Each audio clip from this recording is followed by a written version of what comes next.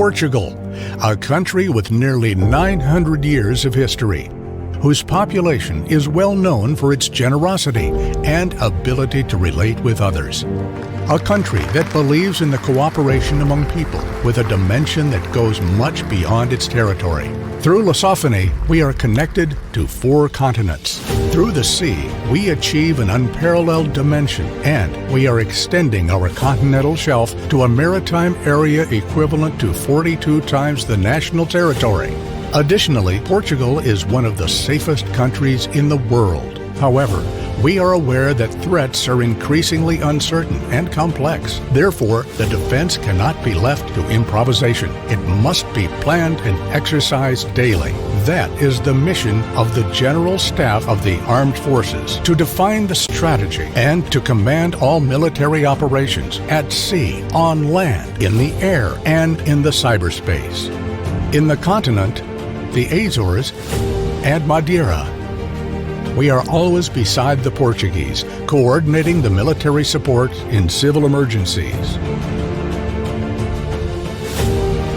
It is also through the General Staff of the Armed Forces that we conduct military operations in the cyberspace, protecting our networks against the permanent and sophisticated cyber attacks.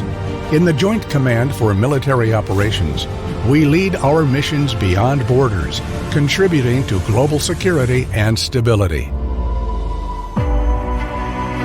Under the aegis of the United Nations, we cooperate in the maintenance of international peace.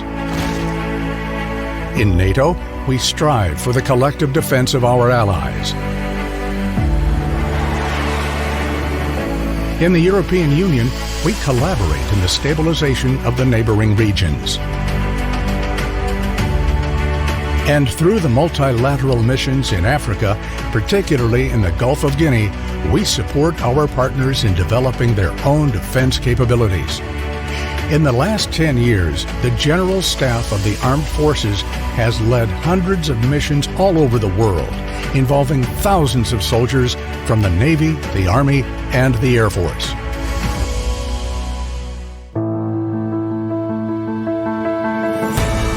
This is only possible because we rely on extraordinary people who serve Portugal and the Portuguese, always guided by the values of courage, discipline, honor, and loyalty.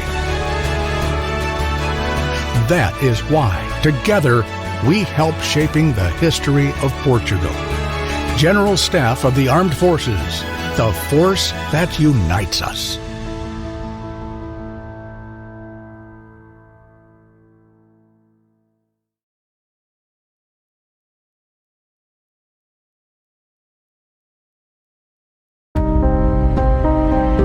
An education of excellence is the foundation of success.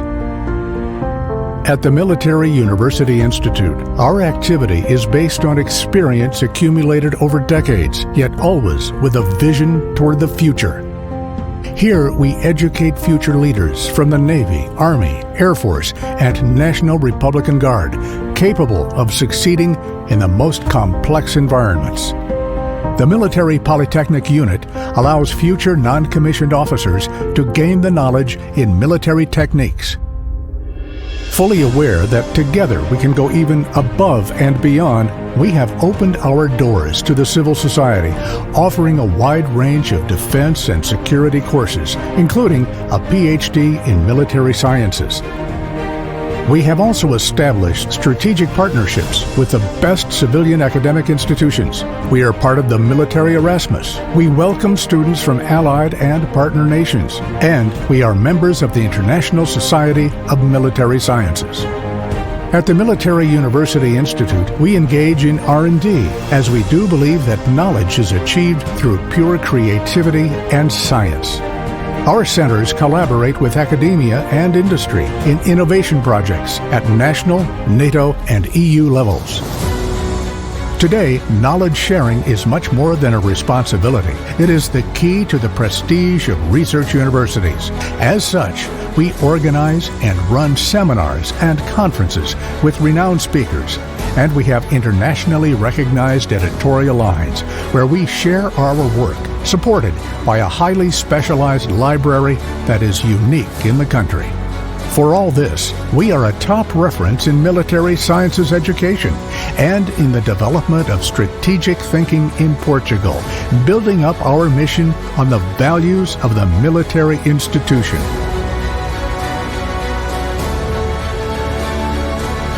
Military University Institute, serving the country through knowledge.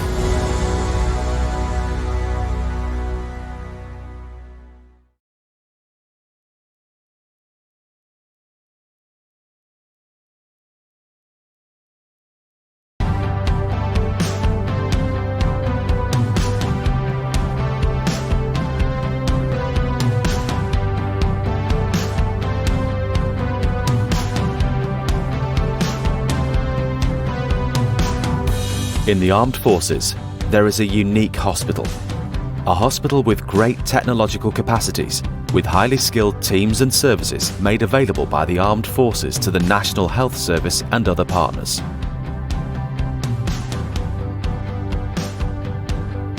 A hospital that invests in research, innovation, and the best training for its professionals. Here, we believe health has to be treated with great competence, determination and precision, always enhancing the human bond and the ability to take care of each one of our patients. Dear guests, on behalf of Admiral António Silva Ribeiro, the Chief of General Staff of the Portuguese Armed Forces, I would like to welcome you all to the first Innovation Seminar of the Portuguese Armed Forces. Please do not forget to mute or turn off your cell phones while inside the auditorium. Thank you. His Excellency, the Chief of Staff of Portuguese Armed Forces, Admiral António Silva Ribeiro, and the Secretary of Defense, Mr. Capitão Ferreira, will soon enter the room and will open the seminar. I kindly ask you to welcome His Excellencies.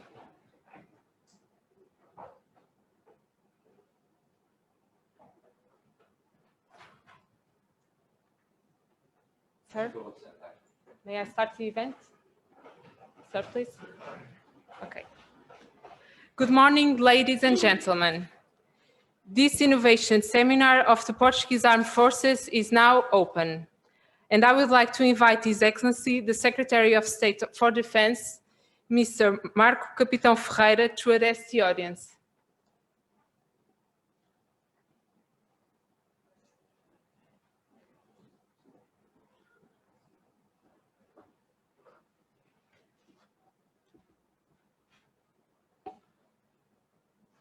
Muito bom dia, good morning. Senhor Almirante, Chefe de Estado-Maior-General das Forças Armadas, Senhor General, Chefe de Estado-Maior da Força Aérea, Senhor Tenente-General, Comandante do Instituto Universitário Militar, Senhor General André Lanata, Mr. Ambassador, Generals, Senhores Dirigentes do Ministério da Defesa Nacional, dear panelists and moderators, other military, academic and civilian personalities, ladies and gentlemen, I will now stop mixing Portuguese with English and address you all in English, if you allow me. First of all, a special thank you to the commander of this University Institute. It's a pleasure to be back. I've been here in other occasions as an academic. Now it's a different ballgame, but it's always a pleasure to be here. It's a renewed pleasure having a background in defense industries to address you in this important event that brings together key actors within the Portuguese defense sector, as well as high-level external representatives with an overall interest in issues related to innovation in the armed forces. I would like to first and foremost, on behalf of the Minister of National Defense, thank the Admiral, Chief of Staff of the Armed Forces for this initiative and for being willing to be the steward of this event and organizing for the first time a day of what I'm sure will be rich discussions on this important topic with a focus on comparative case studies from other countries. Innovation is a common need. We should address it commonly. This makes perfect sense. We must, however, be aware of the fact that we need to avoid transforming words such as innovation, optimization, cutting edge, disruptive technologies in a way that makes them more of buzzwords than lines of action. They often invite us to think in abstract terms, while this is distracting us from more immediate operational demands. However, they are the opposite. They are the opportunity to address the much desired transformation that we seek to imprint around us. More importantly, they stimulate us to think of a reality that might be already in reach, though one which still requires a decisive push for effective implementation. This is particularly true in the defense sector, where we are confronted daily with threats that are simultaneously anticipating what we might be facing in the near future and posing a current challenge. The need to keep pace with developments on one hand and incorporate them in our internal planning and organizational structures is a key variable, and I think one of the most important challenges we face. I usually say I'm now departing from my written speech, which leaves my staff very nervous, but let me share this with you. You cannot bureaucratize innovation. It just doesn't make sense. So we need new procedures, we need a new approach, but we need to fall short of trying to have a process in place for innovation. Innovation does not go well with very long, complicated, and make sure we don't make mistakes processes. We need to be prepared to fail sometimes. And this is something that comes with innovation. And in Portugal, and I'm sure we'll get other experiences during the day, we are still not prepared to fail. And we must, if we are going to have true innovation. This is very clear in the Directive for Innovation in the Armed Forces that was recently issued by the General Staff of the Armed Forces, which already makes a significant contribution towards laying the path ahead. The reality, however, continues to quickly change, as evidenced by the unparalleled digitalization of our day-to-day lives. This has led us in Portugal, well, this is not exactly new, but for Portugal it is, to establish both cyberspace and space as new domains of military operations under the guidance of our SHOD. Other emerging and disruptive technologies are already changing the battlefield and our understanding of security threats while transforming multi-domain operations. For all intended purposes, we are witnessing a very fast pace of advancements with far-reaching consequences. Faced with this momentum, how can we ensure that our armed forces remain in the vanguard of the current technological and industrial revolution? How do we guarantee the necessary interoperability with our allies, both within NATO and the European Union, who are also making strides of their own on these domains? And how to best push these new scientific frontiers to improve the efficiency of our own defense management institutions, including recruiting and keeping qualified personnel. We'll hear from your experiences, but ours is a very curious one. We have less of a problem in acquiring people than in keeping people, which means we need to do something better than we are doing. I am aware that answers to these questions are closely tied to the demand for unequivocal official commitments in recognition of the current geopolitical environment and its multiple implications on innovation issues.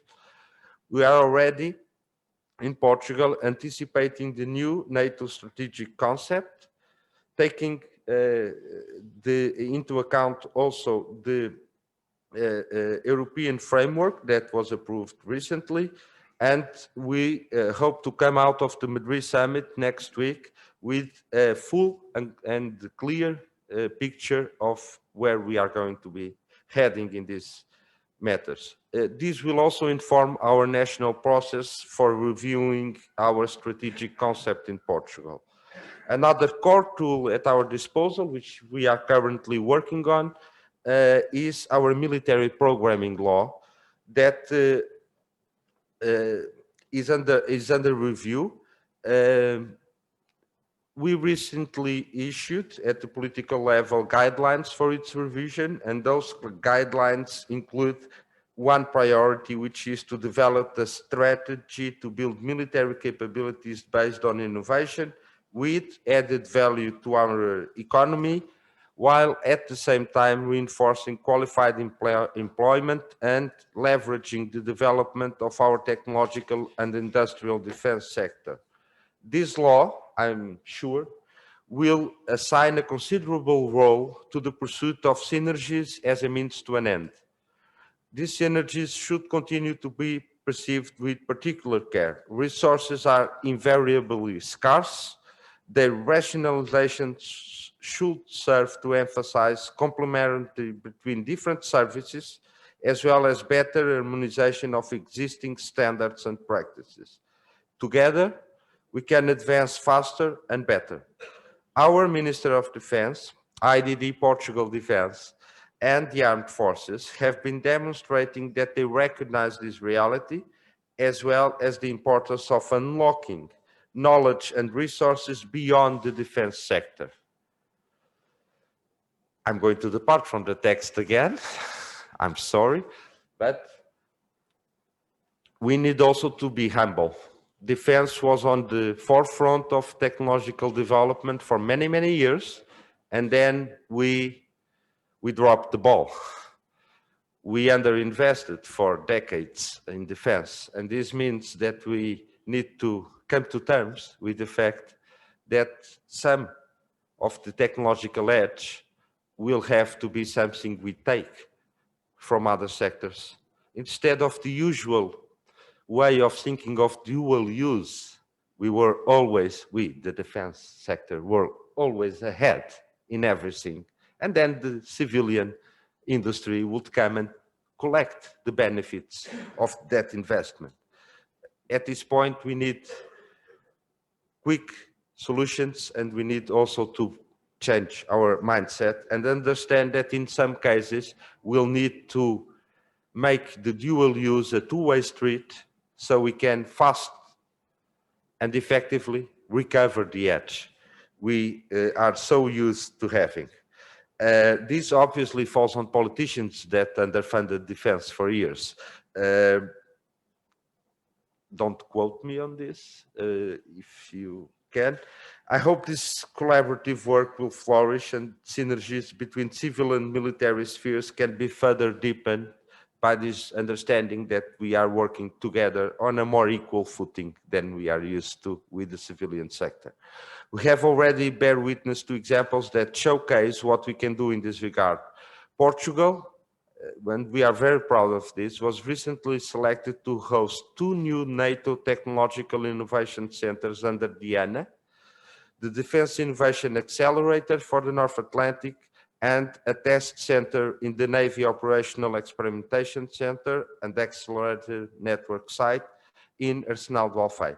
Both projects will contribute to the alliance, keeping it capable to reach the technological edge in a vibrant innovation ecosystem composed of the best civilian military minds from academia, enterprises, and the defense sector and the armed forces. Similar inroads are also enriched through the European Union permanent structured cooperation. Portugal is coordinating 3 projects with a sizable impact on our innovation ambitions for the national defense and security, ranging from cyber training to maritime unmanned submarine systems to automated modeling, identification and damage assessment of urban terrain. This is now obviously in its use, and we are very proud to have caught it in time to have already in place a common project for research in this area. Ladies and gentlemen, in these unparalleled times and unparalleled changes in the international strategic environment, we are called upon to recognize the full potential that innovation can trigger for our mutual benefit. But we also need to create a collective community of interests that best evidences the benefits that can be achieved when working together towards such a goal. Three possible paths, at least, can and should be pursued to increase even more our role in this domain. First, we need to foster a closer relationship with universities and research institutions, both in Portugal and abroad, in order to tap into existing knowledge pools. Innovation requires a constant supply of ideas, and academia provides a fertile ground to draw from. We need to better stimulate a culture of civil-military innovation through flexible incubators that provide necessary conditions for such exchanges. The example of initiatives such as the NATO Innovation Hubs and the European Innovation Hubs stand out in this regard. Second, in light of recurrent needs and other pressuring priorities, funding devoted to innovation will remain, it will grow, but it will remain limited regardless of how much we are able to actually spend on it, because, well, it could always be more and probably should be more. We therefore need to become more creative, less resources, more creative. Need is, we have a saying in Portuguese, need is the mother of innovation. We therefore need to become much more creative, much more outside the box. And this is where the need to accept we may fail sometimes. If we don't fail enough, we haven't been outside the box enough. We therefore also need to share our best practices and streamlining of existing programs so they can incorporate innovation. We cannot do business as usual. We cannot define requirements for a program now so we can fund it 2 years from now, so we can contract it 5 years from now, so we can take delivery 10 years from now. There will be no innovation in that delivery 10 years from now. So procurement, and this is quite boring, I'm a lawyer by training, I know I'm boring you now. This means we need to look into procurement rules and make sure they're compatible with innovation. We need to have a process for procuring innovation. And this is a change also in the framework, in this case in the legal framework, that we need to work on, and also an area we could probably help each other by exchanging best practices. We should pay more attention to how we can foster more Portuguese applications to external funding for innovation projects. Our successes I just referred to are not enough for us, we want more.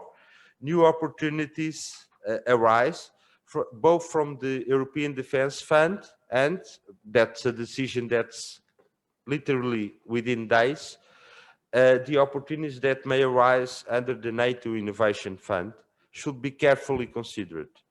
We are aware that competition will be fierce, but which means we need to foster more multinational consortia and establish more partnerships with private and public entities in order to ensure success. We also need to be very well coordinated. Limited resources for innovation means we need to be working in a coordinated manner and not waste resources by doing the same thing twice. I am confident these challenges will inspire the necessary drive to move forward. I don't think we have a choice either. More importantly, I wish the proceedings of this seminar can generate concrete inputs that allow us to move beyond buzzwords and encourage us to critically think of practical applications for how to improve the missions at hand. I congratulate again the General Staff of the Armed Forces for taking significant steps in this regard, including the organization of this event. Let us now pursue ahead so that we can continue expanding our own research and development sector and guarantee that the Portuguese Armed Forces and our partners will remain at the forefront of innovation in the 21st century. Thank you very much.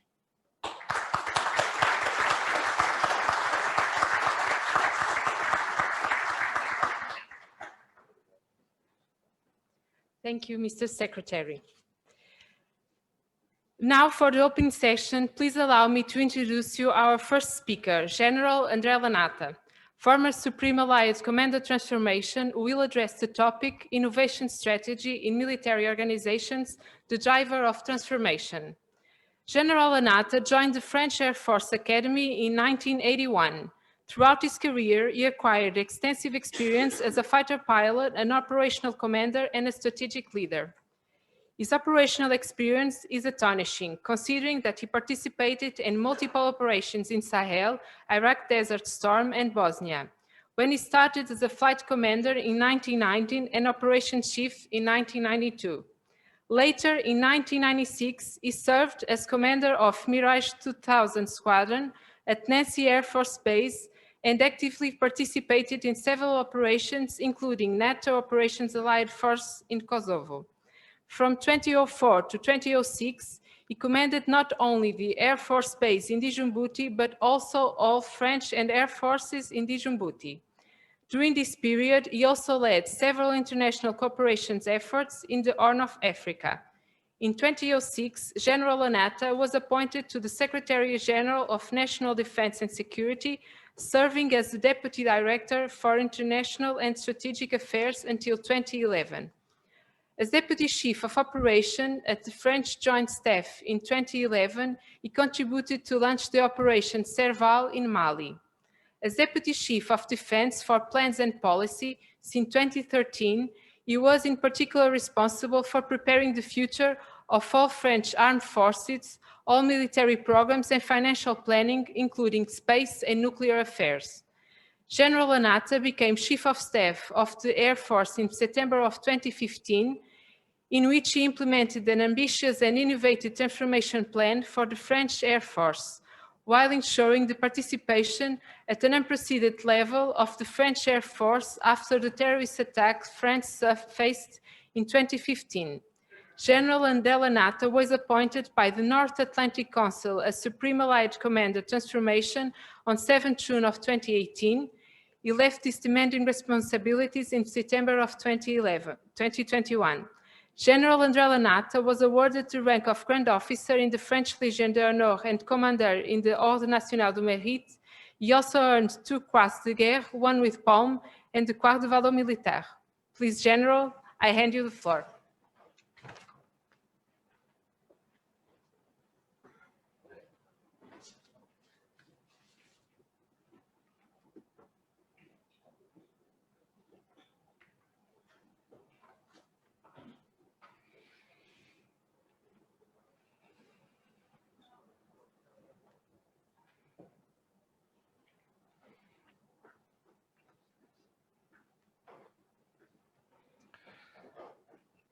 Admiral Silva Ribeiro, Chief of Defense of the Portuguese Armed Forces de Antonio. General Cartaxo Alves, Chief of the Air Force Staff. Lieutenant General Martins Pereira, Commander of the Military Institute. Thank you for hosting us. He just left. General, Admirals, distinguished guests, dear friends, bom dia. I'm very honored to be invited to give these opening remarks to the first seminar on defense innovation. And on a more personal note, dear Antonio, I'm very touched by your invitation and these signs of friendship. Thank you. First of all, I congratulate Portuguese Armed Forces for this initiative. You're absolutely right to mobilize speakers, talents, and time on this important issue that requires, above all, the real and personal commitment of your leaders. And this is probably my main message. When I was head of Allied Command Transformation, it was always a great pleasure to come to Lisbon, where I was always welcome as a friend, but where I was also especially impressed by the many initiatives that Portugal has taken in this domain of technology and innovation. I especially remember in the defense area, for example, your IDD, your key role in the Maritime Unmanned Systems Initiative, or the establishment of your Geometoc Center of Excellence. At a broader level, I also could mention the Web Summit that your country hosts every year. Furthermore, I read with great interest the recently published Strategy for Innovation in the Portuguese Armed Forces. I recognize in these founding documents key principles to which I fully subscribed, and I commend Portuguese MOD for this impressive work and promising roadmap. Dear Antonio, congratulations to you and your team. If we all are here today, it is because we share the same observations. One thing is certain, we are facing a real challenge. Let me give you just one illustration. Among other work activities, I'm working today for a young European startup in new space domain.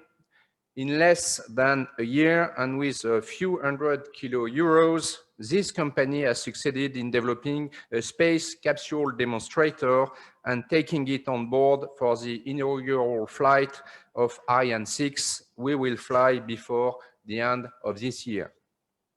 In that respect, when we observe the way and especially the speed at which our technological environment evolves, we cannot realistically imagine that our development processes can remain as they are today. Let me give you another illustration. Who could have imagined just a few months ago that a private company would provide internet service from space to a nation under cyber attack in a major war conflict? It took a weekend for SpaceX to decide to do it, and a few weeks later, more than 10,000 terminals were deployed in Ukraine, making it the largest and fastest crash deployment of internet to a nation in history. And that's not all. Russians tried to jam it, and SpaceX fixed it within hours using DevSecOps software development processes. In 20 minutes, I do not pretend to cover this subject in an exhaustive way, especially since talented speakers will do it after me better than I could. However, I propose to present to you some reflections from over 2 decades spent thinking about the adaptation of our combat forces, where I have constantly pursued, obsessionally, I would say, only one goal: the success in operation of our service men and women, the success in operation of our service men and women who serve our security and our freedom.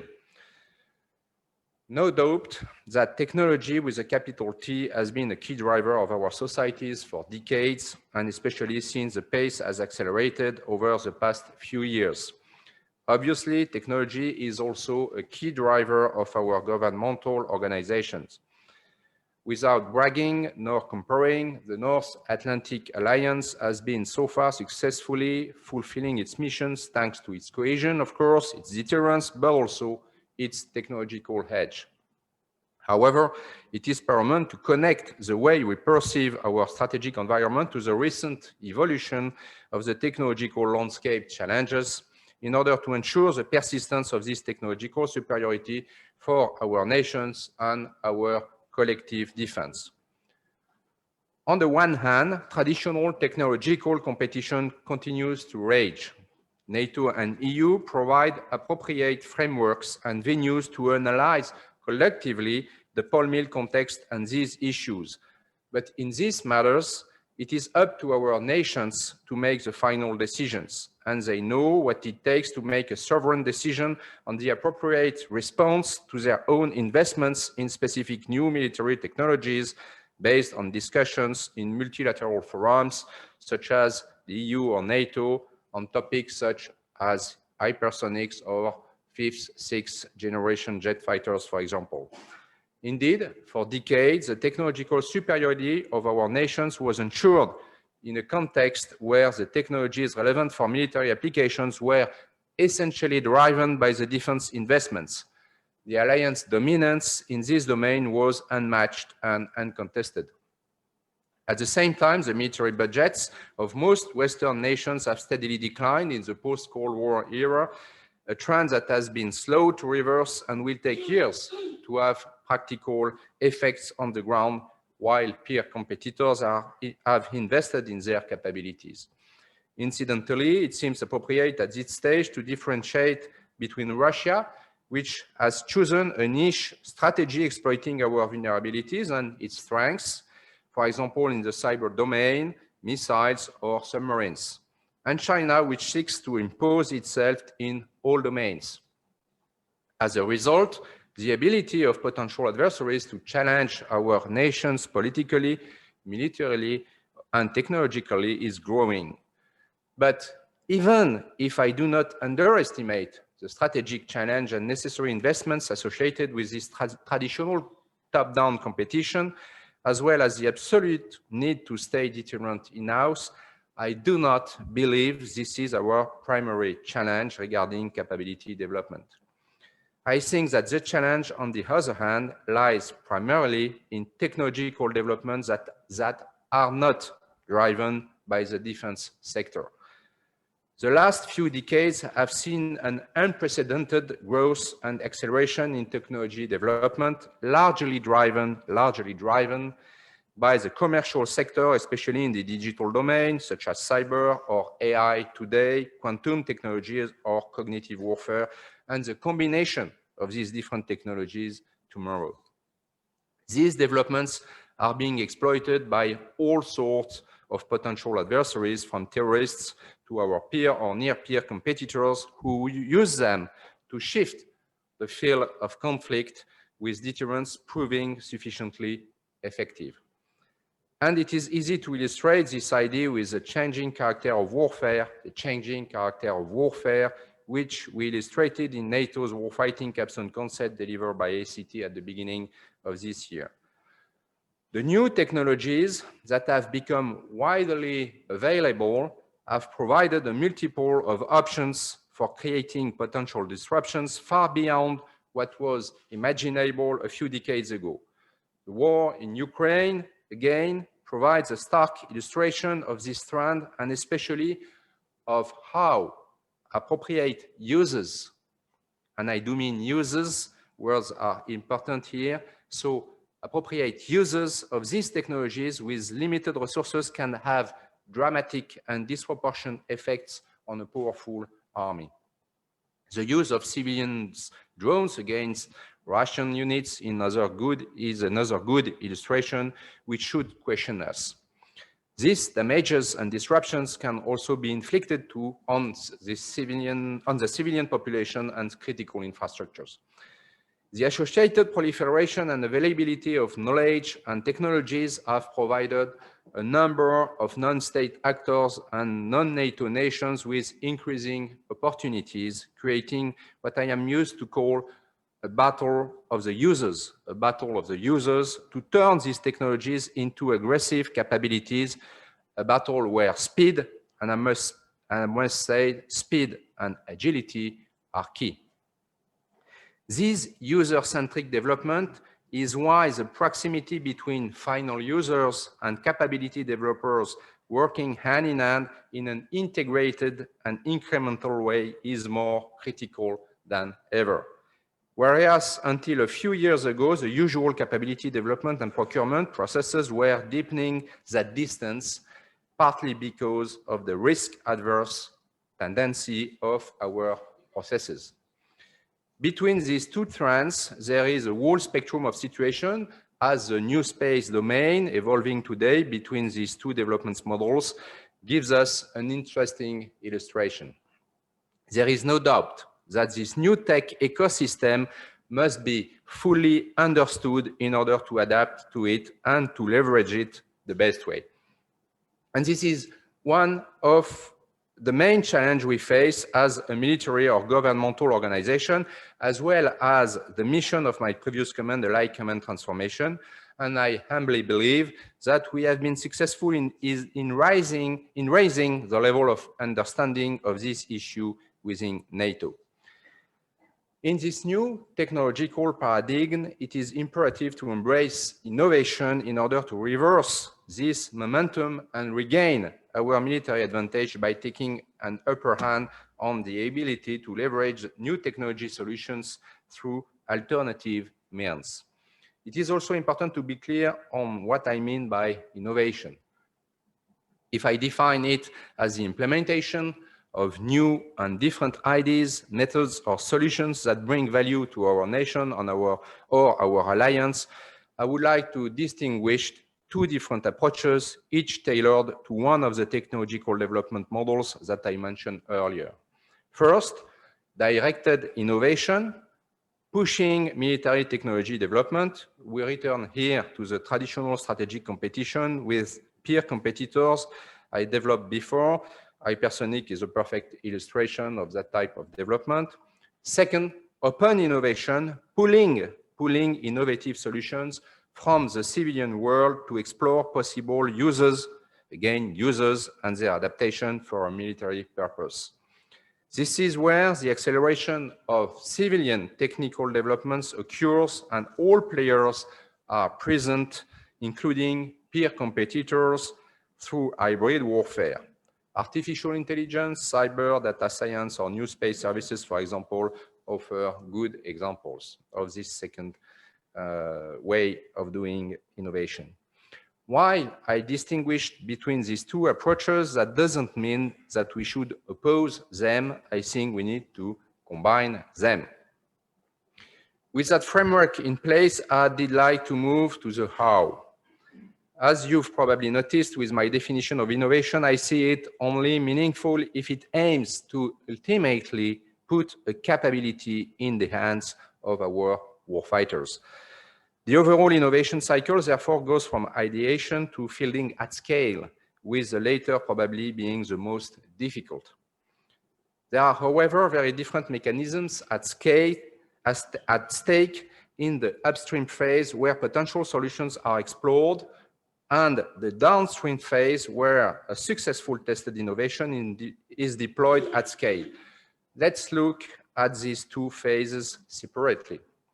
The upstream phase consists in recognizing issues or opportunities, looking for solutions, inventing or adapting them, user in the loop, and testing them as you go as much as possible. These mechanisms are fundamentally different for directed innovation and open innovation, with much more invention for the former and much more of adaptation for the later, and very different time frames. Nevertheless, what they have in common is the need for adequate resources and adapted processes, allowing empowered teams to take bold initiatives. I underline here the importance of cross-disciplinary networking, integrated teamwork, and incremental approaches. It also means fully assuming the risk of failure. This is something that is rather counterintuitive to current procurement processes that have become rigid for some reasons, but that is a fundamental enabler to innovation. It is interesting to note, for example, that DARPA use a failure indicator that, if too low, proves that they are not innovating enough. If we really want to embrace the new technological paradigm, we have no choice but to transform the way we operate. The transformation we need must aim at one idea above all, regaining agility. Look at what Elon Musk has accomplished. In March 2006 in Washington, in front of top world space industry executives, a strapping young lad in jeans and a t-shirt took the podium and said, "Hello guys, my name is Elon Musk. I'm the CEO of SpaceX. In 5 years, you all will be dead." You know the rest. He has appointed two theoretically impenetrable markets, luxury automobiles with Tesla and space transportation with SpaceX. So when I say appointed, disrupted would probably be more accurate. What is fascinating is how he achieved that. In a nutshell, by applying what he learned from the software domain to complex cyber physical systems. Agile development cleverly combined with Industry 4.0 techniques and, to put it bluntly, guts to challenge the status quo, guts to take risk knowing that you learn more from your failure, guts to accept that rockets will explode at launch, guts to go against the dogma of detail, a priori control. And by doing so, he has become the world leader in space transportation in less than 15 years. He developed Falcon 9 for a tenth of what NASA's cost model said it should have costed. I can hear some of you think this is all very interesting, but not applicable in a governmental defense context. Well, ladies and gentlemen, the US DoD is proving you wrong. They have begun to revolutionize software acquisitions by embracing the state-of-the-art software practices. To be honest and to give credit where credit is due, at ACT, we adopted these practices ourselves based on the lessons learned of the US Air Force, specifically from their Kessel Run software factory. To sum up the philosophy of the US DoD software acquisition reform, largely driven by the US Air Force, I would like to refer to Dr. Will Roper, Assistant Secretary of the Air Force for Acquisition Technology and Logistics. I quote, "So you know how your app on your phone updates. Those developers are often getting real-time feedback. Are you using your app? Are you happy with it? Is your use duration commensurate with what they designed it for? Then they use that feedback to update." The war-fighting analogy for that is obvious. We'd really like to be able to have software go out into the battlefield, get feedback from the users. What was day one of the war like? Change it, upgrade it, and be different on day two. We have to adopt these commercial development tools that allow us to change software routinely, but change it safely.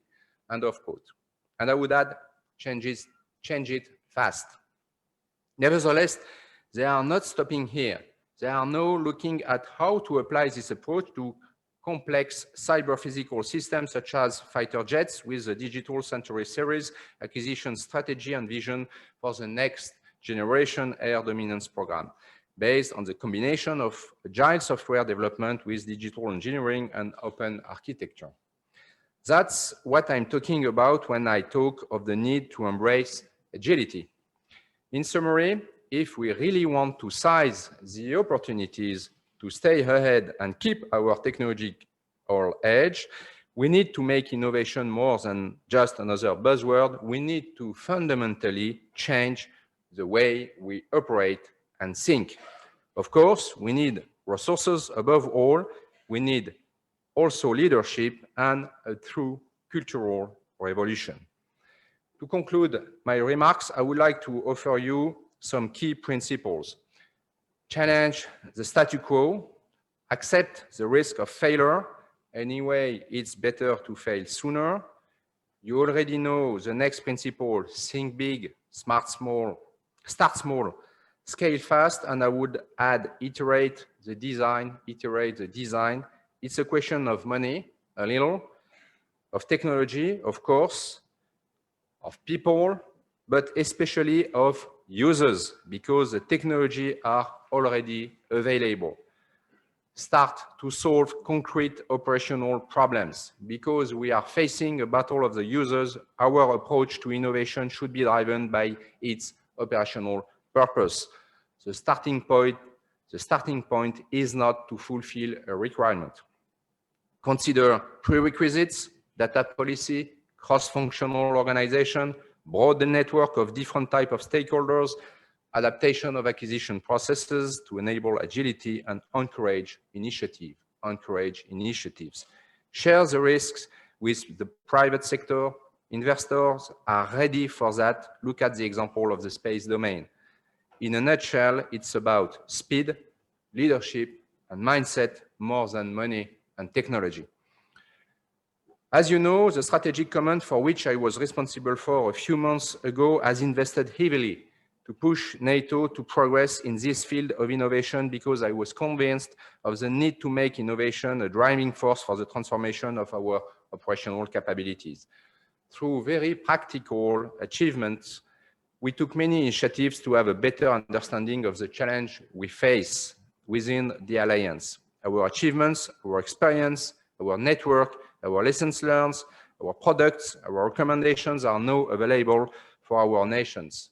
We were the first to establish an innovation hub and an open innovation network within the Alliance, the first to propose an emerging and disruptive technology roadmap that contributes to the one approved by our head of states a few months later at the London summit in 2019. The first to establish an innovation lab capability to rapidly prototype and test solutions, user in the loop, including an in-house coding capacity using state-of-the-art software techniques.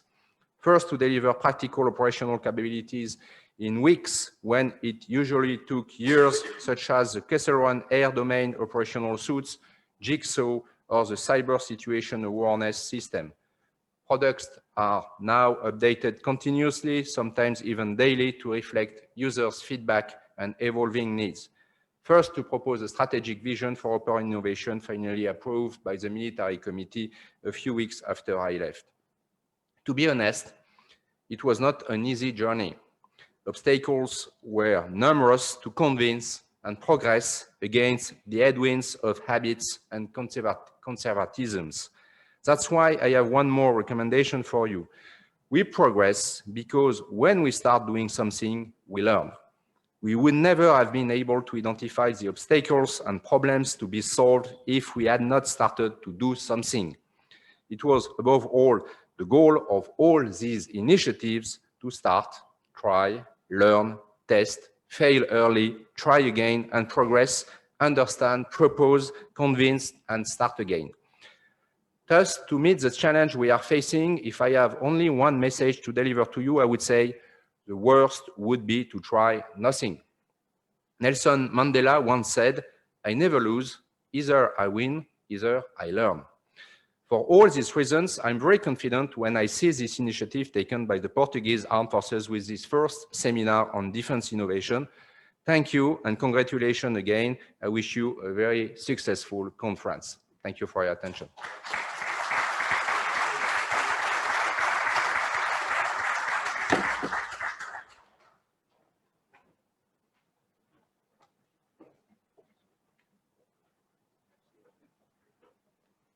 Thank you, General Lanata. Now I'm delighted to introduce you our next speaker, Mr. James Ondo-Gertz, Executive Vice Chairman at Sarcos Technology and Robotics Corporation, who will close the open session with a lecture about innovation strategy in military organizations, the driver of transformation. Secretary James Gertz, known to most as Ondo, has over 3 decades of leadership in the national security sector. Known for his abilities to rapidly field emerging technologies, create and scale innovative solutions, inspire teams, and develop diverse talent, he is a proven leader in the most challenging and complex situations. After his retirement from performing the duties of Under-Secretary of the Navy, he is currently a Distinguished Fellow at Business Executives for National Security, providing strategic oversight for their work related to shaping the nation's future industrial base. From 2017 until 2021, after his presidential appointment and unanimous Senate confirmations, James Gertz served as the Assistant Secretary. You think about innovation in your strategy, I'll give you a lot of credit. Many innovation strategies talk about technology, and it's not a technology issue. Technology is a piece, but it's, a capability in my mind is a combination of equipment, training, and tactics. And far too often we think about innovation only on the equipment piece. And I guess if I ask these two gentlemen here, training is one of the biggest challenges, right? Building tactics fast. And so a lot of these technologies can be equally applied there. And then finally in the middle are policies. And again, thinking about the policies that need to be innovative is really important. What I found the best way to get there is a little bit of a 3-step process. And I would say to your credit here in Portugal, you've got kind of the first step. So the first step is, right, think about, envision the possible futures. Think about what the future, and I put futures in parentheses because too often we argue about trying to predict the future and none of us are going to be right. So it can be a range of futures, but you have to have a future vision of what you're shooting for and what could be the external environment and how do you want to address it. And then the second piece is creating what I'll call scalable platforms. And so as the general mentioned, NATO started creating a lot of very interesting scalable platforms that would allow people to get together and network. And when I think of platforms here, I think less about a ship or an airplane, but I think more about a way to get together, right? The innovation platform you're creating here, places where people can get together and hang on it. And then the third piece is if you created a vision or possible visions, you've got platforms that can scale depending on what those visions are. The third is you just got to be relentless and being bold about experimenting. And so constantly testing your hypothesis, constantly and done well can help you in training and that learning velocity. Constantly challenging yourself. Was I right? If I was wrong, how would I know? How can I then test that? What's the worst case scenario? Let's go try that out. And so this kind of 3-step process as you iterate your way through that can get you from practical buzzwords to actually something that then can give a commander some confidence in the capability of the force. For all the leaders out there, some practical advice. You do not have to be Elon Musk to lead an innovative organization. You do not have to be an innovative person to be an effective leader of an innovative organization. What you have to do is you have to create the culture and the conditions which allow the innovative folks on your teams or in your network to do their thing, right? And again, not thinking of innovation only in technology terms, right? And creating this culture. And I know a number of the speakers coming up are going to talk about culture. That's the #1 barrier to getting from what looks good on a PowerPoint chart to something that's practically usable. And letting loose some control, which is also really challenging for a lot of leaders. Where most of these innovation efforts I've seen fail, my experience where I failed is, okay, we're gonna do this innovative thing. Now show me your process, give me your 50 steps, brief it 50 times, and then it just becomes everything it was designed not to be, right? And so let loose a little of control, set intent and some parameters, but let loose some control. For the innovators in the back row here, and those out in YouTube land, be good rebels. So many times folks want to be disruptive innovators and they become what I'll call bad rebels. They like to break rules. It becomes all about them. It becomes very personal. They complain a lot. Be a good rebel, right? Inspire others. Don't break the rules, come up with better rules, right? Don't complain, inspire folks, right? Don't talk about everything that's wrong, figure out what's working right and how to do more of that.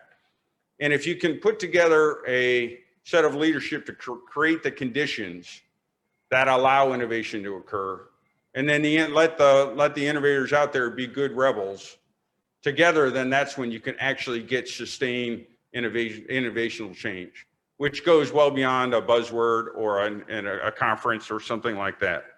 And last, for those innovators out there, the 3 characteristics I've seen the most that I look for in junior leaders coming up who can really be transformative is they've got these 3 traits. The first is they're very curious, right?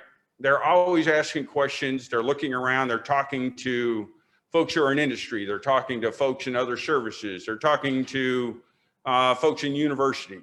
They're always exploring. And Portugal has a tremendous culture of exploration, right? Relearn that culture of exploration. Always be looking what's somebody else doing, where can I go from that, right? But more than being curious, the second thing you've got to do is be humble. Many innovators fail because they feel like they have to invent everything. Most successful innovators have taken what somebody else has done and figured out how to apply it to new things. So you've got to have the curiosity to explore, but then the humility to learn, right? And actually learn from folks and not think you've got all the best ideas in the world.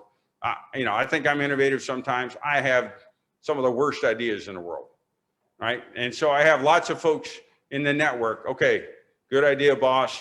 How about if we go here? Here's a better idea. And then you've got to be able as a leader to then take the next best idea. And then finally, you've got to have the boldness to act. To the general's point here, we've seen these innovation discovery theaters, right? Everybody gets together, we discover a lot of stuff, and then nobody takes the bold move to actually get it to the field, right? And so put as much time into deploying it to the field as discovering it from the first point. All the technology's out there. It's not really a discovery problem. The real challenge for all of us is how to get it into the hands of our warfighters so that they can go create the effect that the commanders need here. To tell you though, you know, give you a couple of practical terms, applying these kinds of techniques allowed us in special ops. We took our gunships, right? We're in the middle of a war. We needed some more AC-130Js with guns. We applied these techniques, vision of future, create a modular platform, and we had delivered that in 5 times faster at 1/5 the cost than the same thing we had done 20 years previously. In the Navy, we applied this thinking to processes of how we award contracts. And in 3 years, we went from $70 billion a year in contracts to $148 billion a year, and actually awarded 20% less contracts. And so you can apply these techniques to all sorts of things. But back to the original speaker's point here, it's about mindset, right? And it's about taking bold action. I applaud everybody here. You've taken a first great step. You have a bold plan, a bold strategy. You're collecting all of us together here so we can learn from each other and figure out then how to accelerate it. And then I look forward to seeing how you boldly apply those lessons learned to generating better effects for your men and women downrange. Thank you very much.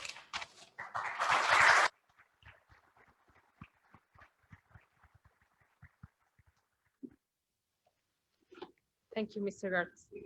To give our distinguished speakers with a small souvenir and their presence in the seminar, I would like to invite you both, General Anata and Mr. James Gertz, to take the stage.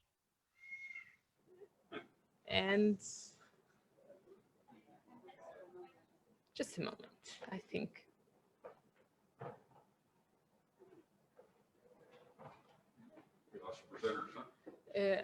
Yes, I think we have to wait a little bit. I'm sorry. I don't know. I don't know. Maybe they will come back. There you go. Well, okay. we have in this. Okay.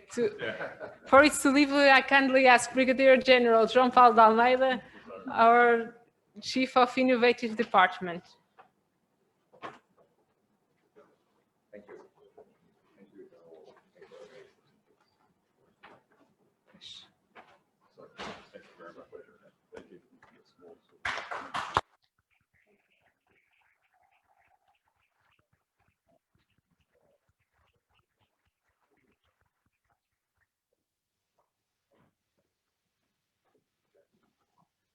Thank you very much.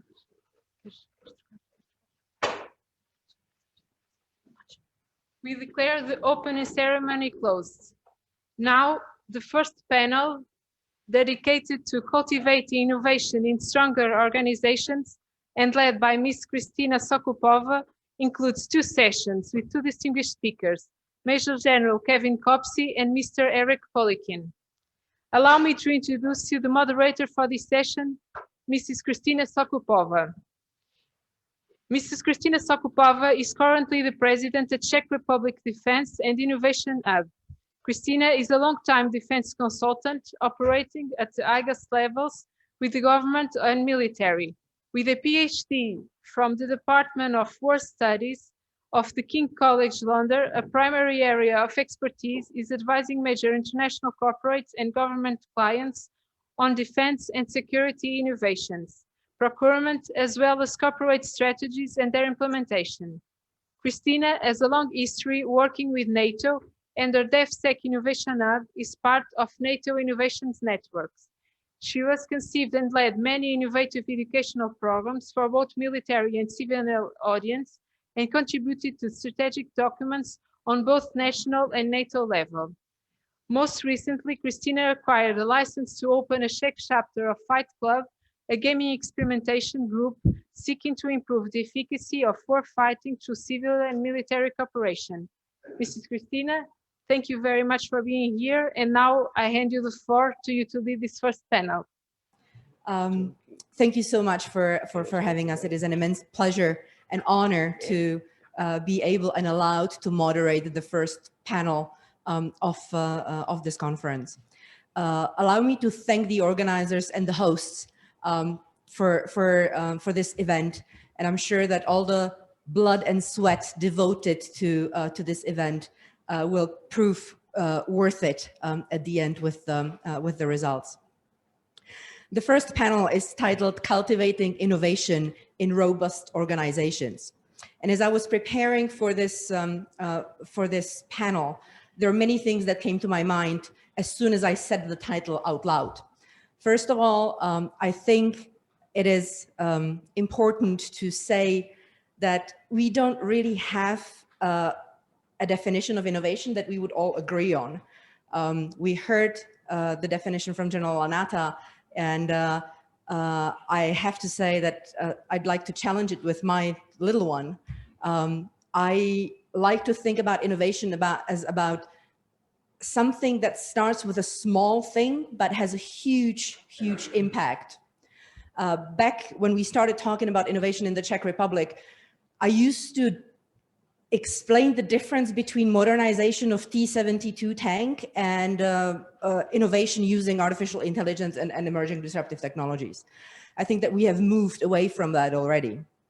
But if I was to give an example about good piece of innovation, I always think about what DHL did back in, I think it was 2005 or 2006, when someone clever said, well, we will reprogram all the tom-toms that we have in the vehicles so that they don't turn left on intersections and they will turn right. By doing that, DHL saved immense amount of money on gas, but also in terms of time. If I was to speculate, I think that the idea must have come from somebody with small kids who was trying to save time with the screaming kids in the car and was not really thinking about gas money.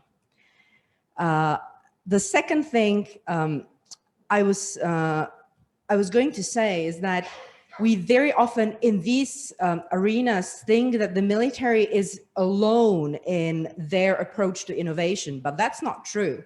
I sat down with a CEO of a huge international civilian corporation, and he admitted that they have exactly the same pains as you do with implementing emerging disruptive technologies, and that they throw a lot of money and very often wasted money on dealing with innovation and emerging disruptive technologies.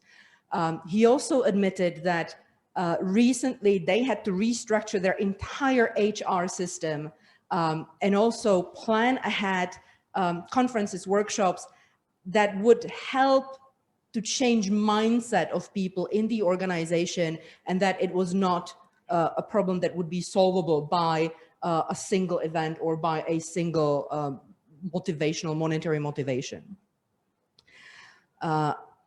Anyway, I need to stop before I get too philosophical, and I will give the floor to my distinguished guests. While you all had the opportunity to read their bios, allow me to just remind you of who is going to address you first. So Major General Kaupsi is a soldier through and through. He worked up through the ranks and was sent into action soon after joining the Royal Engineers in 1990. He was posted in Northern Ireland, but also to the wars in Bosnia and Kosovo. He commanded the 9th Parachute Squadron and later the 35 Engineer Regiment in Afghanistan. For his out-of-the-box thinking, he was appointed the head of Future Force Development, which was responsible for delivering the new Army operating concept. Today, Major General is the Chief of Staff at the Allied Rapid Reaction Corps. General, the floor is yours.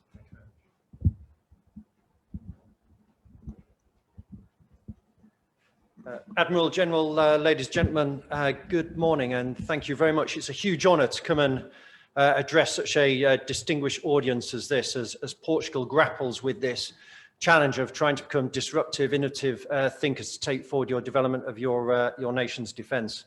And it's something that's clearly quite close to my heart, having been the head Future Force Development for the British Army, to deliver an army operating concept that sees future soldiers being more ready more of the time, more committed on operations.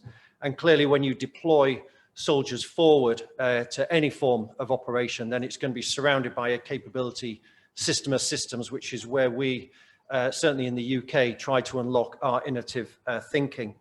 I've got about 8 slides just as an opening pitch to try and challenge conventional wisdom.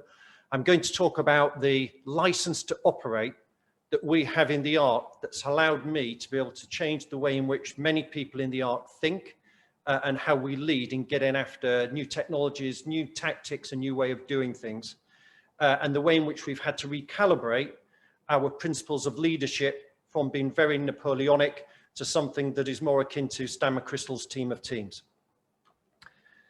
Just 2 slides on our license to operate. The Allied Rapid Reaction Corps is one of 10 NATO corps based in Europe, sits within the UK and is normally an echelon force that would go forward during an Article 5 crisis.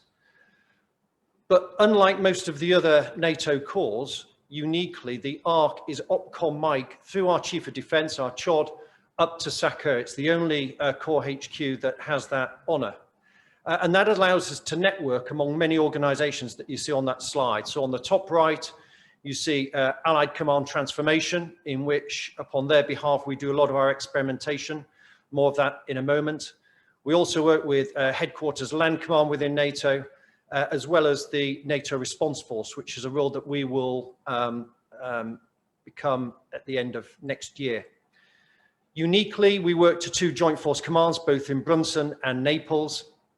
And then we have out of the other side of our mouth, we also work and collaborate with the US forces, Europe and Africa, based in Germany, both 5th Corps, also the Theatre Fires Command to help us get after multi-domain operations and multi-domain integration.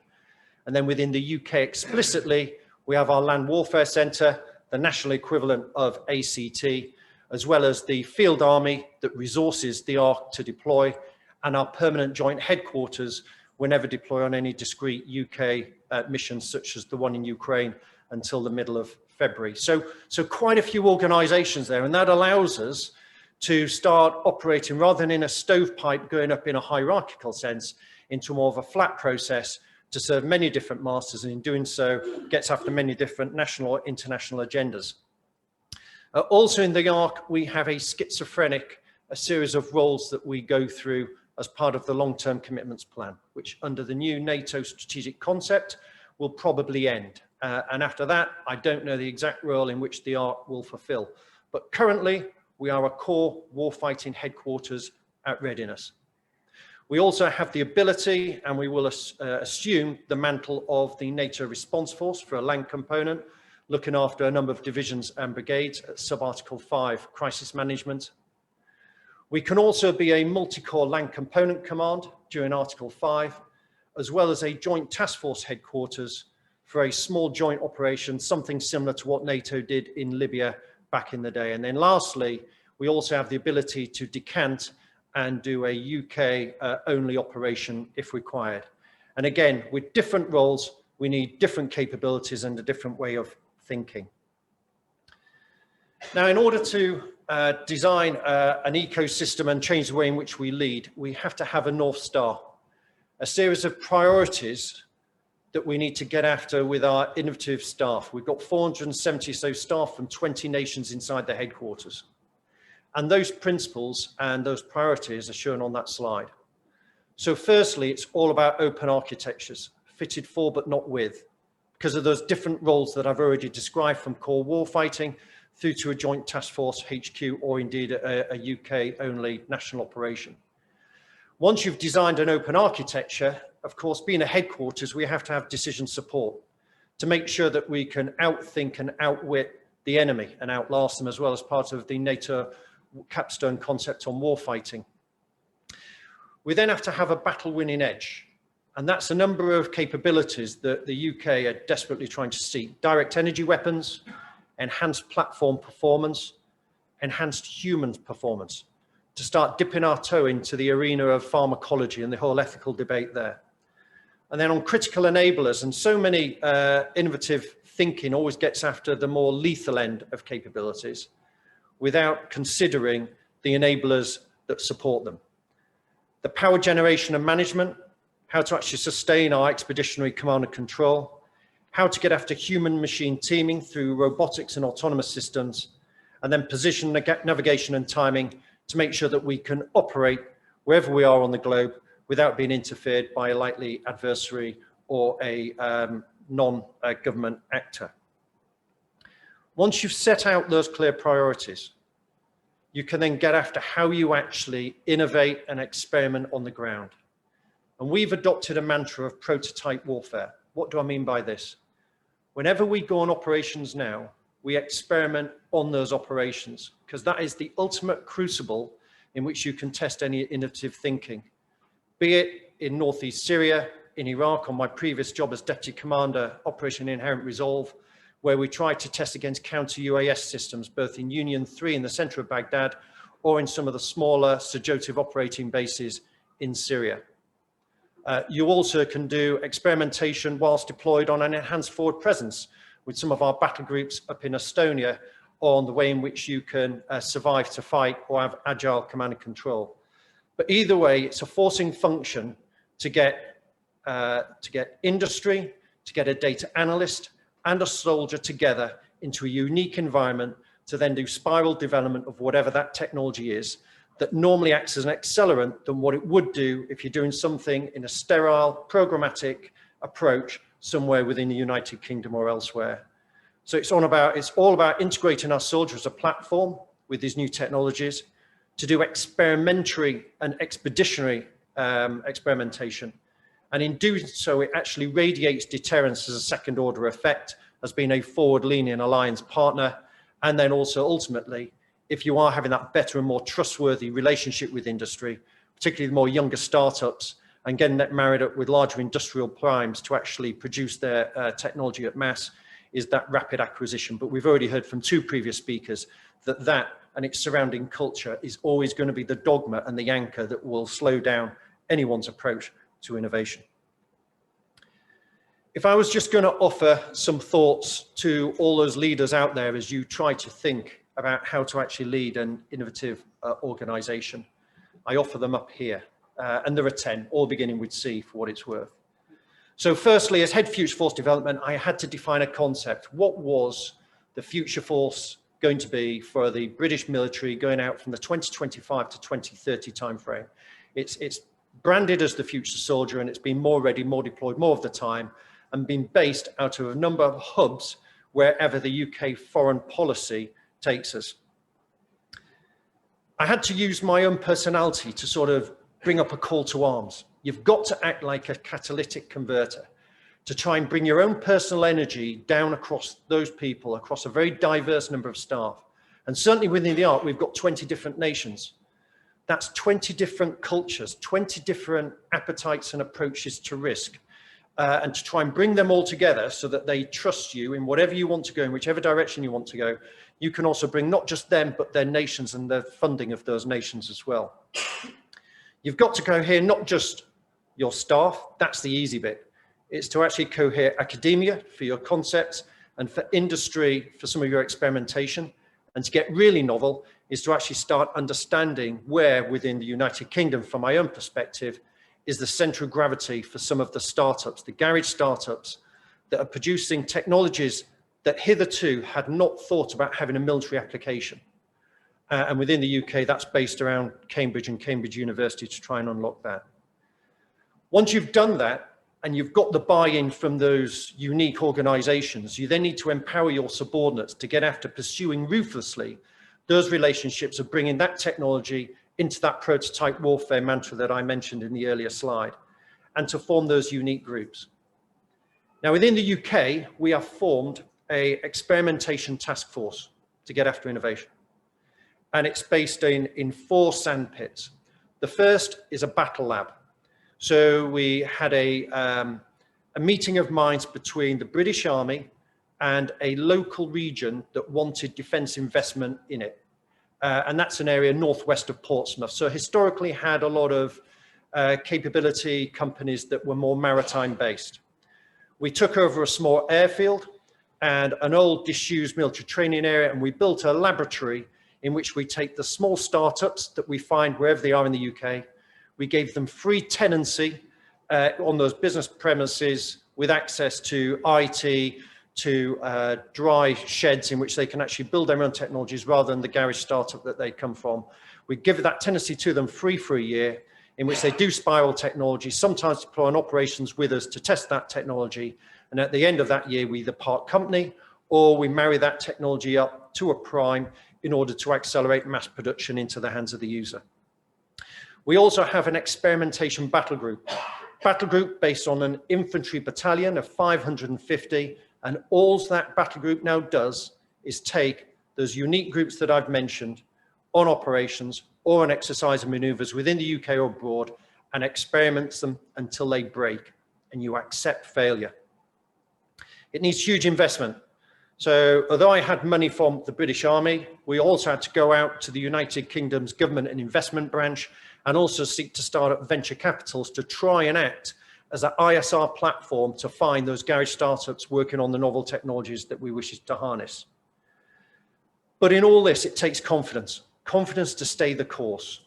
Within the UK military, and I'm sure it's no different in all the other militaries listening today, is that individuals like me are only around for 2 or 3 years before you promote or you move on. And you need to have enough buy-in with the institution that whatever North Star that you create, an approach to get there is actually maintained and the tempo is maintained by your successors. But in doing so, you've got to create successors that are happy to take over something that is failing and to change failure into success. And that takes a huge amount of institutional courage, which in the UK Army headquarters, certainly when I was there for the last 2 years, was certainly evident and forgivable.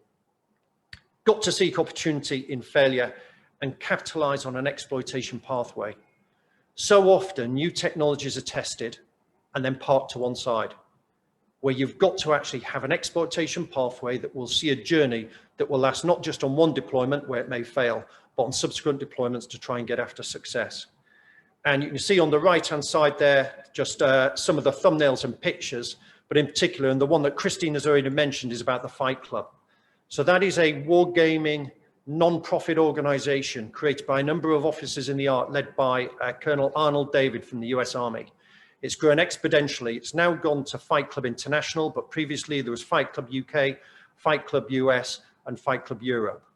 That is now breeding a certain amount of professionalization of younger officers where they go online. It's an online gaming tool where they now start to understand their profession of arms. And that wargaming is acting as a real catalyst for future thinking and disruptive thinkers. And then down the right-hand side there is the Cambridge Technology Park to get after the garage startups, a venture capital, the red logo showing the god with the arrow there, with the bow extended, that's Prometheus. And that's our own in-house decision support and decision-making AI tool that we're getting after within the ARC. We work alongside a broader ecosystem. You have to share best practice ideas and not to have fratricide with either what the ARC is doing, what the UK or elsewhere in NATO, such as the Defence Accelerator or the Battle Lab that I mentioned previously. Last 2 slides.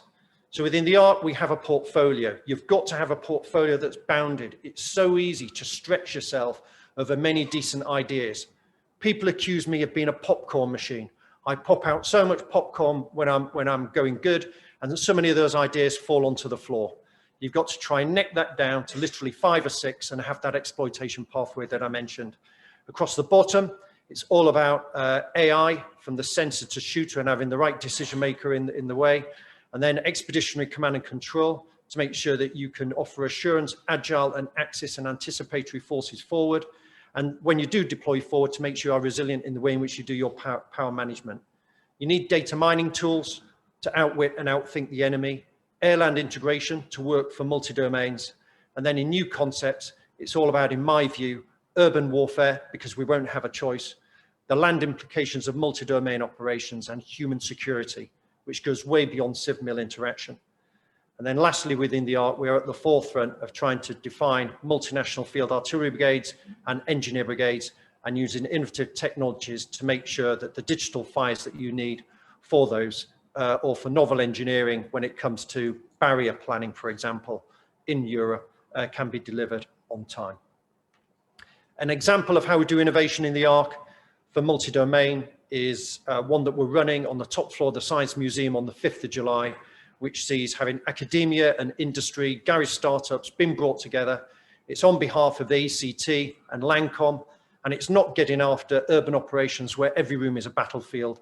It's after how you do multi-domain integration in a city that is bigger than the force that either defends it or has to restore it within Europe. So hugely challenging, and actually new ground, which will deliver, from an ARC perspective, a playbook that we use by ACT in the future to inform thinking within NATO. So that's really my pitch. The ARC, as I say, is unique. It gives us a unique license to operate and a structure in which we can harness the very best of those disruptive thinkers, of getting the funds, of exploiting technology, bringing it together into the hands of the user so that we can actually maintain the warfighting edge, as advocated in the NATO warfighting capstone concept, of being able to outthink, outpace, outmatch, outreach, and outlast the enemy. Thank you very much.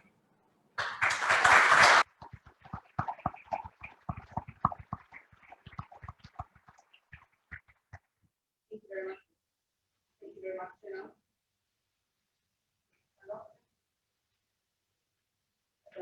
Thank you very much. Just as a note to the audience, we will open a Q&A session after both speakers have delivered their presentation. So please start preparing your clever questions so that they can be asked. Our next speaker is no one else but Dr. Eric Poliquin, who has been in the business of science for decades now. And I'm sorry to say that, but it's to your credibility, Eric. He earned his PhD from the University of Paris in physical remote sensing, was supported by NASA and the French Space Agency. Eric joined NATO in the early post-Cold War years in 1995 as a scientist, and has led many successful projects focused on battlefield protection and underwater systems. He and his colleagues established the NATO Innovation Hub and later the NATO Innovation Lab, with whom I've been personally working for a decade now. And I have to say that Eric did not meet me until 7 years into the relationship, and he thought that I was somebody made up by his colleagues as an excuse for doing crazy stuff. He is speaking to us now as the head of the NATO ACT Innovation Branch, which he holds since 2009. Eric, the floor is yours. Thank you, Christina. Thank you. Admirals, generals, distinguished guests, friends. There's a lot of friends in the audience. Good morning. What a pleasure to be here. So great, and then like-minded individuals. So in the next minutes, I'd like to tell a little bit about our story. And General Anata this morning actually said it all. You said it all. So I'm just repeating or complementing what you all said this morning. And I'd like to talk to you about how it started, what we did, what we delivered initially, how we took an acceleration 3 years ago, and what the problems we faced, but I don't want to stop on the problems. I want to look at the way we humbly went over them and where we'd like to go in the future. So I should push. There you go. So I'll start with the context within which we operate. Does everybody know what NATO is? I think we all do. Yes. This is an old organization, not as old as the Portuguese armed forces and the Portuguese Navy, but you could equate it to an old lady or an old man, more than 70. They has this way of doing things. We could be frustrated sometimes. It's not going fast. There's a lot of red tape, a lot of bureaucracy, but it survived 70 years. And after what happened this year in Ukraine, everybody went like, yes, we all need NATO. This is really, really important. So, but this is not very conducive to innovation, right? Something that works. Maybe we should, because the world is changing. And on top of that, we work in the NATO command structure. So it's a military organization, military HQ, so with its own cultures as well. And it has its hierarchy, command and control, a lot of procedures. And so combining the two together doesn't make it conducive to innovation. So we think we succeeded so far. So if we succeeded in such an environment as ACT, I think that you can do it in your own organization. Definitely, you can do that. So ACT is about preparing NATO for the future, to put it simply, understanding what's to come, understanding what NATO needs to do to prepare the NATO and the alliance, identify solutions, implement them, try them out, experiment with them, and then help, hopefully, give good recommendations for nations to implement them, and also provide the ACO, or sister command, with what it needs to fight in the future. So a bit more than 10 years ago, Serge Ladepo and I, we were in a cubicle at ACT, and we were growing frustrated because we couldn't really find the expertise we needed to address the problems we were given to solve. And so we all thought, like, what are successful organizations doing about this? I mean, we are not the only ones in the world who struggle with the knowledge that we need, the ideas that we need, and so forth. So we started contacting a lot of successful private organizations and industry, and they all told us, have you ever heard about open innovation? And we did a workshop, and they looked at us and they said, well, and they were the Googles, the Microsoft, and so forth. They all said, the first thing in the open innovation is actually to be able to share problems with the rest of the world. Believe it or not, and I think it was said before, we all have the same problems. We all struggle with the same things to actually exploit what's out there in the private sector, technology, the use of technology in particular, and adapt it for a military problem. And then slowly working to that, we conceptualized the idea of an innovation hub. And there were two ways to innovate in an organization. Either everybody gets a pin, we are all innovators and nothing happens, or we start something, a small thing, and then slowly through example and being exemplary ourselves to actually contaminate the rest of the command structure. So that's what we tried to do. And then we did it by starting a small cell at the next door university, Old Dominion University, and worked on all sorts of techniques to quickly reach out to expertise in academia, industry, the crowd, by using physical and online means, social media, online workshops, and so forth. And it was painful, but we slowly progressed into that field to be able to tackle, mainly at the beginning, ACT problems. So colleagues would come and say, hey, I am asked to actually develop a new e-learning concept. How do I do? And so we would actually gather the best experts in the world in that field, brainstorm, workshop, and then come up with a recommendation. By the way, the NCI Academy, which is not far away from here, is basing its model on what we produced some years back. So these are the initial results that we had. You can see them in 3 categories. We started running innovation challenges. So we throw out in the world a problem that we have, and like how to deal with AI for decision making, for instance. And then we have a lot of industry, academia who either offer a solution or an idea of a solution. It doesn't really matter. And then through the years, we organized 9 challenges. Actually, the 9th one is next week in North Macedonia.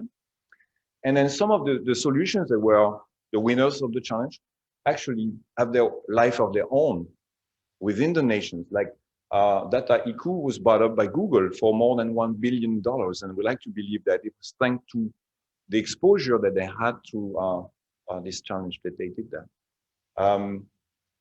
You see that little mask there? It's a solution that helps treat pain, PTSD, and I would say treat fatigue as well for soldiers. That's a UK startup that did that, and now 4 nations are experimenting it, including Portugal.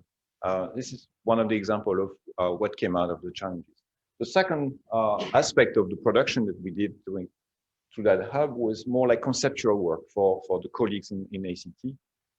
I mentioned e-learning, but also foresight analysis, NATO 2040, which actually helped draft the NATO warfare capstone concept, some work on modeling and simulation as a service, countering autonomous systems, a lot of conceptual work that helped our colleagues advance in their capability development or foresight work. And then the third one were more about delivering courses. First massive open online course on social media, which led some years later to NATO having an information environment assessment capability at NATO HQ at that shape.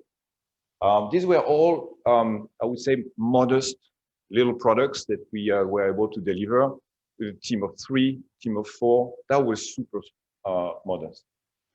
And then came General Ananta.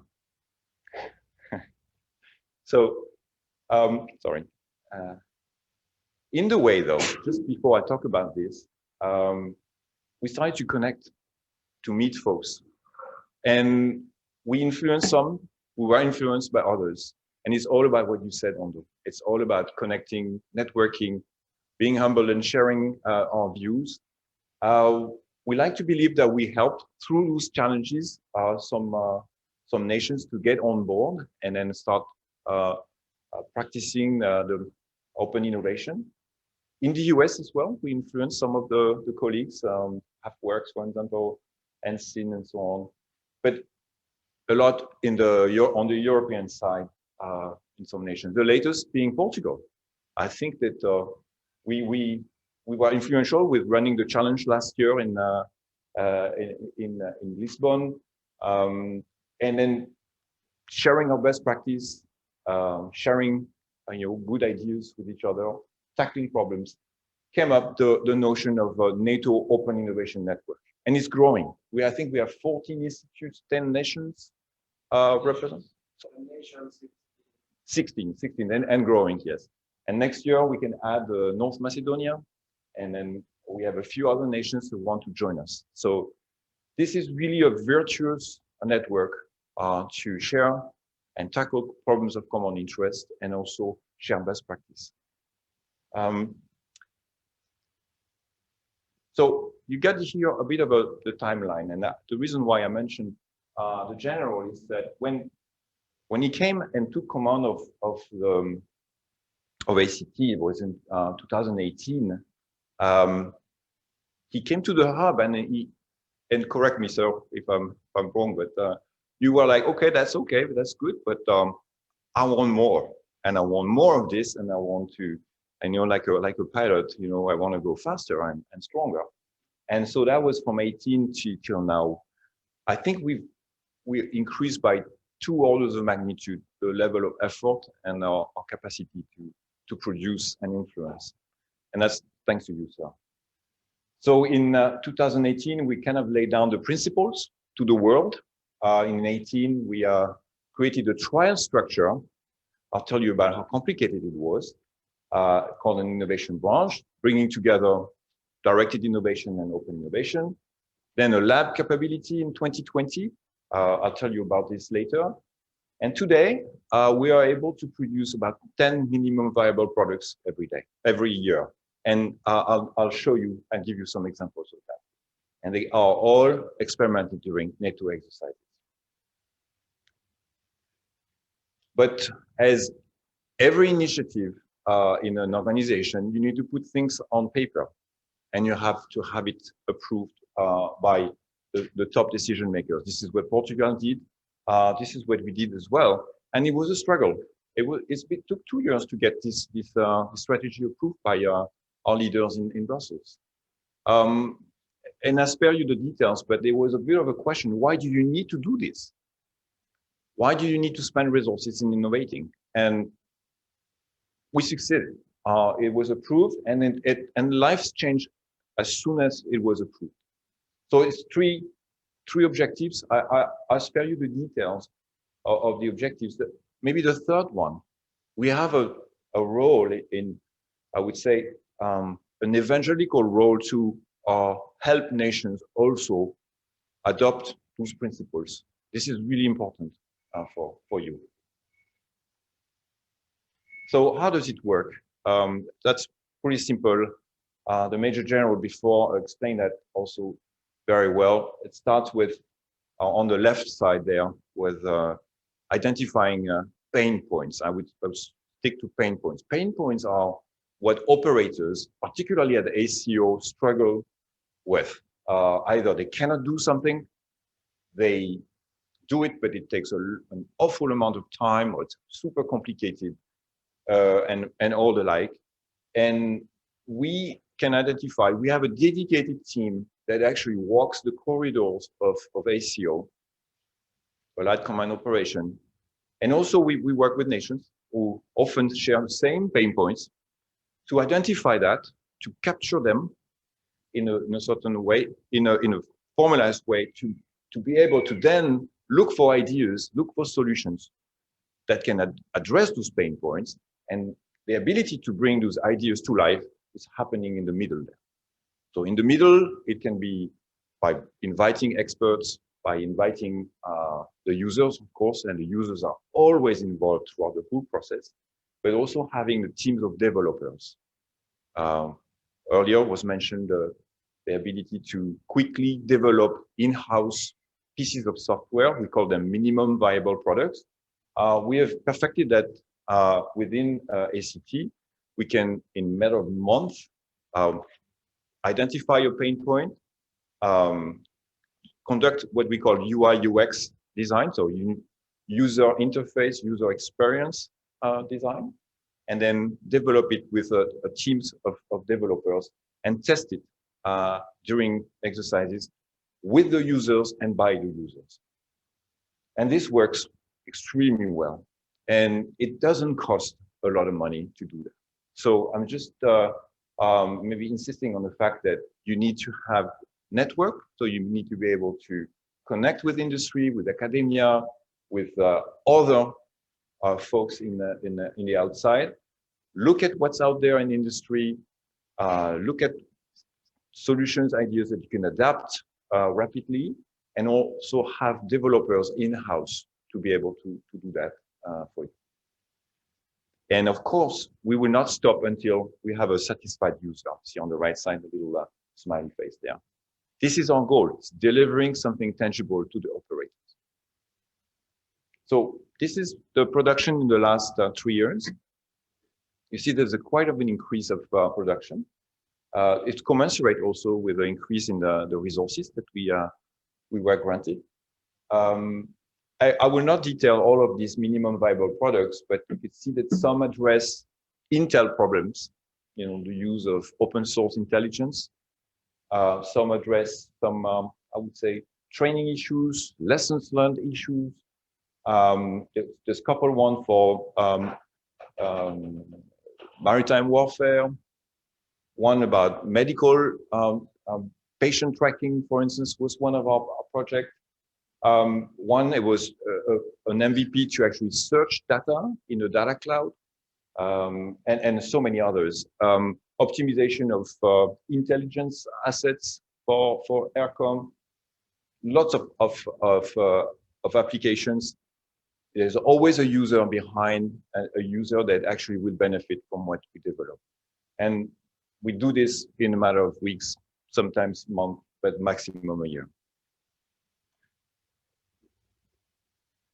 So here are two examples of minimum viable products. Two most telling of the last, I would say, year or so. The first one is called CISAS. It's a cyber situational awareness system. Think of it of a dashboard that combines the mission, the threat, and the network. And then you can have a view of the three aspects for preparing and shaping your mission. This was a request by the Cyber Operations Center from SHAPE. They made that request last year in March. We started working on it and identifying the need in April. And by November, the same year, we demonstrated it, did a demonstration during the Cyber Coalition exercise in Estonia. And everybody thought that it wasn't possible to do this and to do this at all, let alone to do this in a few months. It's not very humble, although I'm sorry. They say it's so good that they want more. So this is a kind of a little pride, because some folks said it was a holy grail for the cyber warfighters, and we were able to do this. And of course, we got a letter from SHAPE that said, "Hey, can you continue and go to the finish line?" The obstacle today is that governance in Brussels not so okay about this. So we have to work on that. The second one is another request by JFC Brunsum. They are in charge of having nearly a real-time situational awareness of the resilience parameters of several nations. So we decided actually to respond to that pain point. They couldn't do it very well by looking at what we could do using open source data for transportation, telecommunication, energy, for instance. And it's amazing what you can find on the internet, but what you need to do is actually prepare it and show it so that it can be useful for the operators.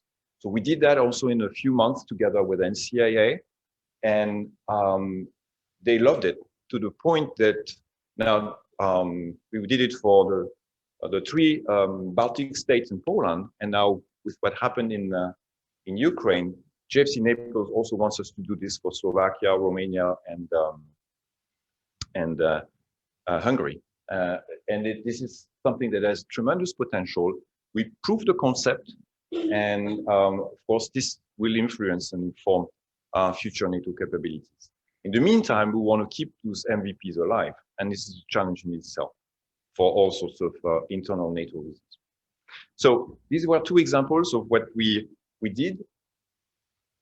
And we went through a lot of problems doing everything I described so far. I think that I'll try to remain super positive, but let me tell you that this can be a terrible vicious circle. And it starts with people and culture. I think culture has been mentioned half a dozen times already. People own a lot of the processes. They design it, they live with it, they live for it. So we need to actually change the way people think, as General Lanata and Ondo said earlier, to give us some slack and allow us to try and possibly fail. So there's a lot of risk avoidance, a lot of resistance to change, a lot of over scrutiny as well, and also multiplicity of actors and responsibilities. And it can be just the showstoppers are the people. And those people, many people, they often draft policies. And then policies are sometimes very complicated. They deal with procurement. You know, procurement is extremely pretty slow. Security regulations, you know, all policies about handling of data. are very complicated. And of course, the policies then lead to models and procedures, and the way things are done for decades sometimes are not really conducive to handle, for instance, to work on the cloud, to handle data, NATO data, national data, open source data, and combining them together. Very complicated because there is no capability to do that. So this can be a vicious circle. What we have tried, and I think we are succeeding into, is to reverse that circle and make it a virtuous circle. And it starts with leadership, and it starts with successes. The first time we actually tried to accredit the minimum viable product on the NATO network was a nightmare. The second time was much easier. And now they see us coming with a new MVP and they go, oh, you again. All right, yeah, and it's faster. So things happen. You just need to have perseverance. You need to get top cover, and then you need to continue and reverse that logic. And it happens. I'm far more optimistic than I was a year ago, and I was 2 years ago. So it's getting in the right direction. So that's my last slide. We learned a few lessons, not in a few seconds, in about 10 years. So the first one is the very principle of open innovation. Do not be afraid to share problems with outside people outside your organization. They have the same problems, so they will be very happy to actually work together with you. So that implies networking and being humble about the problems you have. The second one is get top cover. That's what you said, sir. Top cover and empower the lower level. So it's a bit of seems to be a contradicting idea, but the top cover will actually bless your initiatives and cover you if you fail or if things don't go the way it was planned. But you need to actually give to the lower level the ability, the freedom to maneuver to actually get things done. Forget the frozen middle. The frozen middle oftentimes will slow you down. And then we just have to get rid of that. The third one is to focus on the end users. Major General said that, focus on the warfighter, focus on what they need, and involve them throughout. You cannot just freeze a requirement and come back and say, did you like it? When you deliver the solution. No. There is no requirement frozen. If we had thought about requirements for the iPhone, we would be in NATO, we would have a BlackBerry delivered today. Okay, that would be 15 years right, of painful development. This doesn't work like this. So involve the warfighter throughout the whole process. The fourth one is a bit counterintuitive. See, skip the theory and learn by doing. That's what you said. Learn by doing. Don't take courses and classes on all sorts of, I want to be an innovator. It doesn't work. Get onto a project and learn on the spot. So learn by doing. The fifth one is go fast.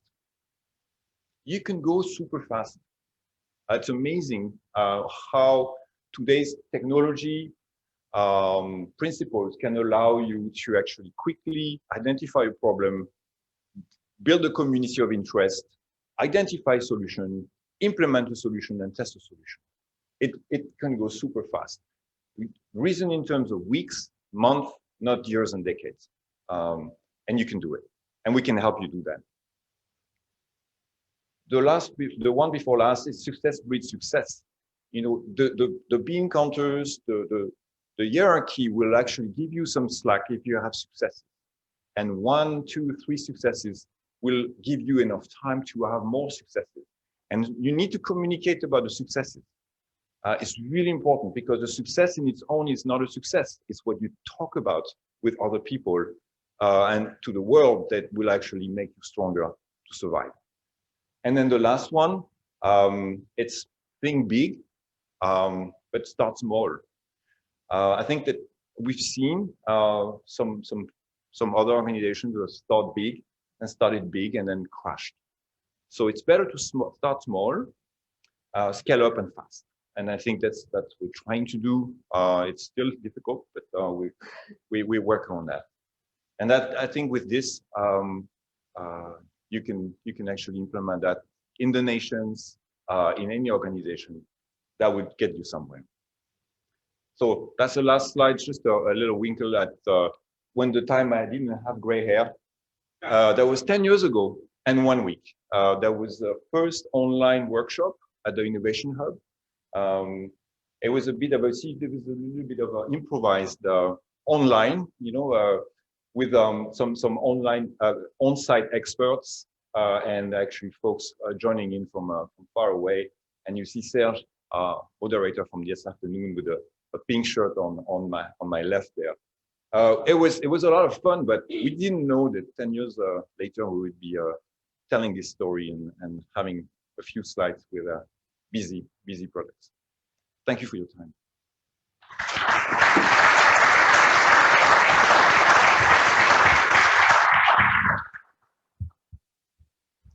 Thank you very much, Eric. I think I actually remember this workshop as I was participating out of my kitchen in the Czech Republic, and this is way pre-COVID. So this was extraordinary. If I'm reading the agenda correctly, we still have roughly half an hour for a Q&A session. I can see that we have 2 mics around the room. If you have a question, please raise your hand, and we would really appreciate if you could identify yourself and ask your question. Be brave. The first questions are the toughest. Thank you, Serge. You said be brave, so I have a question.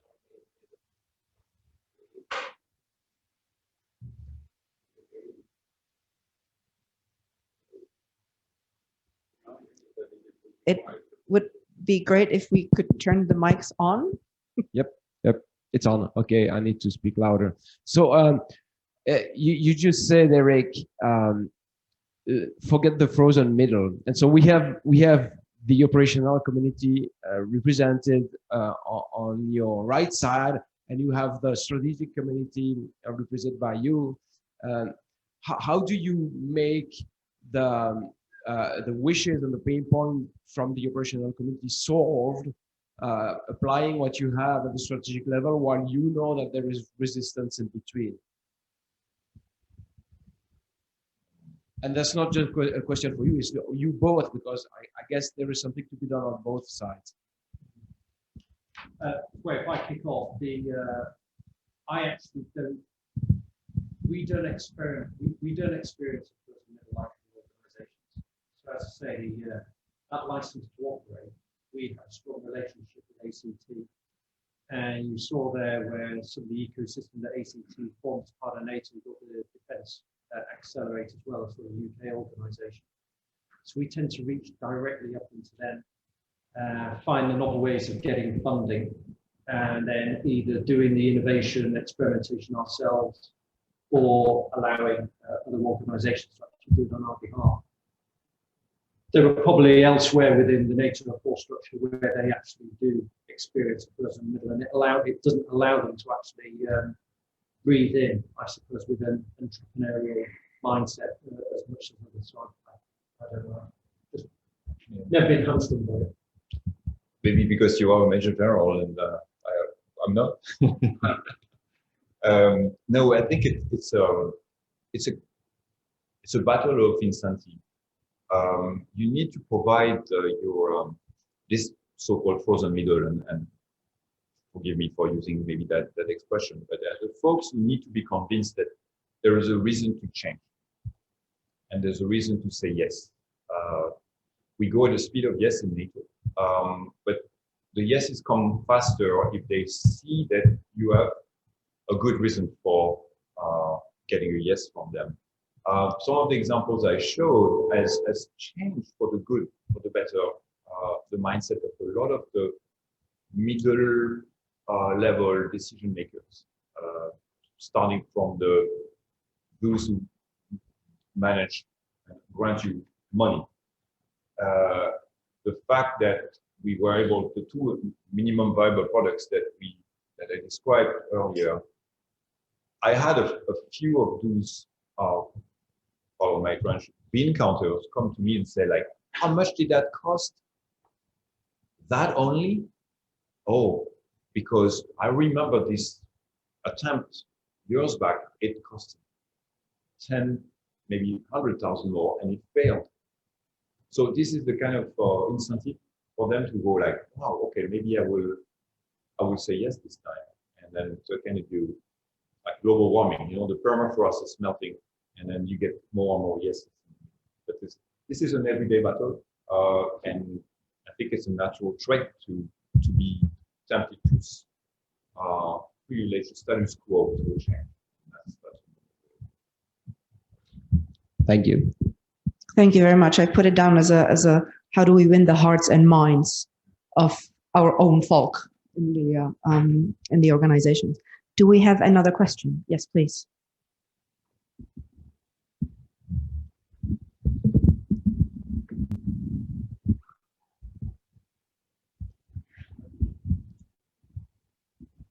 Morning, Brigadier General Luis Rode from the Joint Staff.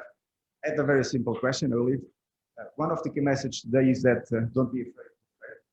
However, one must set a limit. Is there any rule of thumb for that, or what do you envisage in our organization when it's time to stop a project and with thinking or start a new one? Thank you. So what's the benchmark for failure? Is that correct? It's probably better. Right.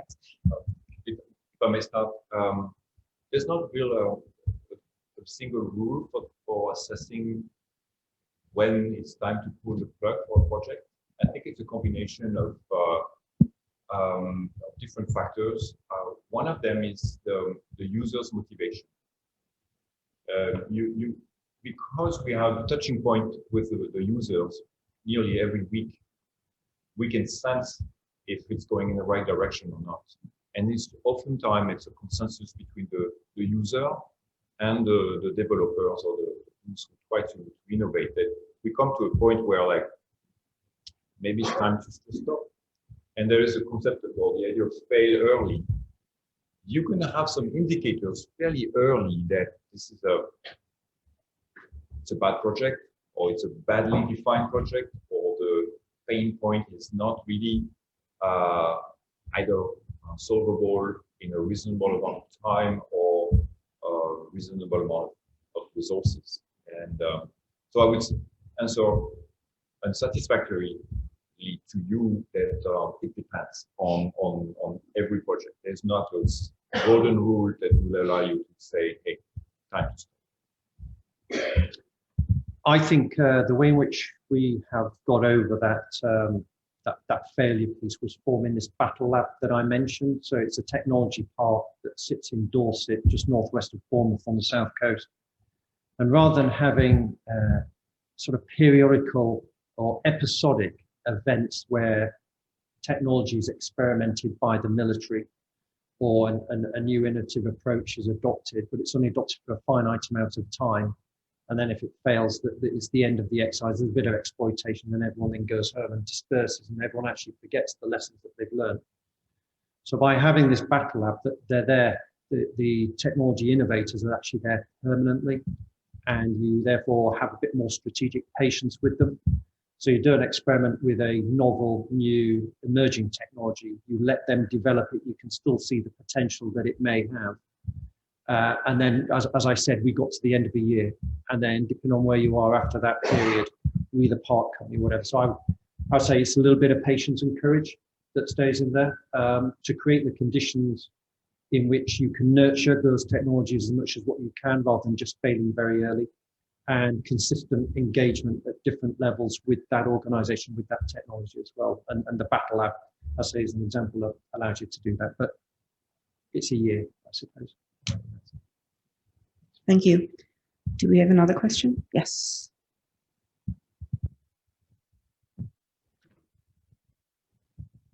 Hi, good morning. Cornel Moreira from the Innovation Department at the Armed Forces Headquarters. First of all, thank you so much for your presentation, brilliant presentation. I have two questions, one for General Kopse and another one for my friend Eric. So the first one is, sir, when you talk about ecosystems of innovation, so it means that we have to deal with the academia, with the startups, industry. We have in the room some academic institutions and also startups in the industry. My question is, we are dealing with armament, we are dealing with the security, the defense sector, security measures that we need to take.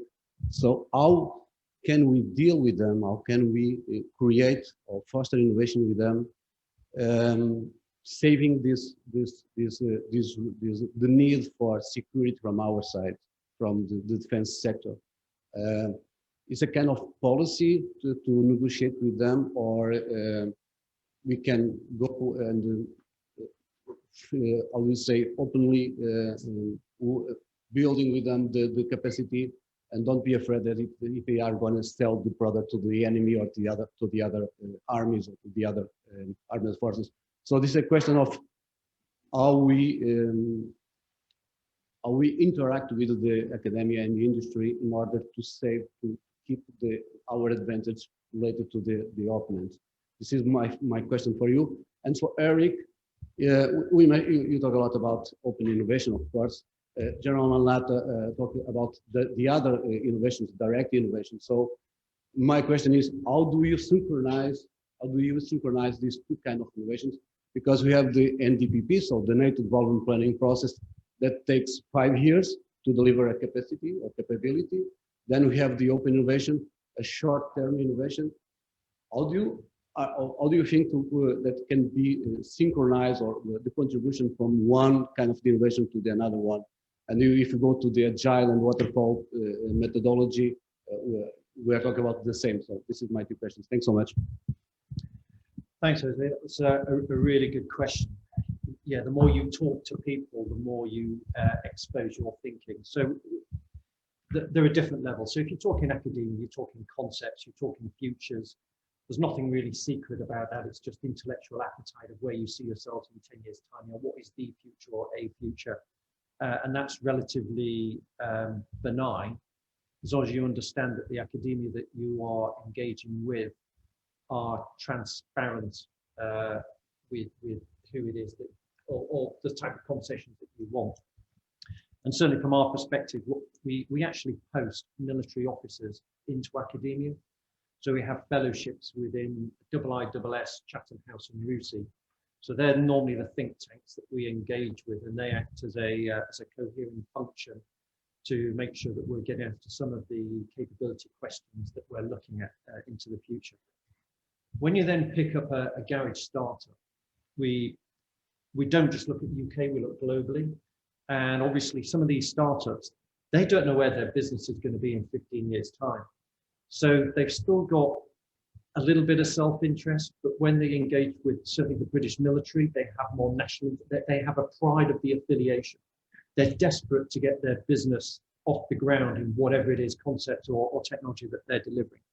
So allowing them to do that, the self-interest that may force them then to use that technology to sell to potential adversaries perhaps isn't quite there yet with them. And we also do a screening process as well, depending on the technology that we want. But half the time, a lot of these startups don't realize that the technology in which they're dabbling with actually has a military application. We give them that problem set. So decision making could be any form of decision making. I just want to write an O-plan or op orders collaboratively with 470 staff far quicker. But that could be used in any institution for that sort of technology. And similarly, using AI for sensor shooter decision making, it's just electronic linkages between the platform, the decider, and the effector. And again, they just get exposed to one small part of that, not the technology of what causes the hypersonic missile to actually work once it's left the launcher. So we find it relatively easy, but I do recognize it will always be a challenge, particularly when you don't know who your adversary is, particularly if it is non-state actors that also have the ability to buy the same technologies as ourselves. Thanks. Thank you, Jose, for this question. And it's a good question because we wrestled with that some years back when we had an established science and technology program at ACT, which addresses a number of defense planning priorities that NATO has that are identified in the defense planning process. And some of the problems are so hard that it takes years to advance year after year through science and technology program to address those defense planning shortfalls, gaps, whatever we call them. But they need to be, these programs need to be in close sync, and they need to be bridges with the open innovation, which is more oriented towards exploiting, adapting, adopting things that are civilian applications. And these two need to be close to each other. That's the way we designed it at ACT. And as a matter of fact, some of the minimum viable products that you saw here are the byproduct of, or the spin-off of a long-lasting S&T program that we saw an opportunity to accelerate and develop rapidly through those rapid means that we put in place. So I would draw a line between the two.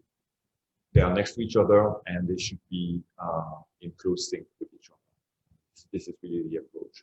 And then maybe to come back to your first question about IP, if I'm talking to industry representatives, you need to be comfortable working with us. You need to feel that we're not going to take your IP away and run with it. You need to have the ability to test your solutions and be funded for that. That's something we've understood in ACT, and I'm sure at ARC as well, to make it easier for you than it was in the past, and they keep you, make sure that you are successful, because your success down the road will be also our success for the military application. Thank you. We have a question in the back, please.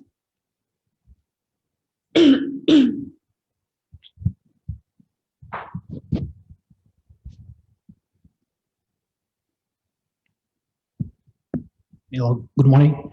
Thank you very much for your kind presentations. I'm Lieutenant Colonel Luís Samuel Carvalho from the Defense Research Directorate at the Portuguese MOD, and also project coordinator of Cyber Academia Innovation. I would like to allude for a challenge that we are facing daily, and to create that culture of innovation that you mentioned before. And I'd like to understand, how do you, we have two main roads with developers, innovators, architects, and versus strategies, policies, and compliance. How to deal with those roads without crashing to each other. Thank you very much. Well, that's a tough one, gentlemen. So if I can just take that first, that is a really good question. So if you walked into the British Army headquarters, there's two brigadiers that sit next to each other. There was my previous job, Head Future Force Development, and Head British Army Strategy.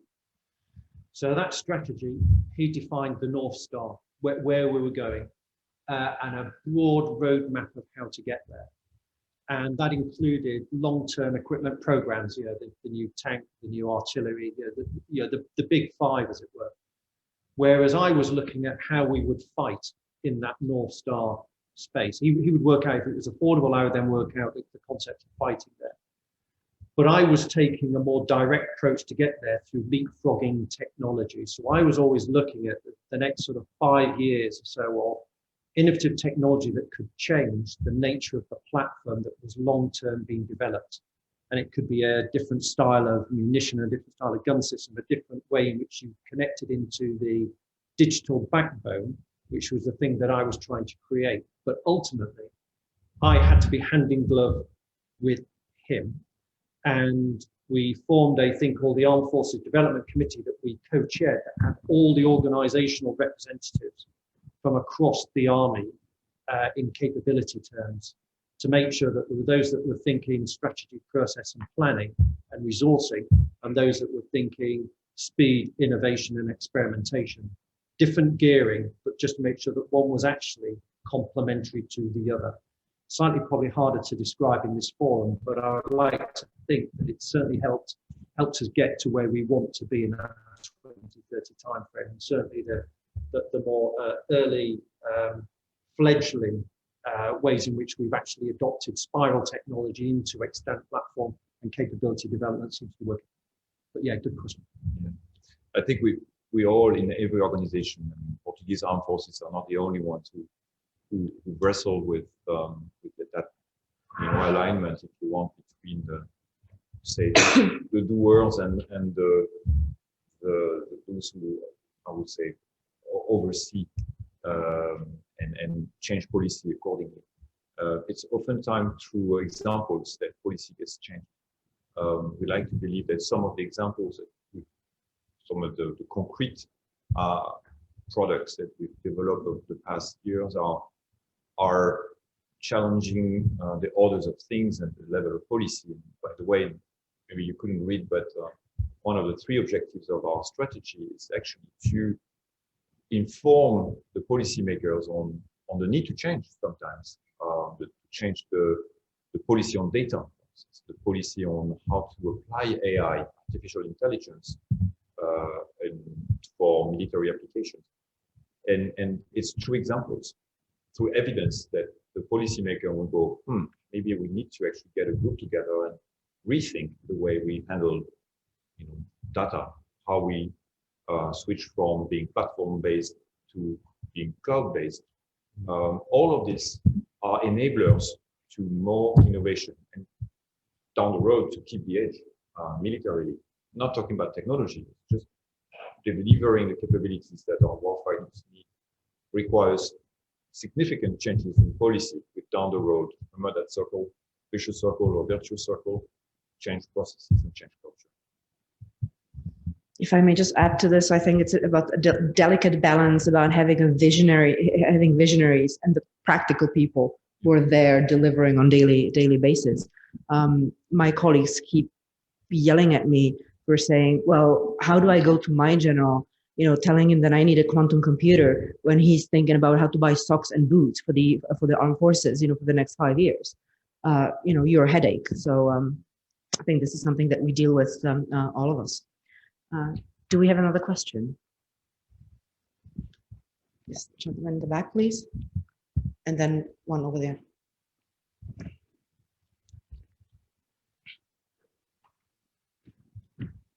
Good morning. From one of our listeners at online, from Antonio Gonçalves.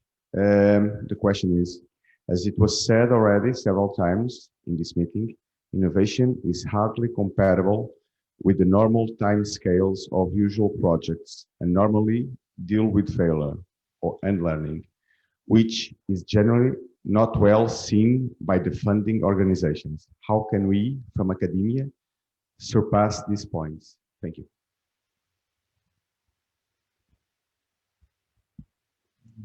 Well, we have an experimentation fund, and how I spend that money does get audited by the House of Commons Defence Select Committee if it's large amounts of money.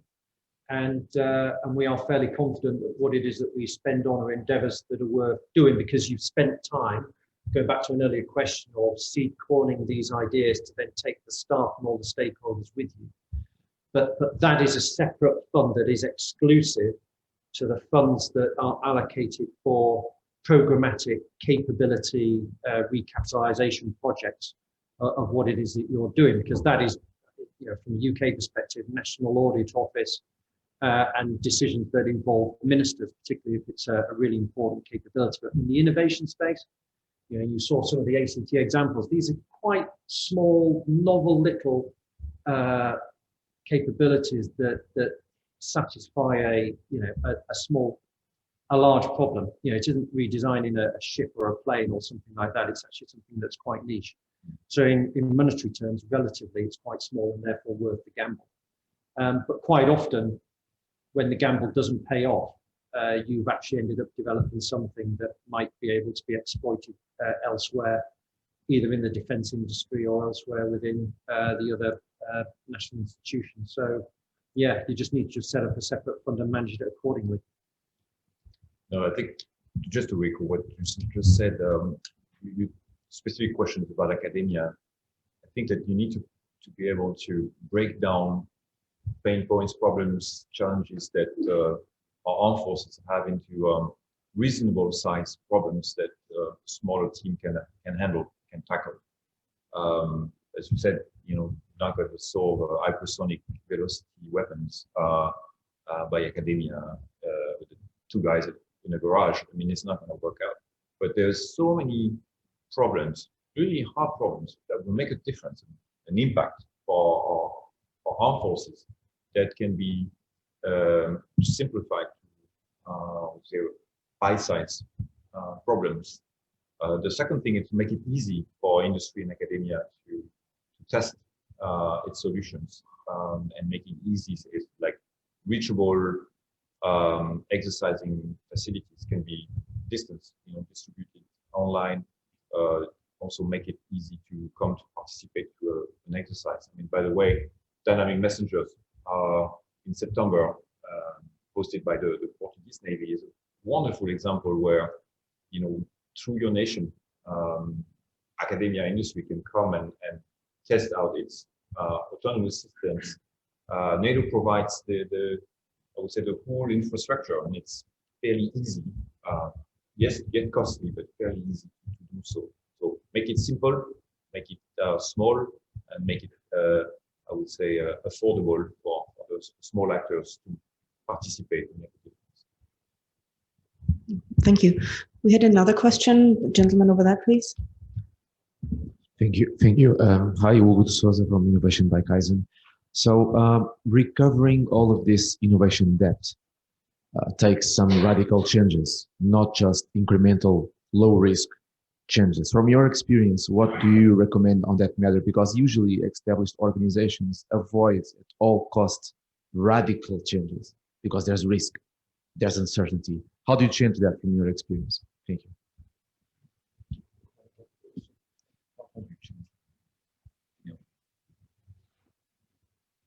Could you please repeat the question? We didn't quite hear you. Sure. So sorry. So there's an innovation debt, dozens of years without investing probably enough in innovation. So now it's not just staying ahead; it's staying relevant. Okay. So you need some radical changes to the system, not just small, low risk changes. Okay. So what do you recommend regarding radical improvements? Is it the procurement system? Is it the incentive system? How do you change this whole thing fast enough to keep relevant? Okay. I would take the analogy with the US DoD, and you know that far better than I do. But in 2016, 2018, there was a Defense Innovation Initiative launched by Secretary of State, who just basically said, we're going to lose the next wars if we do not change. So we don't go faster, we don't actually get more agile, as simply as that, and we don't have the right mindset, and the right training, the right people. And the US is amazing in that respect, that when they identify a problem, they put what it takes to solve it. As a byproduct of that, for instance, what General Lanata mentioned, the software acquisition policy directive. You read that, and it's a revolution in the military affairs of the US DoD. That's a practical example of a change. But there's so many others that you could actually see. I described some of them. The Major General described some of them as well. But I think most of it is incremental through leadership. I think it starts with leadership. It always starts with leadership everywhere. But you don't have the leader behind you, backing you up, you're not going to go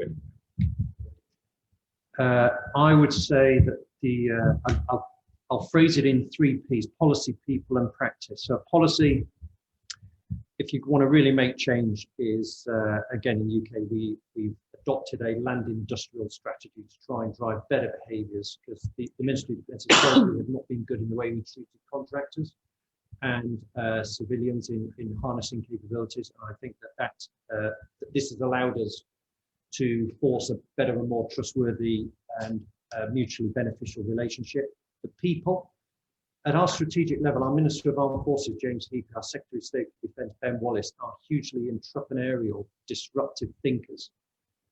And that is causing a real schism within the Ministry of Defence, where traditionally you've got civil servants who like process, time, and they like looking out at known knowns rather than actually they bring in unknown unknowns. And I think when Ben Wallace brought in the whole initiative on the donor conferences to support Ukraine was an example of that disruptive nature that we needed and we certainly enjoyed. For practice, investing internally in your organizations, we've created an experimental task force. It's headed up by an OF5 that has the back lab, an entire backer group that's been taken off operations to do nothing but experimentation is a huge commitment, as well as the ARC acting as a sandpit as well. And I think the last thing is events.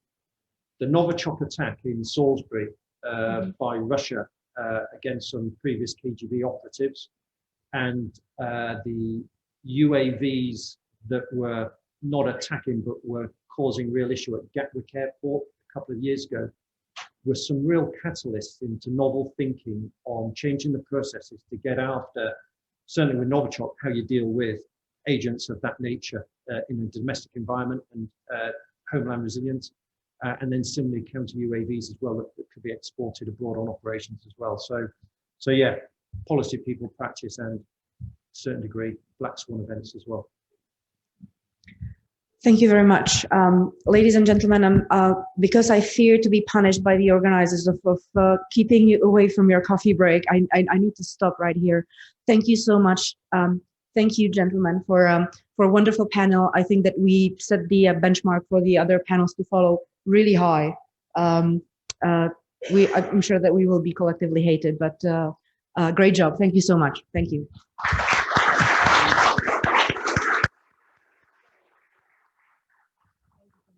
Before closing this panel, I kindly ask Vice Admiral Henrique Gomes, Chief of Joint General Staff, to present you with a small gift as a way of appreciation for the valuable contribution and knowledge you brought to this event.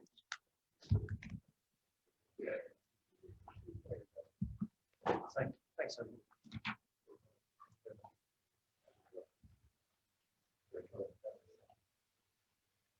Ms. Christina, Major General Copsey, and Mr. Eric, thank you very much.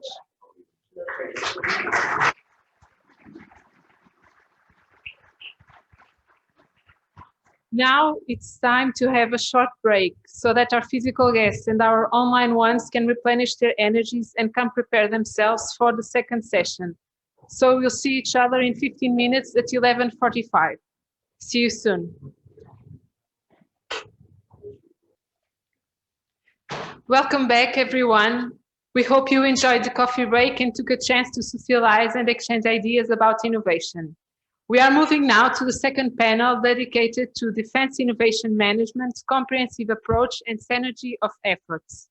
Besides Mr. Serge Adepo, who will be moderator, this panel also includes 2 lectures addressed by Ms. Cristina Prolz and Mr. Miguel Almeida, respectively. I would now like to introduce moderator, Mr. Serge Adepo from the Supreme Allied Commandos Transformations Headquarters. Mr. Serge Adepo, ACT Innovation Hub founder and innovation business developer, first with the Belgian Army and later with NATO Supreme Allied Command Transformation, Mr. Serge led and contributed to a large amount of studies, research, and capabilities development projects leveraging science and technology in support of the military. He developed the NATO ACT Innovation Hub, allowing NATO to leverage open innovation tools, techniques, and communities.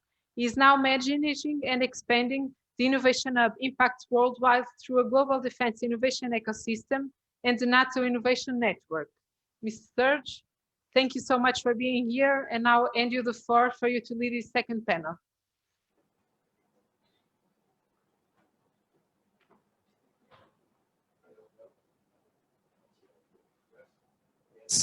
Okay, thank you. Thank you everyone for coming back with us after the coffee break and whatever break you took online. It's really a nice audience. over the 10 years that we've been fighting for innovation in NATO, it's really the first time that I feel at home. No one is attacking us. No one is questioning what we do. And all the speakers agree on what has to be done and the why. And that's really nice. And I feel that the public is also of the same type, even if maybe coming from a different place and with questions. And that's really the purpose of today, is to answer questions, but not only giving you the lip service about innovation, but also to expose you all to a community of people who are ready to help you. As Secretary Gertz was saying at the beginning, humility is in the DNA of the defense innovators. We don't know what we don't know, and we need you to make things happen. And because we've been in this process and been struggling before you, we are here to help. And I would like those who are asking questions and might say, yeah, easy to say, you've done it, yeah, because you are whatever, rich, powerful, beautiful. No, we did it because people helped us, and we are here to help you. So besides asking questions, reach out to any of the people who've been on the stage today for help in conducting innovation wherever you are. I think that's the point. This is my introduction to this panel, because we have to go to how it works actually. You have understood what's been done, why it is done, and the Q&A that we had before was already touching, hey, the how do I do now? So I guess we will continue exploring the how do I do now, with two very concrete examples coming from different background, from government and from industry. And I hope that the discussion after this will continue into how can you help me make it happen where I am? Maybe in Portugal, I guess, because the purpose of this seminar is also to help the Portuguese armed forces to innovate and to develop this here. There are people from other nations, there are people online, it applies to everyone. Our job and our wish is to help you do the same wherever you are. And one key ingredient is not to be alone, not to banging your head on the wall alone, but to join the network, join the team, and you will be helped by people who have done that before, people who are more than you alone, and some who also have resources. And definitely on the NATO side, the Innovation Hub is mandated to help those innovating everywhere in defense, in NATO. So we will be really happy to help. Now, innovation is not the purpose. Everyone talks about innovation. Some make it their new lifestyle, but we don't really care about innovation as such. It has a goal. The purpose of innovation is to bring value to the armed forces. And if it does not bring value, we are just wasting our resource and our time. So it's not about implementing a strategy or a new structure and a culture because I like it and it's different, not because it's needed to make the forces adaptable. And others said it before me, adaptability and velocity is the key. We could remove the name innovation actually in everything that we do. We need to keep the adaptability and velocity because it's about this. We have built system structures and culture that have done great in many occurrences, but also have proven to be too slow to adapt to today's challenges and to operational challenges. And we need to fix that. That's really the goal. Now, when it comes to how to do that, and the title of this panel is Management, Comprehensive Approach and Synergy, but all in all, let's make it simple. It's about the people. Managing innovation is not about having nice paper on the shelf. It's about empowering the people. And maybe in the past, we had designed rules that people had to follow, but now I think it's the other way around. We need to define rules that follow the people. It's all about empowering you and whoever is willing to innovate. And this is what we will be demonstrating today by example, and hopefully in the future to create more examples about and success stories in innovating around the people. So to talk about what's happening concretely in some organization, we will have two distinguished speakers from government and from industry. that are collaborating to make innovation happen. And we'll start with the government side.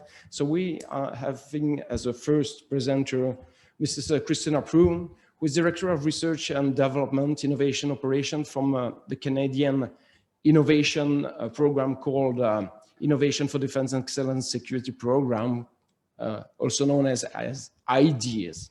So since 2020, Christina has led the program for call of proposals process that facilitates access to third-party innovation to identify, develop, test, and potentially acquire solutions that meet the capability needs of the Canadian Armed Forces and the Department of National Defense.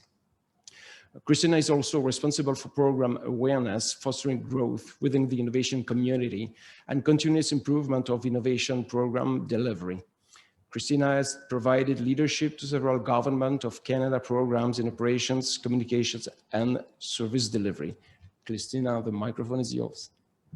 Thank you so much for the great introduction, Serge.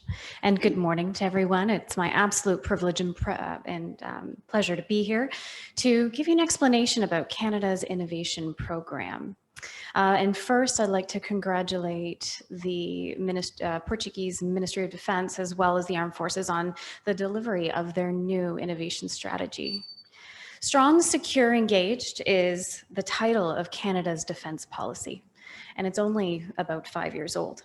In there, IDEAS is defined as a deliverable with a 20-year mandate to transform defense innovation to meet the capability needs of the Canadian Armed Forces and the Department of National Defense. So my presentation to you today will show you a very practical illustration of how IDEAS works to deliver innovation to defense and the armed forces to address its capability needs.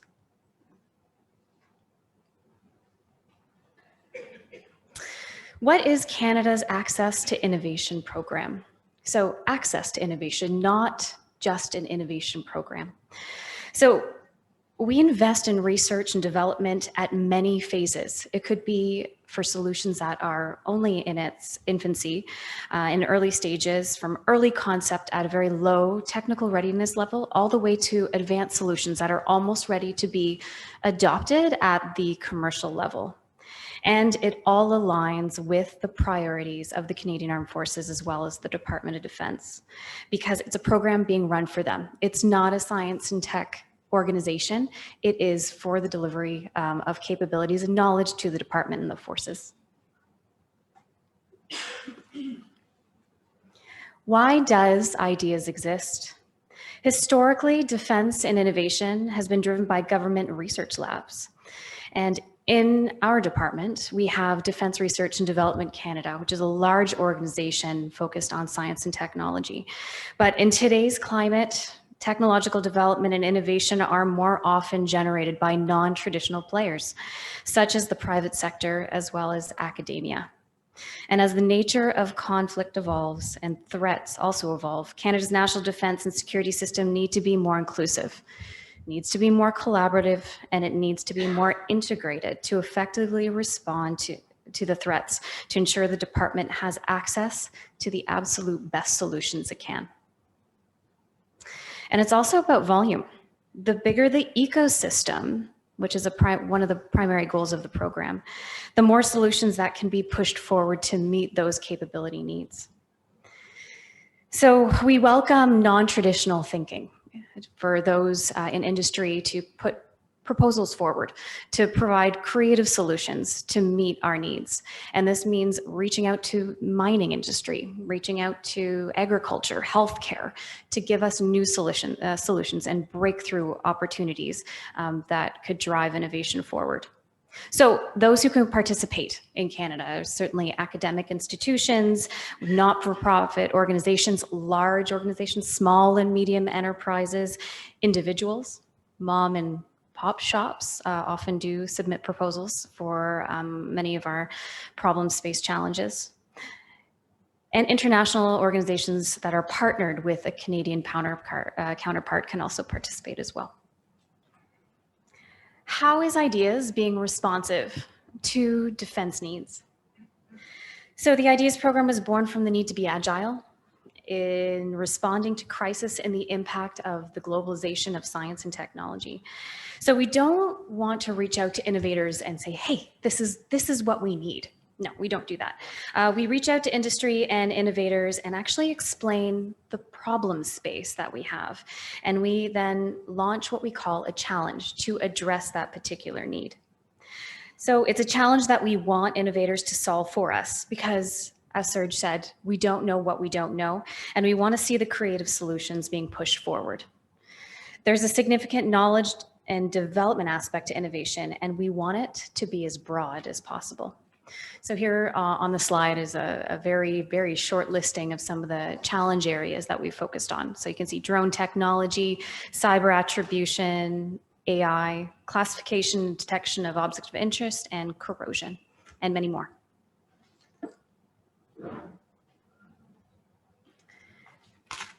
So what are the keys? What are the keys to success? So we have 3 pillars in the IDEAS program. And firstly, it's build an innovation community. It's about developing an ecosystem. We can have as many challenges put out to the world as possible. However, if you don't develop the ecosystem that has the ears and is awaiting these challenges to be presented to them, you're not going to get a response. We need them to be engaged, and we need them to work together to also solve some of our challenges. Next, the next pillar is find and fund solutions. So making sure that you have strong outreach, strong communications to land with industry and innovators to let them know that there is this problem space that needs to be solved.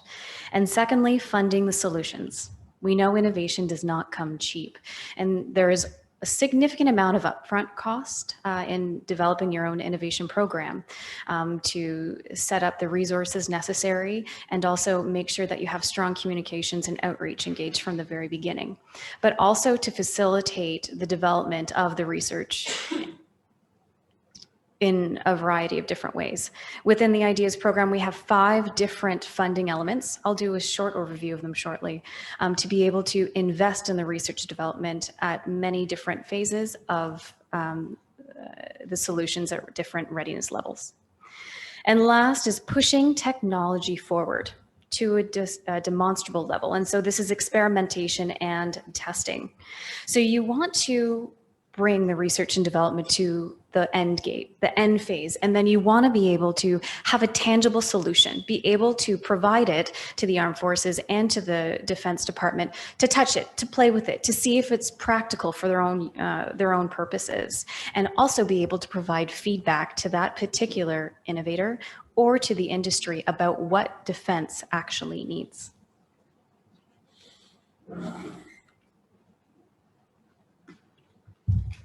How does IDEAS develop the program of work? Well, it's very simple, actually. It's all about the priorities that are identified by the forces. So our challenges that we put out to industry come directly from our department and from the forces. And this could be our armed force, our Air Force, our Navy, Army, cyber, team, operating forces, intel, all of them, letting us know what their capability gaps are. And these projects are incredibly important to their future capabilities. And the challenge, this is a picture of a challenge pipeline. So as we go down a little line, you'll see I have circled ideation. So this is where we take that particular priority and we give a challenge to a team that goes through a multidisciplinary collective brainstorming process to be able to transform that challenge into something practical that can be pushed through a particular funding element in the IDEAS program. And throughout this process, it's incredibly important to have the partner engaged. So this being the sponsoring stakeholder. So it could be the Air Force, for example. Because we want to make sure that the end vision is supported throughout the process. And while we really want innovation to be as fast as possible, sometimes it can take a little bit more time to develop that research and development. We need to make sure that it's aligned with the growing need, knowing that innovation does evolve really, really quickly, as does the problem space.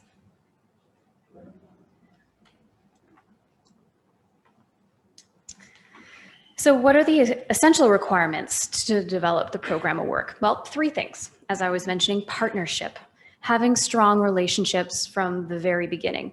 So understanding their needs to ensure that we have the right challenge on the table. And second, priorities need to be supported by the defense partner. And this means the relevance. This means being able to pivot should the challenge space change. Failing fast and deciding that there's a particular innovation that's no longer worthy of investment, or if there's continued investment over the long term.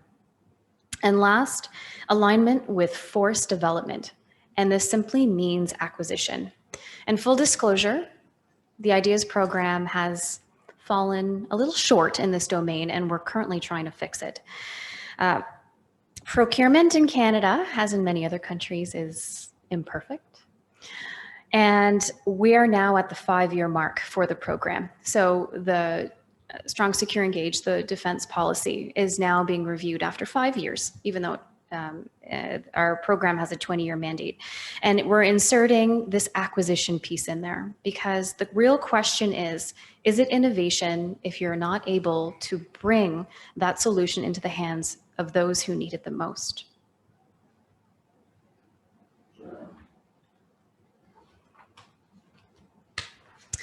How does IDEAS deliver on these challenges and these priorities? So as we continue down the innovation pipeline, you'll see that innovation challenges and integrators is circled. So innovation challenges, once these are refined to a greater degree, the team will then determine how to release the challenges to our innovator community by using one of our funding and supporting elements. So here, if you can see, we have 5. One's called competitive projects, which is investing in solutions in their earlier phases. And we provide up to 1.2 million, that really doesn't matter depending on the country and the context you're working in, to evolve that research and development to a higher solution readiness level. Next, we have innovation networks. And this is where we have academic institutions, so universities, lead groups of innovators in a particular domain. Currently, we have autonomous systems, advanced materials, and we just launched in the domain of 5G, just simply as an example. Next, contests. So this is an exciting one where we have innovators go head to head to compete for prizes, to demonstrate to the armed forces and defense of what is actually available in the particular domain. Next, we have sandboxes, which is dedicated to very advanced solutions that may not yet or are going to be approaching being commercially available. And this is an opportunity to have innovators come in and do a live demonstration of the solution that they have prepared in front of the forces and in front of the department. And it provides the innovator with valuable feedback of the realities of working with the forces and the real live environment that this product needs to be evolving in. And for the forces, the benefit to them is, of course, seeing all this amazing technology as it evolves and becomes available. And last, test drive, which is also for advanced solutions. In this opportunity, we acquire a small number or small scale amount of the solution, and we provide it to the particular defense partner to test out, get it in their hands, be able to see if it's something that they do want to acquire in a greater capacity. And so that's the summary of the 5 different ways we can get money into the hands of the innovators and involve the research and development. And this is all supported by integrators. So we have scientists, and we have engineers who have particular expertise in a variety of domains, and we use them to leverage their defense and security knowledge and expertise to provide key insights and identify linkages to the department with the goal of advancing the projects forward to adoption-ready solutions. And they also provide us updates on how they're doing in this particular space in terms of our milestone reporting.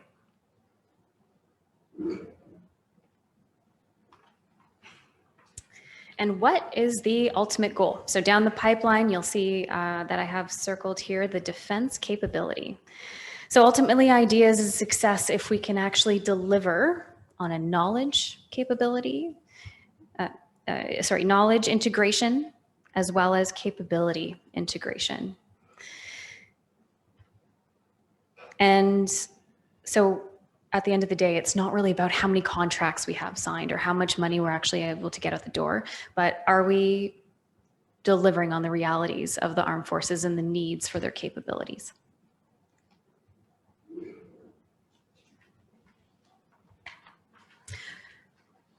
So what have we delivered to defense and the armed forces? So this is simply a summary slide.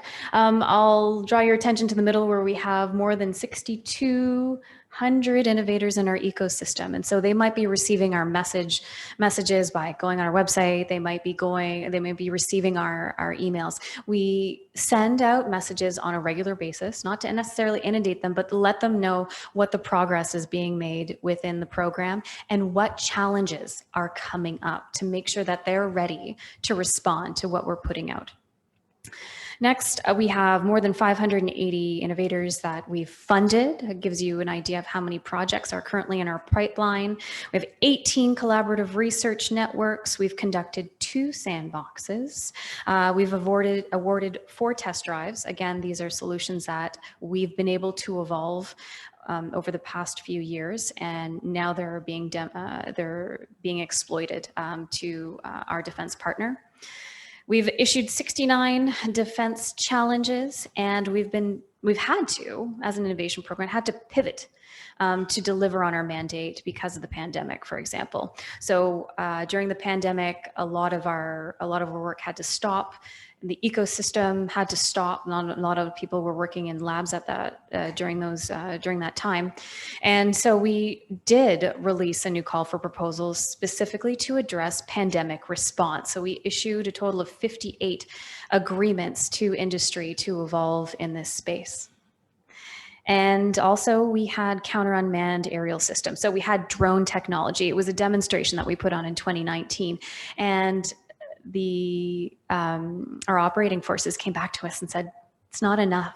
This technology is evolving so fast, we need you to do it again. I said, okay, and this was primarily driven by the current situation in Ukraine. So we've said, okay, we're gonna do this again, and this will be taking place this fall.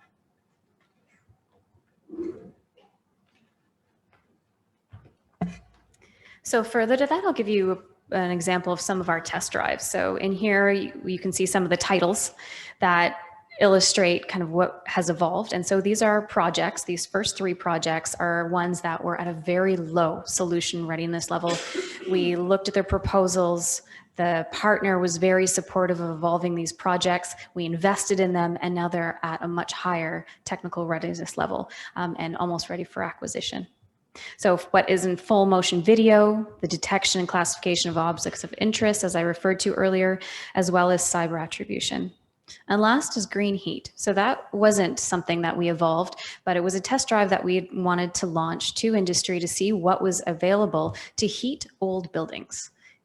The armed forces and defense in Canada, we have a lot of aging infrastructure. So we wanted to be able to provide a solution to be able to address the greening needs, not only for us, but also for the government of Canada at large.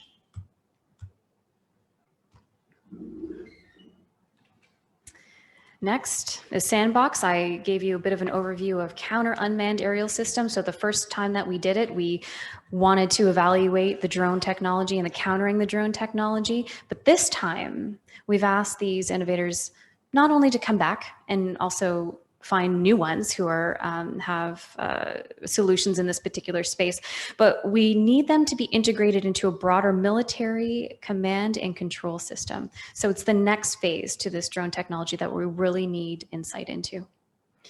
And then we also had a corrosion detection in ships. So this was a large-scale demonstration that took place just a couple months ago. Last month in early May, to detect and assess corrosion behind surface coatings on our naval vessels. So this is something of very much interest to the Navy and a lot of our partners, as well as our material group. And so, for example, we invited 14 different innovators to come and demonstrate their solutions to us live in front of our integrators, in front of our defense partners, to get a real world example of what our needs are and provide that feedback to those innovators.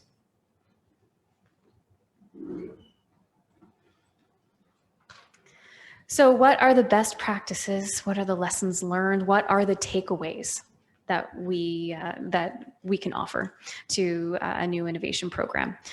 Continuous challenge intake. It really is about volume. We want to make sure that industry is engaged. There's constant messages that they're not hearing from us just once a year, that they know that there is going to be a challenge coming their way and they need to be ready to submit a proposal so that we can have as many proposals as possible to show our defense partners what's in this problem space so that they can get really what they need to address their capability need. Next, strong governance. We need our partners around the table. We need them to make decisions. We need them to tell us if something is not going right and it's no longer meeting this challenge space and they need it to fail and move on, or if we have to continue to invest. We need to connect with innovators. Again, the most important thing, one of the most important things, is about having that ecosystem, having people receiving those messages so that you can get a return on that investment and be able to get as many proposals as possible. Fast processes that continuously improve, like any program should. Upfront investment that is required. It wasn't cheap to stand up the program. We needed to be able to hit the ground running, and we need to be able to deliver the money to the innovators in the different funding elements as soon as they're in our pipeline. Building acquisition. This is what we're working on now. And I urge you to significantly consider this aspect and be able to bridge that gap as you stand up your own programming. And last, being agile to respond, but also thinking long-term, not just what do the forces need in a year from now or in 2 years from now, but what's going to be needed in 5 years from now, what's going to be needed in 10 years from now.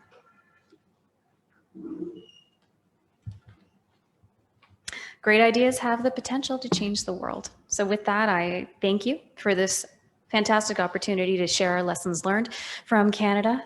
And I'm excited to see how the defense innovation landscape in Portugal continues to evolve. Thank you.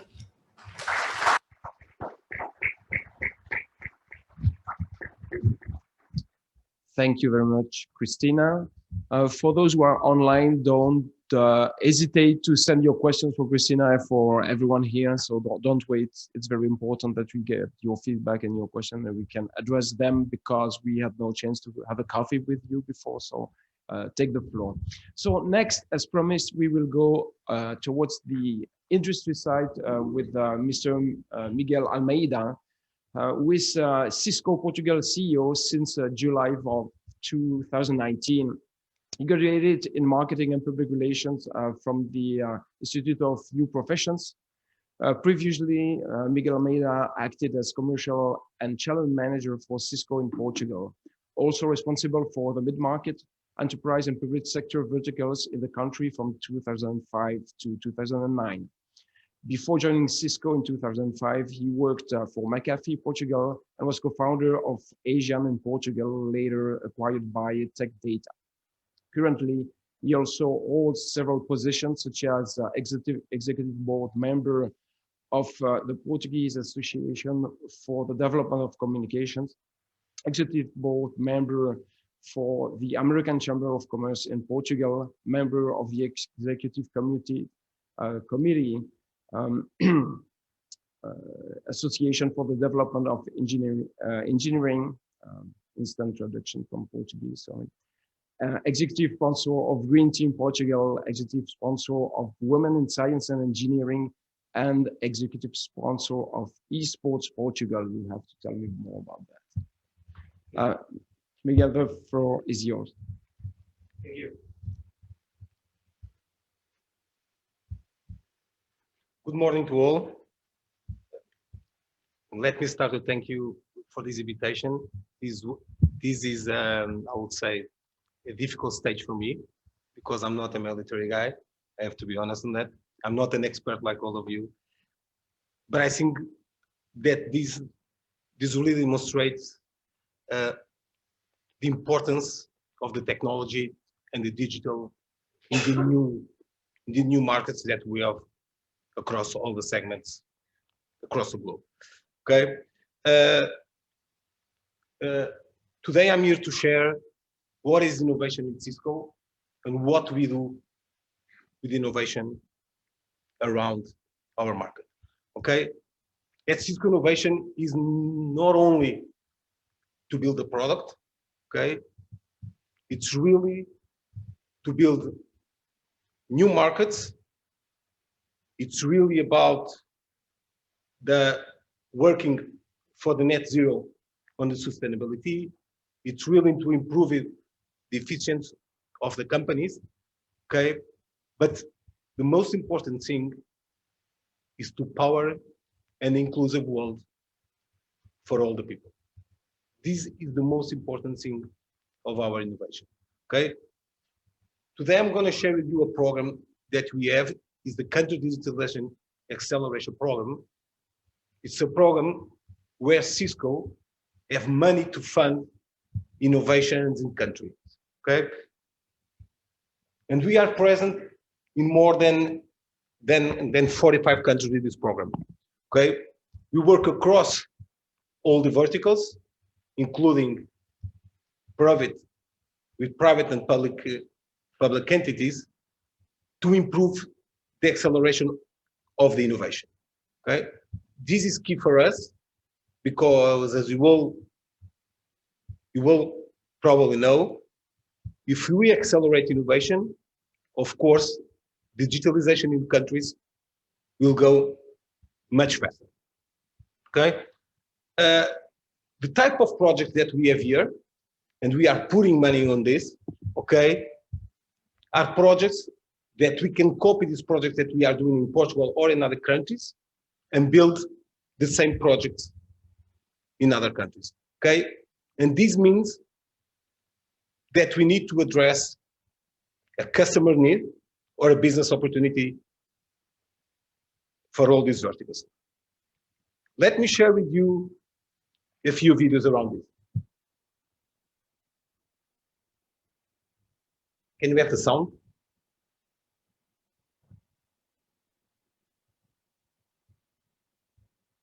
Sound of the video.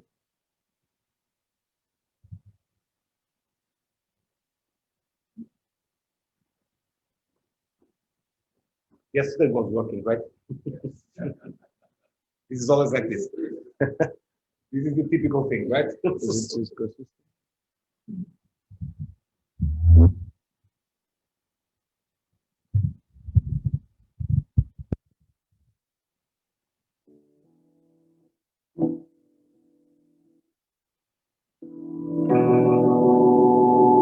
1884, traveling Queen Leonor.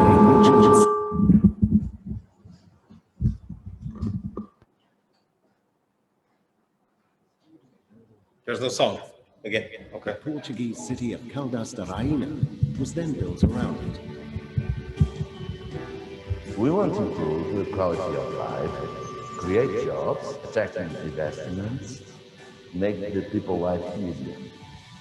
The entire 250 square kilometer city is now fully covered by a standardized LoRaWAN network of Cisco IXM gateways. Our role as Activity is working with those application partners on interoperability of devices and applications with our core network service software.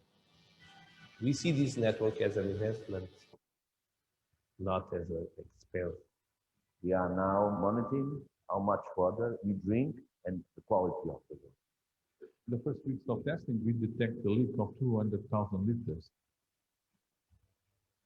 The system was able to inform us about the situation and even control and repair the problem. Thanks to IoT sensors, we keep our streets clean and manage parking and traffic flow of our bus system. We can connect any IoT device with a 10 years battery life and 12 kilometers range.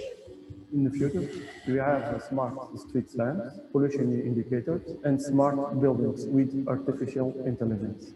LoRaWAN open network can be easily accessed by device developers, but also application vendors that can onboard software that they need to develop new applications. We have reduced water management cost by 33%.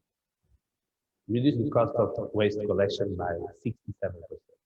And reduce the time to find a parking spot by how? In 1940, our queen had a vision. Now we have a vision too. Our physical network is an important new chapter of our magical city and the future.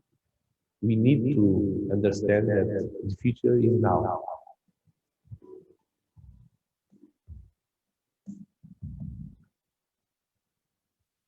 Okay, I think for the project, the target or the goal of the project was very clear, improving sustainability and public services. But the most important thing here is how we work with our ecosystem. A small part of this is our technology. All the other things come from development with the academy, with the startup companies, and so on. Okay? Today, in the real world, innovation is not only this. It means that we need to engage with other entities to go further in innovation. I have another project, a different one. Change lives and change communities. Cisco Networking Academy partners with educators, governments, and employers to bring more opportunities to millions of people. The outcome also helps address the global digital skills shortage. We have a shortage of digital talent in Europe, and it's quite obvious that networking technologies are extremely important. So we need to have people extremely professional, extremely competent, to make sure that their companies will be secure. We know employers are challenged by the global shortage of networking and cybersecurity professionals. In cybersecurity alone, there will be 3.5 million unfilled jobs by 2021. As the world's largest and longest running corporate social responsibility education program, we're addressing this challenge. For over 20 years, Cisco Networking Academy has balanced agility and expertise to deliver impactful curriculum to more than 24,000 educators across 180 countries. Nearly 1.9 million students are currently enrolled, and we're prepared to scale as the need for professionals continues to grow. In conjunction with thousands of traditional and non-traditional learning organizations, such as universities, governments, and prisons, we're preparing people with the technical and soft skills needed to thrive in the digital economy. Our custom cloud-based education platform, netacad.com, makes it all possible. Built upon Cisco's core principles of openness and software best practices, it scales internationally. The interface is easy to use and intuitive, offering all the functionality needed in the daily management of classes. Courses are competency-based and pet-friendly. And engaging real-life experiences are offered through Packet Tracer, our networking simulation tool. And since I started using NetAcad courses, I found they are more practice-oriented, more hands-on, and more related to the real job of our students will do in the future. A variety of learning pathways align to industry jobs, giving educators the ability to customize the experience for students. Rigorous instructor training is facilitated directly from netacad.com, and community support is offered worldwide. Educators report that their involvement with Cisco Networking Academy improved their teaching and professional growth. 97% said the program helped them become a better educator, and 85% said the program helped them broaden their career.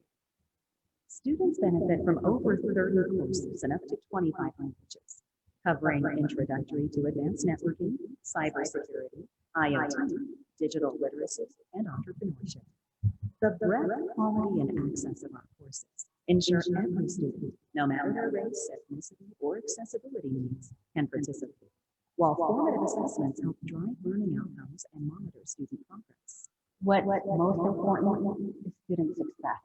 We have students that attribute their participation in the Networking Academy to getting jobs that have allowed them to take on challenging career opportunities, to make a difference in their communities and in the digital economy. Those who complete our program have a bright future, with 90% finding jobs or further educational opportunities. We are not training our students for today's day, we're training them for tomorrow's day. Together, we've helped more than 9 million students worldwide build skills that enable them to prepare for careers that positively impact the world. Cisco Networking Academy. Between teaching and transforming, there's a bridge. Cisco, bridge to awesome. This is a totally different project. As I said at the beginning, innovation is not only building new products. In this case, we will do with governments, a project to enable skilling and reskilling of the citizens in the country. Okay, this goes from young people to more old people. Okay, the Cisco Networking Academy is today one of the most important things that we have innovation. As I said in the beginning, innovation accelerates the digitalization of the countries. And I think that's key for all of us. This small presentation shows us a small part of what Cisco are doing in terms of innovation. But the most important thing that we have is to improve people's lives and create a better world for all of us. And thank you.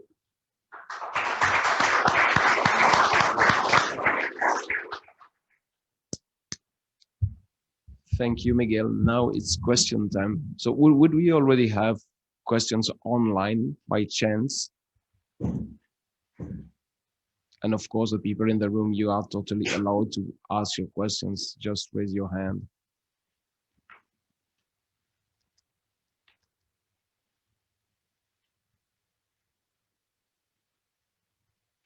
Right, I would shoot first now. Things that are often, or questions that is often asked to us when it comes to that collaboration between the government, industry, and the public for innovation is how we handle classification. So, Christina, how do you proceed with that in ideas? Sure, thank you.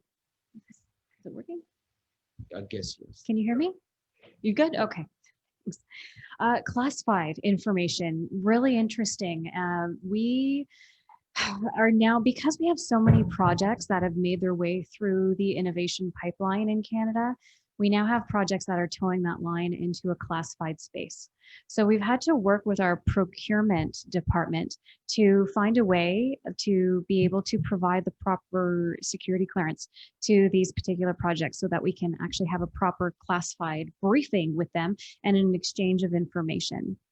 And further, one thing that we're hoping to do in the near future is launch a classified challenge. And so that means bringing in innovators by way of a challenge, evaluating those particular proposals, and then identifying which ones we would like to proceed with providing that the security clearance, so that we can also provide them with a classified briefing to be able to evolve in that space.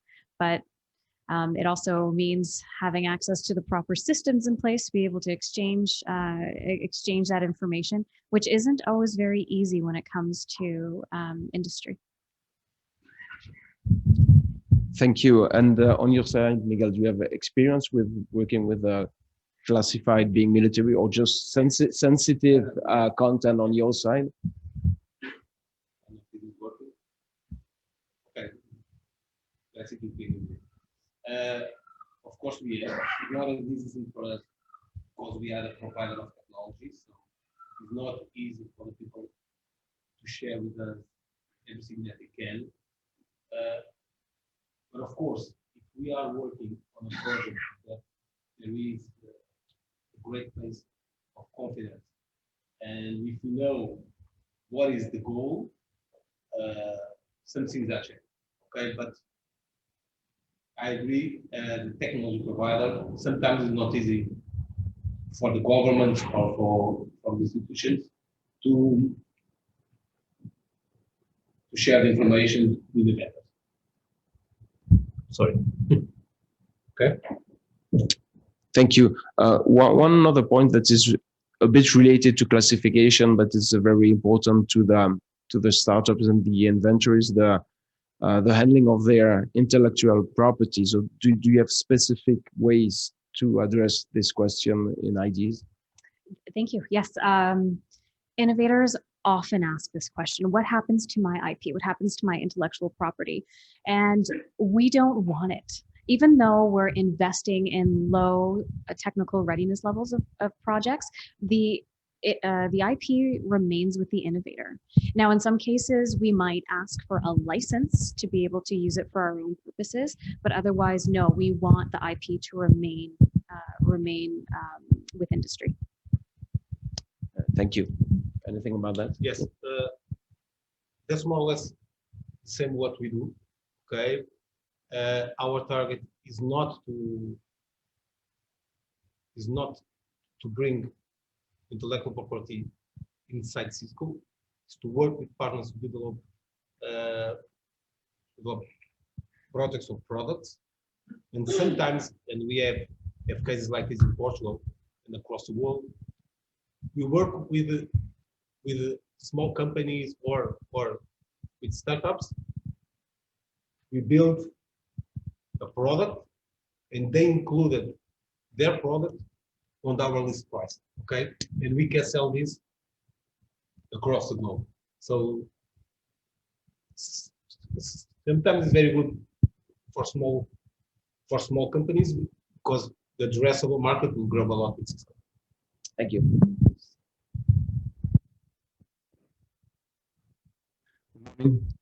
Commander Madeira from the Innovation Department at the General Staff.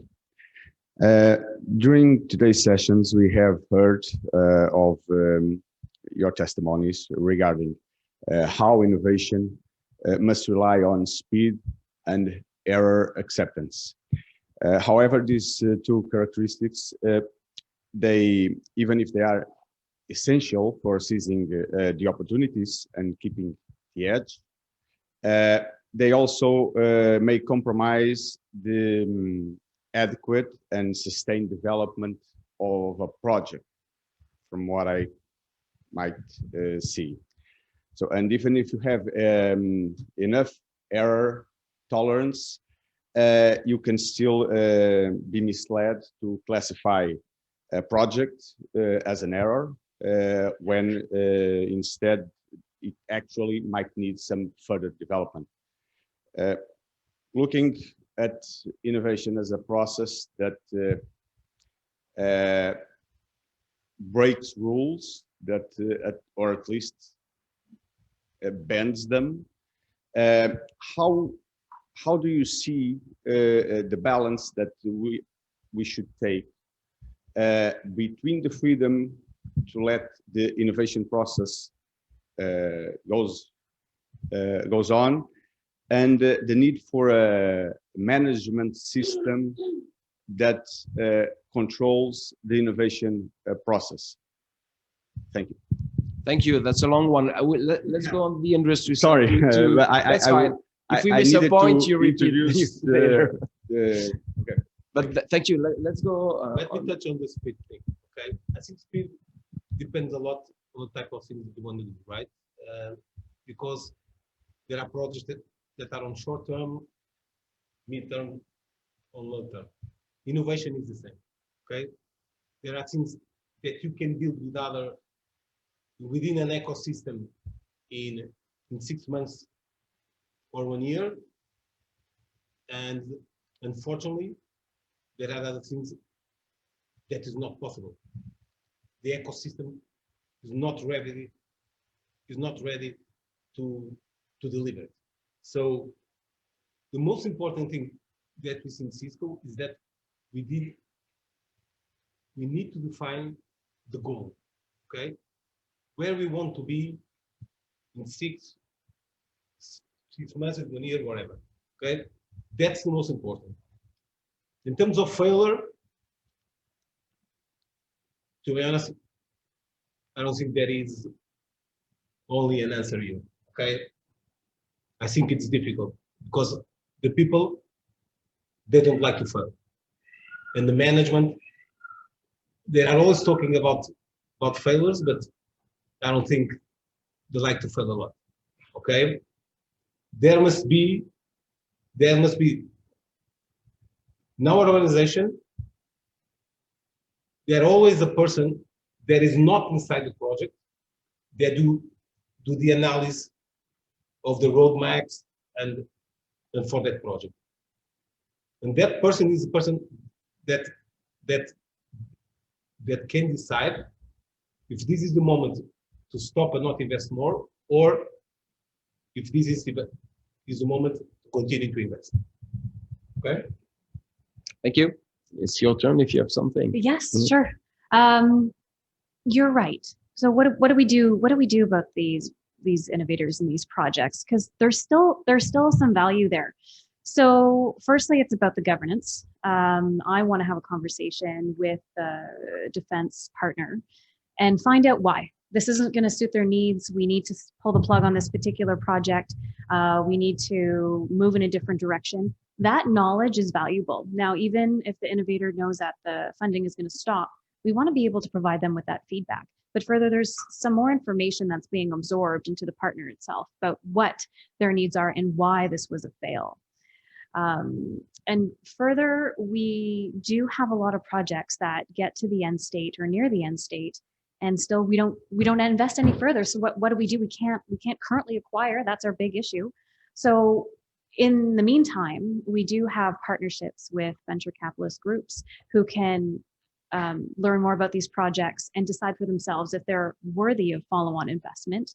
And we've also stood up a marketplace to be able to socialize across the department, not just for the one defense partner, about these different projects and how they've evolved, so that they too can also decide for themselves if they want to invest in them further. Thank you both. Is there another question coming? No. Yes, sir. Microphone over here, please.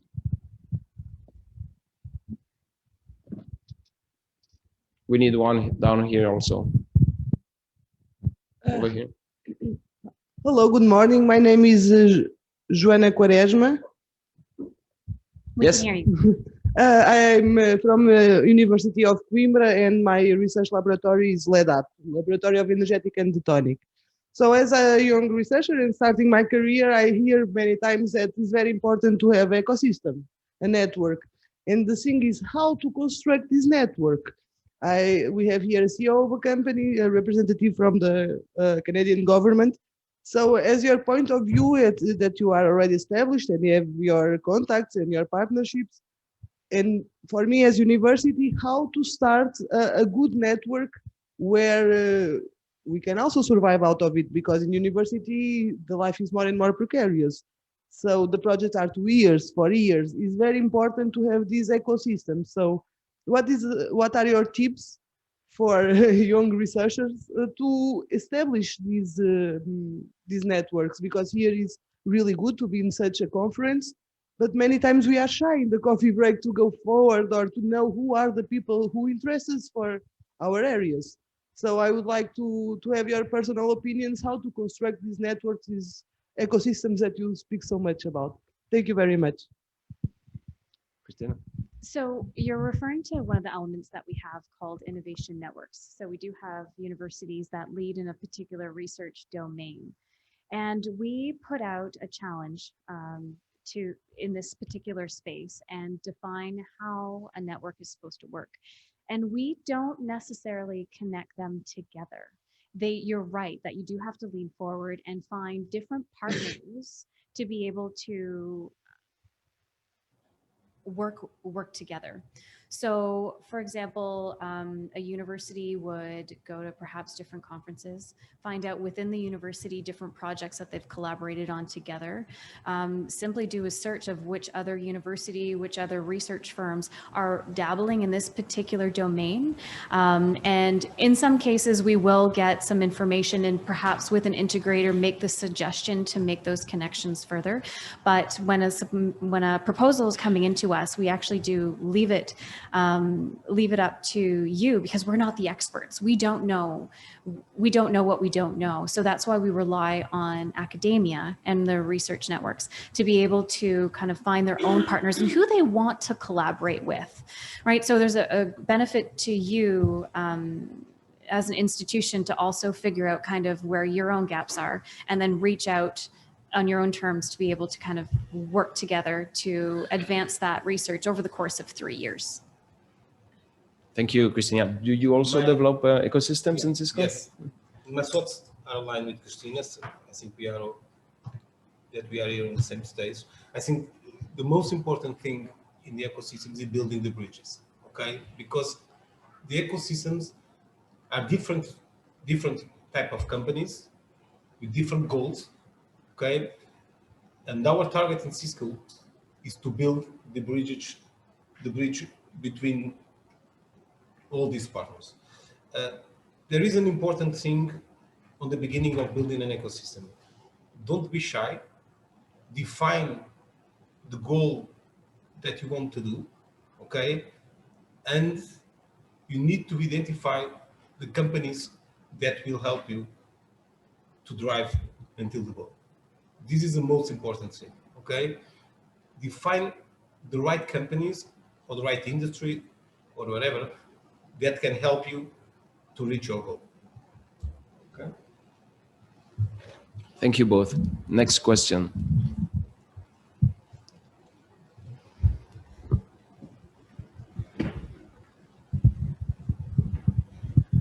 This is from one of our listeners online, from Adil Khan. The question for Madam Prols, Christina.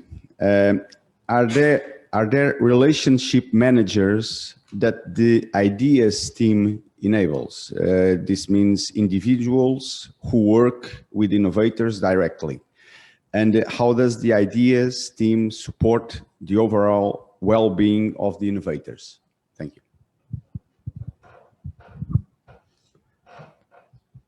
Thank you. Thank you very much for the question. So I think you're talking about integrators. So in Defence Research Development Canada, so our large science and tech branch in Defence, we rely on their expertise to connect the the innovators with Defence, and for a few different reasons. We want to make sure that the project is progressing in a positive way. We need that feedback. And we also want to ensure that the particular project continues to align with the challenge space, that it meets the needs of the particular defense partner as they see fit. So that relationship is constant. It looks very different depending on which funding element it is being supported by, but it is very much a very close relationship. And our hope is that that same integrator can continue to support that particular project, that innovator, as it moves through the ideas pipeline. So do you consider that Cisco could be an integrator also for defense? Yes, of course. But it depends a lot, because we work with a lot of partners, okay?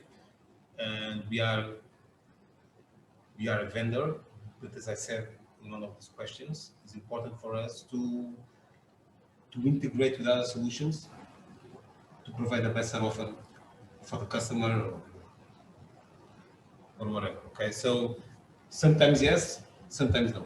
It depends, okay? On the approach. And simply to add to that, within defense, we don't always have the expertise. Sometimes we do have to go to other government departments or seek alternatives to find an integrator that has the right knowledge and skill set to be able to make sure that this particular project as it evolves is properly supported and aligns with defense needs. And I think further to your question, what I didn't answer is that it is important to be flexible. While throughout the pandemic, we had so many projects that were put on hold, we had to make amendments to numerous contracts to be able to meet their needs because we still want innovators to be successful. So we do what we can. I mean, we still have to get money out the door. We are a government department after all, but we want to make sure that our innovators are supported to the best of our ability. Thank you.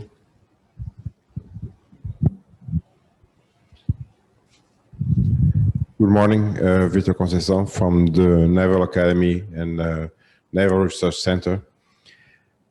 From what you presented here and solutions, we're dealing with the problem domain, and we recognize it's a complex, it's uncertainty, it's surprising. How and when you gather all those innovators or communities, they come by their own initiatives. What you provide is a room, Jonas. Don't you consider it relevant to address the emergence of new ideas by putting all of them together? Because one thing is coming up with one idea, and another thing is when we are all together, we find a new idea. So don't you consider there should be kind of an initiative to promote these creative environments that we don't know at the beginning?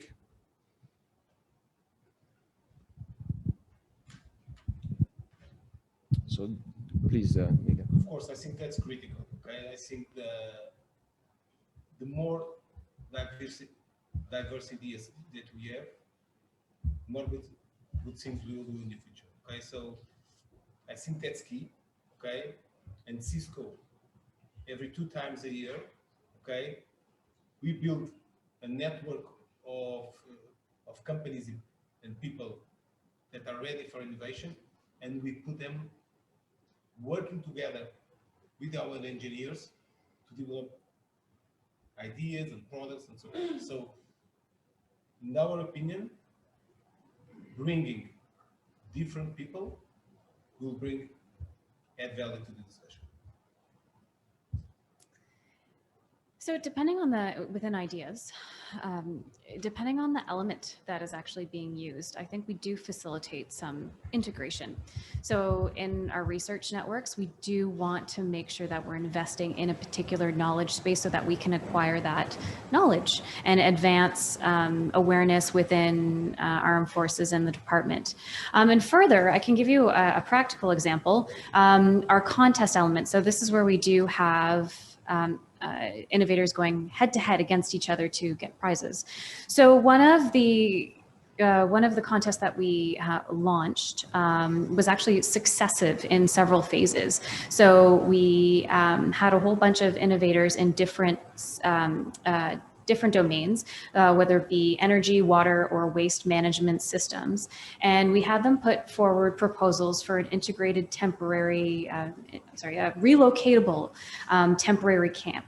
And so we got all of these innovators from different domains into our pipeline. And then the next phase of the contest was actually partner them up so that they could integrate their systems together progressively over time, over several phases, so that we could have multiple innovators be able to put their great technologies, their great solutions together, so that we could address this particular problem space. Thank you. I'd like to add up to this that we all think that the best ideas come from both confrontation and collaboration, and you need to make room for this to happen in your organization. I think that's where you are coming from with your questions. Definitely, we need processes in which all the ideas and all the problems are addressed by a diversity of people who would initially fight on the solution before collaborating on developing it. Is there another question?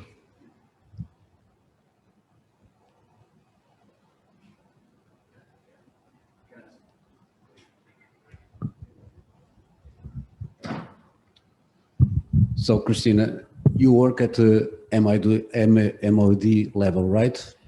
So the Canadian MOD level. Yes. So my question is, how do you coordinate with the service? How do you integrate the inputs from the operational, from the troops in your program, in your ideas asset? So this is something that we struggle here to integrate our strategy at the armed forces level with the MOD level. So if you can highlight, enlighten us in that part, it would be great. Thank you. Sure, thank you. So challenge intake. So at regular intervals, our branch, so our science and technology branch actually goes and has a conversation across the forces and across defense to find out what their capability needs are and in alignment with their particular priorities. And so that it's having that back and forth dynamic to define what the challenge is, what they actually need, is where we have our intake. Often when I'm speaking with innovators, they come up to me and they say, Christina, I have a great idea. I'm going to solve all your problems with this particular problem. Well, no, it doesn't come from industry. I need the forces to tell me exactly what they need. And then we then put that particular challenge through a process to make it be realized in one of our funding elements. So it's about having that strong relationship and constant relationship and making sure that there's the governance in place to letting us know exactly where you want us to focus our efforts. You have something to add up to this? Okay. If you don't have a question, this, you know, I'm also using my brain there. Please, sir. There. What I wanted to ask you, okay, that question is coming. I will let it go. First of all, I'd like to apologize because I could not be here to hear from your presentations, but I know they have been interesting, very interesting because of the questions. But I have a lot of doubts, and I have a question to put to all of you. We have here in this Military University Institute a center of research.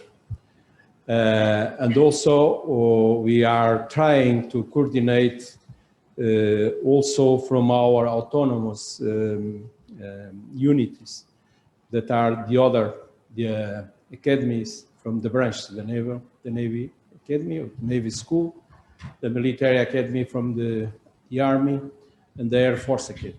And each one has also a center of research. So one of our challenges are in fact the coordination, but we have been in some areas very successful. What the great difficulty we are feeling is to pick beautiful ideas which come from this research in all of the centers. Also, these ideas sometimes could be discussed together with the industry, but at the end of the day, our difficulty is to do what I think Miguel Almeida has been presenting in a collaborative way with coming also for the needs we have in the armed forces. The needs coming from genetic strategy from the branches, and that in fact are really needed by the operational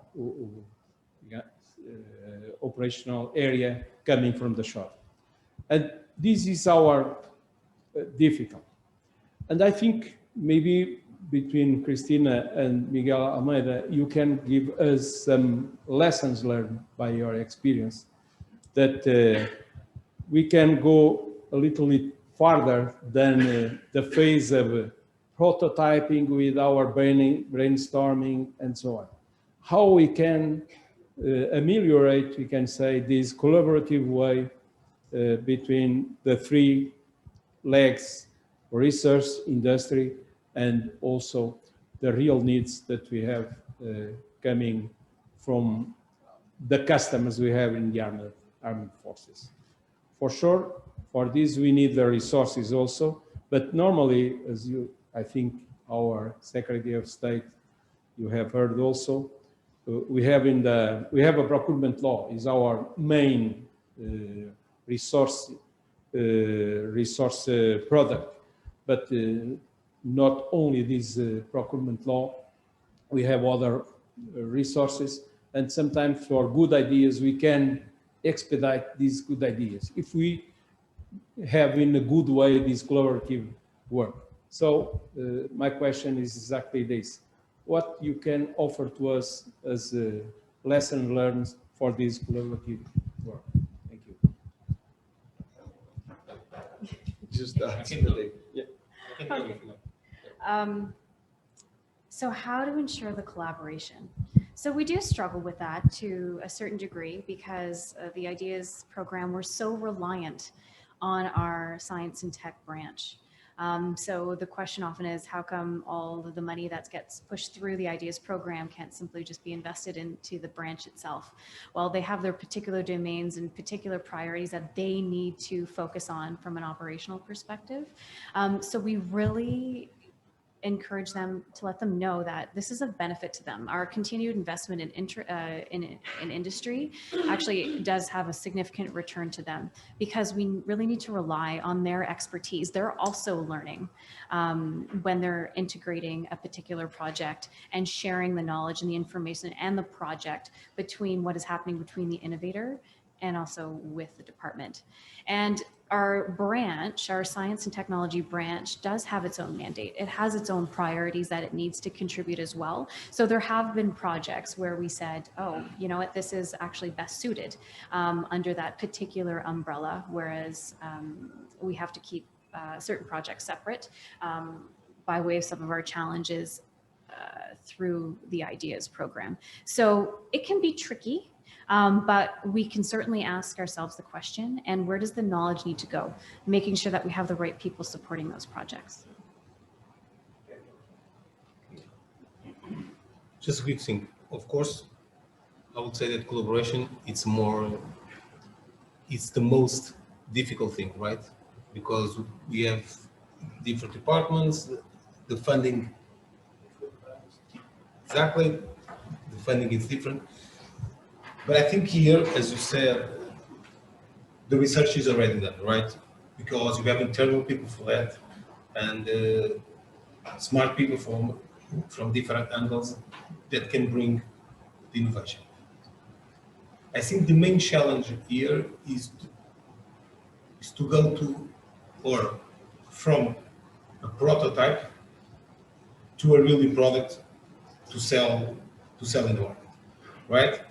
And in my opinion, there are two things that are really important. One is an industry partner. This is key. You need to find someone that really believes in your idea and it's happy to fund the manufacturing of the product. This is key, okay? This is how we do in Cisco, okay? We go to partners and we fund the manufacturing product. After that, we need to have, I would say, a sales orientation. The size of the market, okay? Who can buy this product? And how can I get near of these customers, okay? And we need to define the way to address the go-to-market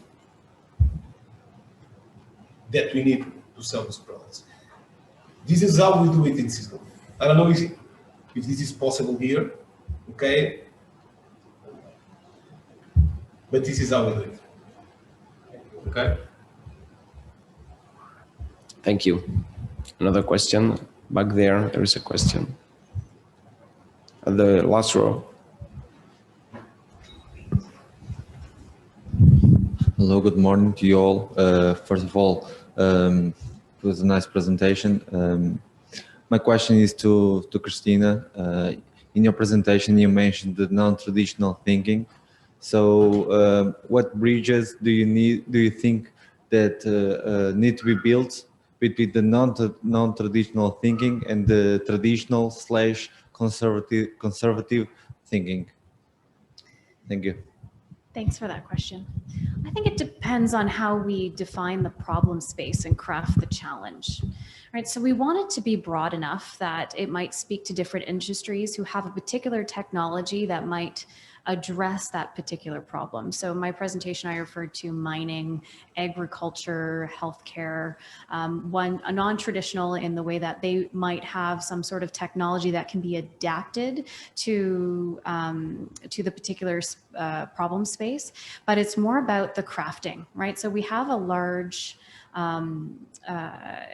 team of defense scientists that work really hard to ensure that the way that we're putting out the challenge can speak to different industries, right? So it's not saying, oh, we only want this particular industry to be invited to this particular challenge and submit proposals, but about what the end state looks like. What is the vision, so that any innovators who are receiving our messages know how to cater their particular product in a way that could meet those needs. And yes, it could be often be dual purpose. You want to say something? Thank you. Someone else? So I have a question for you both. When we work in innovation and trying to deliver fast and be very close to the users, and sometimes at very low level, at the tactical operational level, don't you see a risk that by fixing small details, you are actually not tackling the big picture of a new capability, for example, or believe something that is solving the problem today, but might be generating another problem on the longer run? So how did you address that potential longer term problem generated? I think it's a combination of having a strong relationship with the defense partner to let us know kind of what that longer term vision is, and what is the actual meaning of us cutting off a particular project, right? If it's gonna fail fast. Like, there's lessons to be learned there. Like, we need to know ourselves why it needed to be failed fast, because what happens, if it's about how we structured that challenge. Maybe we didn't ask the right question in the first place. Maybe we didn't have the strongest understanding of the problem space. And then also relying on the integrator. They have such a pivotal role in the success of a particular project. They're the ones with the expertise to let us know what isn't going in the right way. Right, so we're very much, because we're in access to innovation program, or it's all about process. So we're very much reliant on the partner and our own scientific expertise, innovators, integrators, to be able to give us that proper advice. Thank you. Do you see things like this too?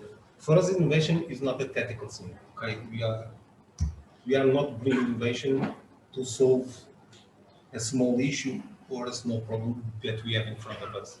Okay, the most important, and I've already said this, innovation is a strategic thing, and we need to define our goals. Okay, innovation must respond to a business needs, or must change how we work, how we live, etc. So it's not a tactical thing, it's a strategic, and we need to have a long-term vision. Thank you. So we are coming close to the end, but there is still time for one or two more questions. So there's one I would like to address, because I'm still here in the power seat, so I can also, the big question about speed and failure. And when you hear that, it gives the impression that, okay, we go the innovation path, we will be failing often. Actually, to my anecdotal observation of our world defense government for a long time, I think the innovation path that says we need to accept failure is failing less often than the traditional one. The difference is that the traditional one has developed techniques to hide it away, and that's speed. A traditional program lasts so long that when it fails, and it fails often, we don't remember who started it, and we don't know who to blame. And so it's not slow only because it's complex. I think slowness is included so that no one is responsible for the failure. So no one starts a project, ended up in their term, it will go to someone else, and if it went wrong, they terminate it and no one notices it. So I think that innovation is not only about failing more often than others. It's not be afraid of saying, it's fine that I fail, and this is what we don't have in government.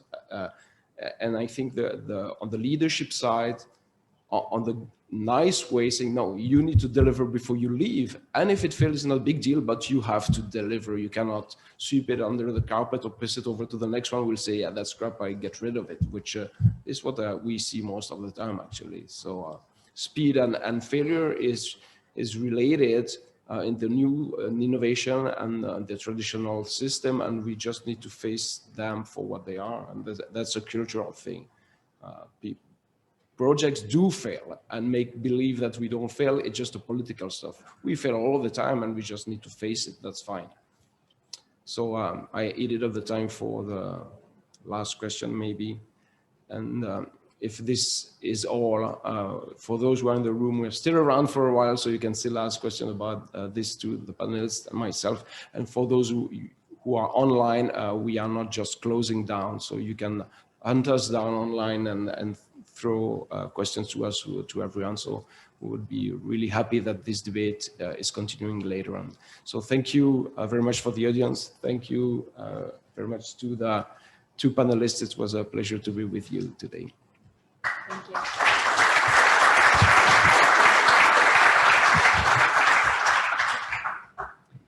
Mr. Serge, Ms. Christina, and Mr. Miguel, thank you very much for your contributions. I would like now to invite Lieutenant General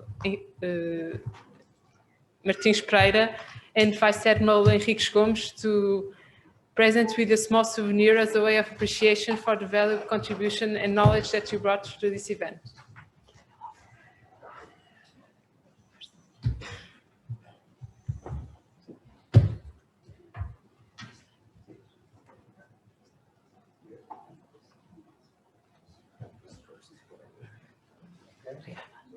Thank you very much for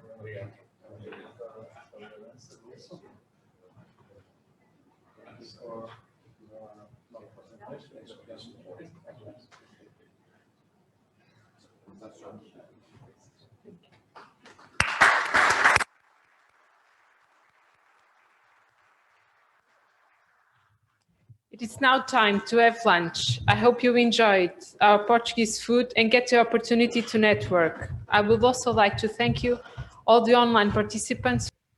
Welcome back, everyone. We hope you have enjoyed the lunch. Now we are heading to the third and last panel dedicated to innovation in the armed forces case studies that will be focused on the analysis of allied nations and their innovation approach in the military context. For this panel, we are honored to have with us Colonel Stéphane Monard from the French Defense Innovation Agency, Mr. Roscoe Mateo from the Directorate General of Arms and Material of the Spanish MOD, and Lieutenant Colonel Frans van der Am from the Defense Material Organization of the Netherlands MOD. These three distinguished guests will be moderated by Brigadier General João Paulo de Almeida, Head of Innovation and Transformation Division of the Portuguese Armed Forces General Staff. Allow me therefore to introduce our last but not least moderator. Brigadier General João Paulo de Almeida joined the Military Academy in 1984, having been graduated in Military Science Engineer course in 1991 and obtaining later an engineer master's degree. He was commanding officer of all levels of military engineering units since platoon to regiment level. He also served in the Armed General Staff as section head and head of engineer divisions of the Land Forces Operational Command. In 2019-20, he was the executive officer of the Commanding General of the Army Logistics Command. Abroad, he was the commanding officer of the 7th Portuguese Multi-Role Engineer Unit deployed in South Lebanon and carried out military cooperation missions in Guinea-Bissau and São Tomé. He also the G3 Operations Officer in Allied Rapid Reaction Force in Germany, Deputy Operations Officer in ISAF headquarters in Afghanistan, and the head of J1 Peacetime Establishment Management Sections between 2011 and 2014. João Paulo de Almeida, when promoted to the rank of Brigadier General, was appointed to head the Director of Innovation and Transformation of the Armed Forces, a position he currently holds. General Almeida, thank you so much for being here. And now I hand you the floor to lead this last panel. Thank you. Excellencies, generals, ladies, gentlemen, good afternoon. It's an honor for me to be here and to have the opportunity to moderate this panel. I hope that I will meet the desired end state. I will try at least. I would also like to thank to the speakers of this panel from 3 allied countries that agreed to come to Lisbon and to share with us the experiences and the lessons learned by their armed forces and MODs in the innovation area. The innovation strategy in military organizations and the strategy for defense transformation have been central topics when it comes to the adaptation of the armed forces to the evolution of warfare and the response to emerging technologies. As it was discussed and well demonstrated in the previous sessions, these organizations are characterized by rigid hierarchy that can restrain idea generation and individual initiatives. But at the same time, they can be great drivers of innovation, considering that the bureaucratic layers are so closely connected that innovation can be easily communicated and implemented. National approaches vary around the world, and the way innovation is understood in different countries may change, but the appreciation of innovation remains the same. It should be mostly open and must be prone to synergy of efforts. Innovation cannot be perceived as a risk or a vulnerability, but on the other hand, it should be perceived as an opportunity to provide a strategic advantage against potential opponents or enhance our operational capability. Therefore, it is important to obtain knowledge, understand the innovation approach in the military context of allied countries. This panel, the Innovation in the Armed Forces case studies, will be focused on this analysis and will include representatives of French Defense Innovation Agency, General Staff of the Spanish Armed Forces, and Defense Material Organization from the Netherlands MOD. This will not only provide a better understanding of how these 3 allied countries explore innovation to their operational advantage, as well as enable to promote the acceleration and development for military effectiveness in others. The main goal is to provide a benchmarking example, allowing the countries to learn from one another, which is expected to affect and improve the performance of the armed forces, enabling the military organization to become more competitive and sustainable, always bearing in mind innovation as a driver of transformation. Let's understand and learn from the examples of these allied nations that kindly agree to share with us their experiences. The first briefing addresses the French Defense Innovation Agency, which is already posted on the screen, and will be presented by Colonel Stéphane Moinard, French Air Force, that is joining us from Paris. Colonel Stéphane Moinard, can you hear us? Yes, I can perfectly hear you, General. Okay, thank you. Colonel Stéphane Moinard has started his career in aeronautics and electronic warfare. After having been part of the Rafale fighter aircraft program management team for several years, he has been in charge of export controls program, as in Saudi Arabia, Greece, Morocco, and then program director of the French fleet of Mirage 2000 fighter aircraft. He then complemented his horizon with a position regarding the Galileo secured signal and in coordination of the French armament test and expertise centers. Since December 2019, he is in charge of the International Cooperation Department in the Defense Innovation Agency, where he particularly manages the topics of a European Defense Innovation Network. Colonel Stéphane Moinard, the floor is yours. Thank you so much, General, and thank you for the briefing. It was very nice. Well, ladies and gentlemen, it's a great honor for me to present to you the Defense Innovation Agency in Paris. I'm going to start with first. It doesn't with with a chart, because in France we like charts. Mrs. Parley, the former Ministry of Defense, created the Defense Innovation Agency. I just want to sum up the organization of the French MOD, because the Ministry for the Armed Forces has three main subordinates: the General Secretary for Administration, the Joint Chief of Staff, and the Head of Procurement, who is Mr. Barr. Addition to this, the French Agence d'Innovation de Défense was added to this, and Dr. Kiva, the head of the agency, is reporting to Mr. Barr, but the agency is independent in the chart. The fact is that, as General Almeida said, the innovation is not only procurement, despite of the fact that the missions are more or less the same. And this is why the Innovation Agency has a mission of federating and orientating the whole innovation of the ministry. Regard to this, the organization of the agency, so the director is Dr. Kiva and his deputy is General Ofor, and he has two additional specialized deputies. Added to this, the agency is working on two legs, because we have one leg for S&T, and surprisingly, the International Cooperation Department is included in the S&T department, in the S&T division. We also have a division for innovation, where you can see we have an access portal, a lab, a self-detection and collect, and participative innovation, and I will come back to this. We also have two additional daily divisions working with us, and we have one coordination cell. Coordination because they are here to federate all the work for artificial intelligence of the ministry, and it's directed by Professor Krajicki. Professor Krajicki has one good point and one bad point. The good point, he says that he's a brilliant guy, and the bad point is that he rarely says no. So the AI coordination cell is totally overloaded for the 2 following years. So we're trying every day to add them a little work.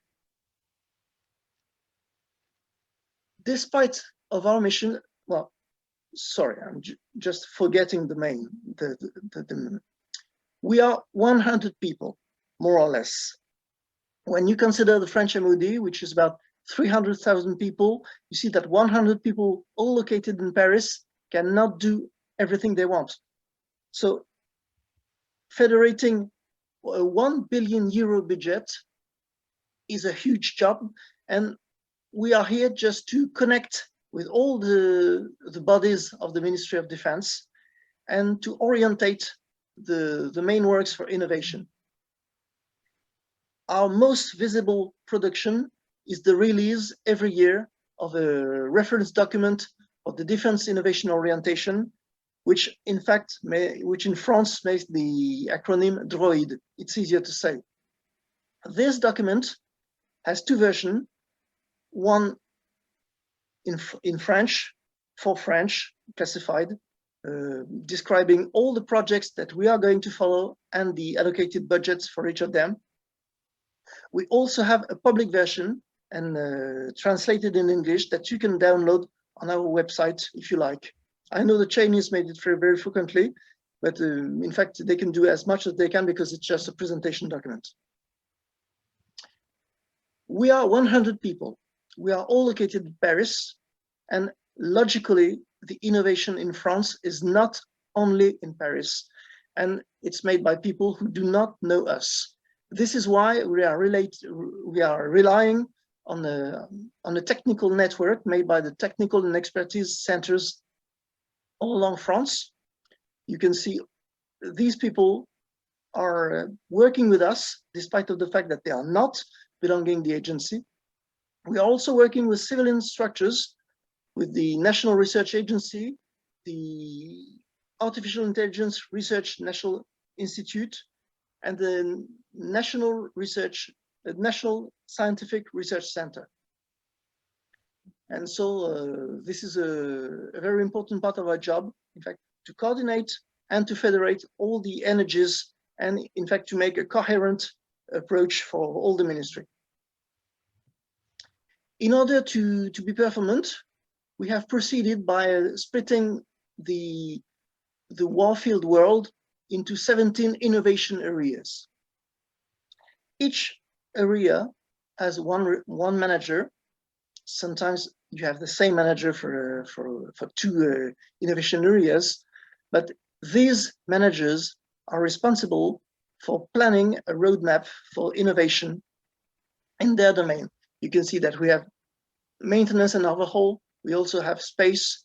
We have emerging defense technologies, non-kinetic weapons, 17 domains being all managed by one people, and be sure that every year that when we collect the needs for funding for each of them, be sure that they have a very long list, and that the difficult mission, in fact, is not to fill the holes. In fact, is to make the referee between all the demanding managers for all their innovation areas. The result of this splitting is, in fact, the fact that at one given time, you can be sure that you can picture that in every side of in every facet of the warfield, we have projects going on. So these are the main ones that you will understand very easily for the SCAF, for the MGCS, and for the cluster drones. But I'm missing one now. This is the future anti-ship missile. That we can picture at any time when we try to communicate that we are filling all the aspects of the warfield domain. All of our work is piloted and managed under the aspect of projects.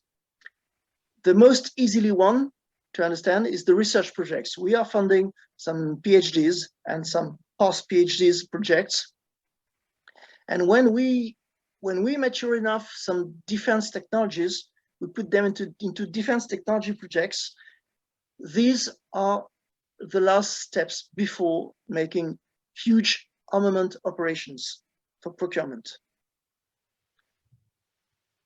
But despite of the fact that the defense technology projects are a main costly side of the agency, we also have one important mission, which is acceleration and maturation. The thing is that we have to climb the stairs, start from mockups, go into the step of demonstrators, start from the step of demonstrators, reach the step of prototypes, and hopefully start from the step of a prototype and reach the true equipment. And lastly, these are my preferred one, the participative innovation projects. In fact, it's more or less the same mission, but in fact, the idea is not coming from the industry. The idea is coming from the end users, because they know what innovation they need. And so when you have one soldier, one trooper saying, I have a good idea, but I am not an industrial. I do not have the money, but I need to be supported. We have a committee analyzing the projects. And in fact, we connect industry and the projects, and when we make the stair be climbed. And the most visible project that we led was 2 years ago when the sanitary crisis began. We took away 10 million euros from the budget and we made a huge call for proposals in order to accelerate the way out of the crisis, and asked, okay, if you have an idea to make us get out of this trap, please provide us with your ideas. You can be funded. We were expecting to have several dozens of answers, maybe several hundreds. We received more than 2,500 answers and propositions. All of them were analyzed, and we selected 37 projects, the last of them being contracted less than 3 months after the call. So it was a satisfying result for us, and it was possible because we had put in place some special purchasing procedures, and so we still use the procedures, but hopefully we are not using them for so urgent problems. I've discussed with you with S&T, and I'm now going to discuss with innovation because that's what interests you.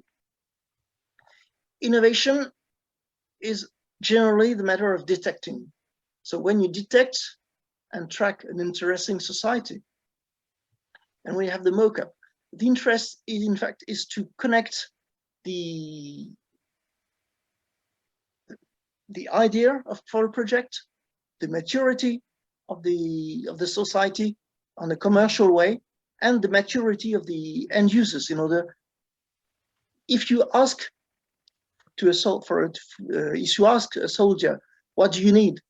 He will answer, I just need my equipment be replaced. So the thing is, we must all acculturate.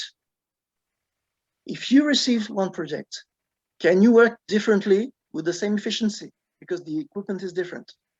And you, as an industry, as a startup, can you modify your process in order to make something more equipment? The key of this all is that we do not want to be the only customers of society. Because when you get the only customer of society, you get responsible of it. And when the society goes bad, you're asked to place orders that you did not expect. And so this is money that you waste or you spend differently. And yes, we have 1 billion euros, but due to all the things that we want to do, it's never enough.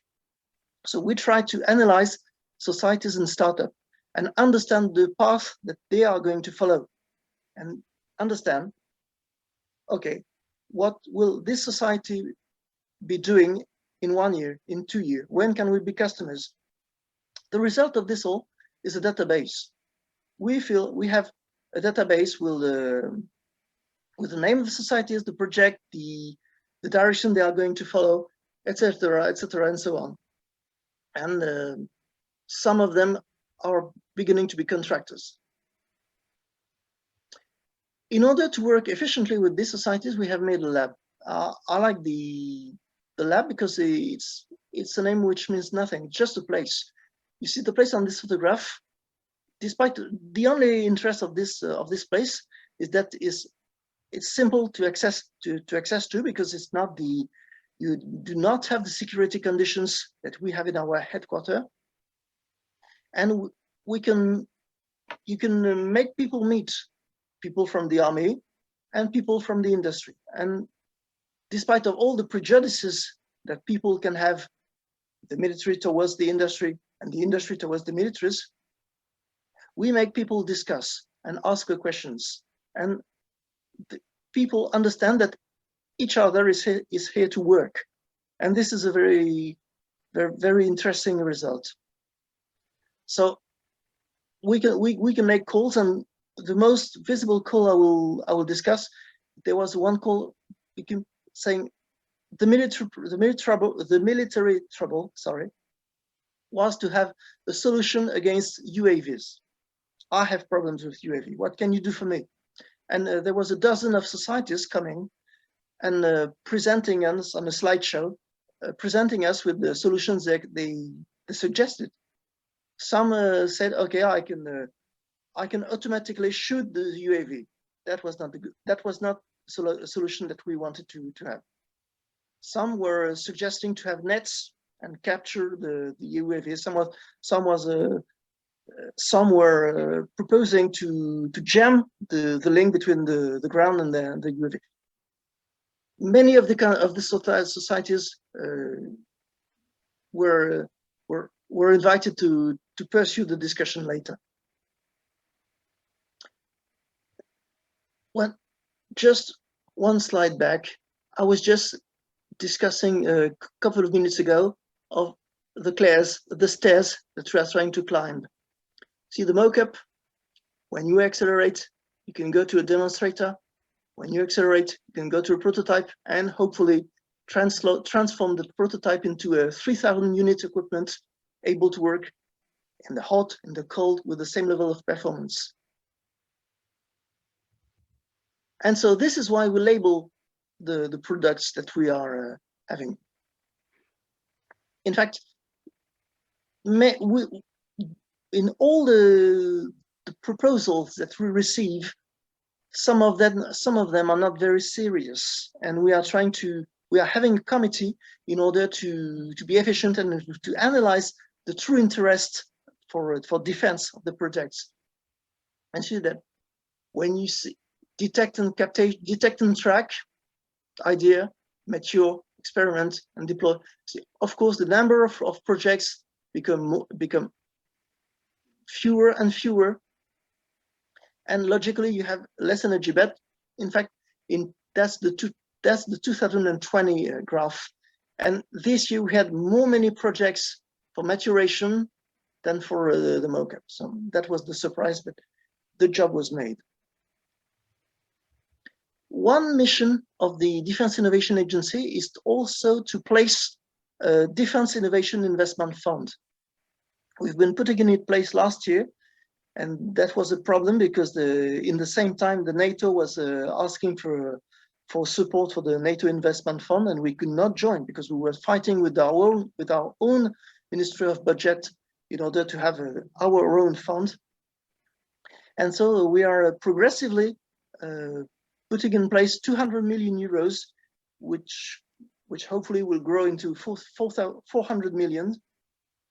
And we are having our own, we are very first results with the dedicated societies, and this one is working with Canton, but fortunately it's not the last. Communication also, because it's an important part of the job. Last year in November, there was a Defense Innovation Forum, so about 100 companies coming to present us with some interesting projects. And this event takes place every 2 years. So in 2020, we made a virtual one, a digital one, because we wanted to transmit some hope in innovation to everyone, despite of the sanitary conditions. Perspective, because innovation needs to focus on the future. And we are now working in a perspective, of course, but also in a cognitive warfare. And this is why I'm just transition to the red team. So when you get the slides, you will see these interesting sentences that make their authors become famous. And we wanted to be famous, but not for these reasons. So we have been deciding to think of the future and to prepare us with some unexpected crisis situations. And Mrs. Parley, the ministry at this time, decided to launch the Red Team project. What is the Red Team? The Red Team is a team of science fiction authors which have been contracted by the Ministry of Defense in order to think of the future and of crisis situations and think, okay, what can happen in 2050, 2060? Opposite to the red team, we've been putting in place the blue team of French MOD officers in order to think, and that gives some interesting videos that I can only show a slide photograph today, but you can see the videos on the redteam.org. This is you put to the extreme the situation where, in fact, cities can be protected with the detection and self-defense, but it wastes so much energy that the shield cannot be moved. And so outside the shield, you get overcrowded with drones and equivalent threats, but in the shield you're protected. And so this is the end of the war of movement. So what happens when the war of movement disappears? I invite you to go and see the video, and the video for the 2022 season are going to appear in the following days. And as I have the honor of discussing with you, I just wanted to have 30 seconds discussing the European Defense Innovation Network. This is an idea that France is pushing very fast and very much, because in fact, all of us are discussing of innovation, and we are, I think it's high time for us to meet and discuss into a willing and non-committing way. So there are two easy directions. The first one is our research and technology organization. There is one association that already exists, which is called EDRIN. This association wants to spread, and we want the association to spread. So I guess the result is easily to guess.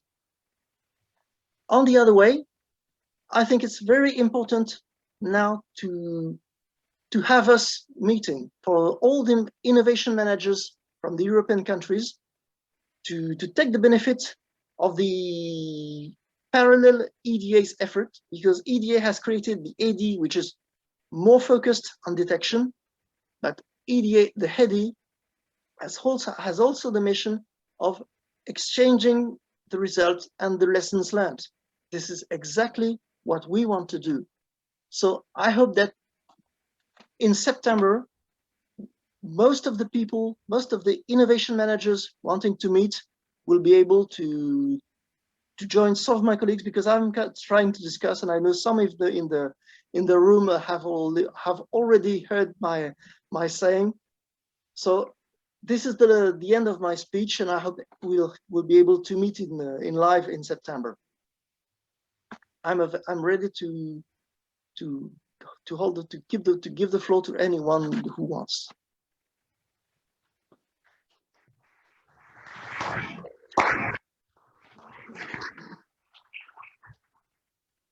Thank you, Coronel Monard. We will move immediately to the other presentations, because I think it is preferable that everyone presents, and then at the end we will put the questions, because most of the questions can be addressed for more than one people, and there are differences and things that are similar in the three countries. I think it's more beneficial that we keep the questions at the end. We will move now for the second presentation that will cover innovation in Spanish MOD, and will be delivered by Mr. Oscar Jimenez Mateo from Spanish MOD. Oscar Jimenez was educated in the University of Navarra on biological sciences and obtained a PhD on molecular biology in 1997 from Universidad Autónoma de Madrid, UAM. From 1997 to 2001, he held several postdoctoral research positions in UAM and Universidad Complutense de Madrid. Since 2001, he has been working for the Ministry of Defense, initially as a freelancer biologist and later as a civil servant.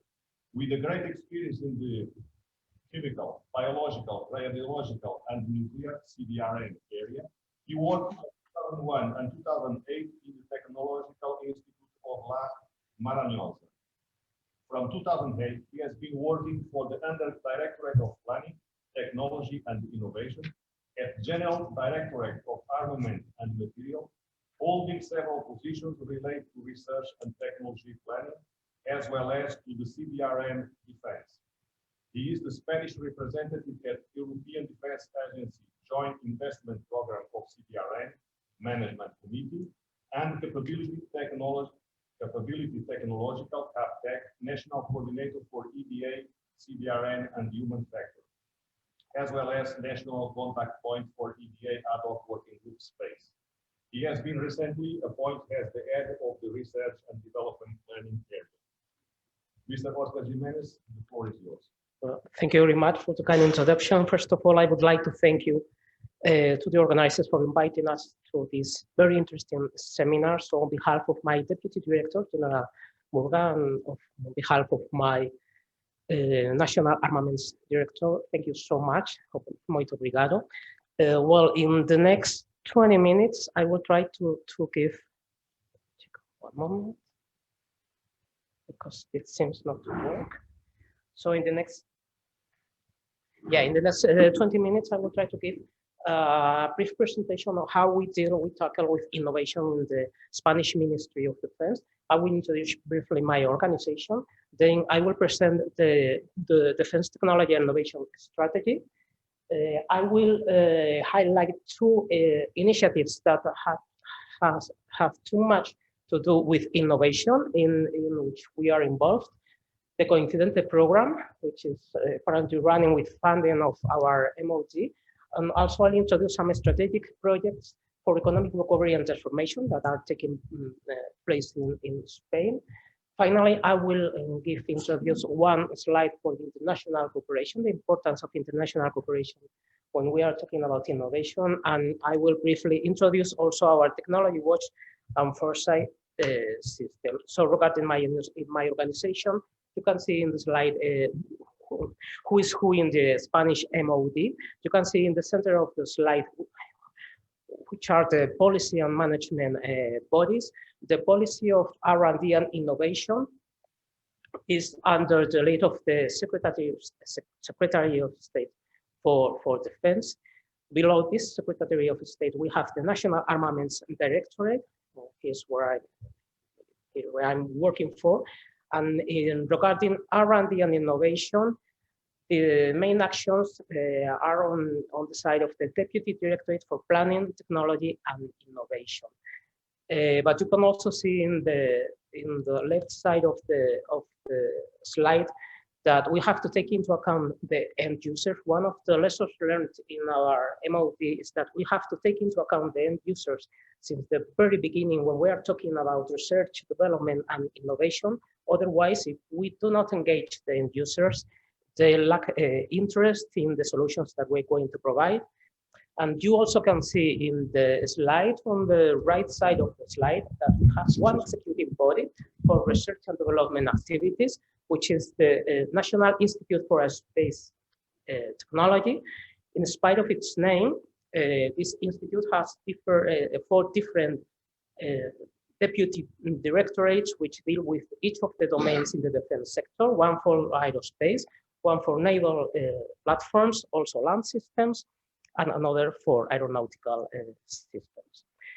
In the next slide, I'd like to introduce the organization of my National Armaments Directorate. You can see that there are 5 main deputy directorates which deal with, you can see in the slide, with acquisitions, inspection, regulation and industrial strategy, international relations, programs, and our deputy directorate, which deals with planning, technology, and innovation. You can also see in the slide that our deputy directorate has 4 main different areas. One for the armaments and material planning, another for research and development planning, another one for programming and control of the resources of armament and material and research and development, and another area who is in charge of the management of the contracts related to research and development. In my area, the area that I'm heading, the research and development and innovation planning area, there are 2 different units, one which deals with all the research and development activities in the international sector, another one in the national sector. Attached to the unit of the national unit, we have a kind of a technology watch and foresight system that I will introduce later in my presentation. Now I would like to move on and present our strategy for technology and innovation in the Department of Defense. This is a public reference tool which tries to facilitate the coordination and alignment of the ministry's technological research and innovation activities in order to attain specific objectives directly linked to the required military capabilities. It also serves as an essential instrument to foster cooperation between the different stakeholders related to research and development and innovation, of course, in our nation. It is based in 3 main pillars. You can see in the slide. The main one, of course, is the technological objectives to cover those specific gaps that we have identified to cover to fulfill some military capabilities. The second pillar is based on the national and international cooperation, and we have a third pillar just for the continuous improvement of all the internal processes regarding research, development, and innovation in our department. You can download this strategy in the English language in the website that we have for this. I would like to highlight that this strategy is embedded in the national strategy for science, technology, and innovation from Spain. This is the structure of the current strategy.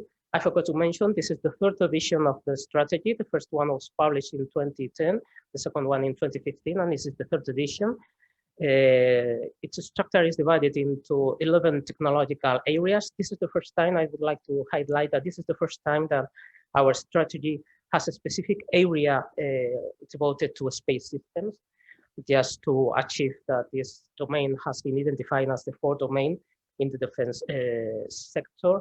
So in our strategy, and taking into account that we have to cover some military capabilities, we have to take into account the military needs, not only the short term, but also in the mid-term and long term, and taking also into account, which is the state of the art of the technologies involved, and also taking into account the state of the national defense technological and industrial base. We have identified 147 research, development, and innovation lines that we would like to fulfill in the time frame of this strategy that I forgot to mention is up to 2027. Of course, these are too much lines and we needed to prioritize this line. So we have identified a subset of technological objectives that you can see in the slide, that in which we are going to focus in the short mid term.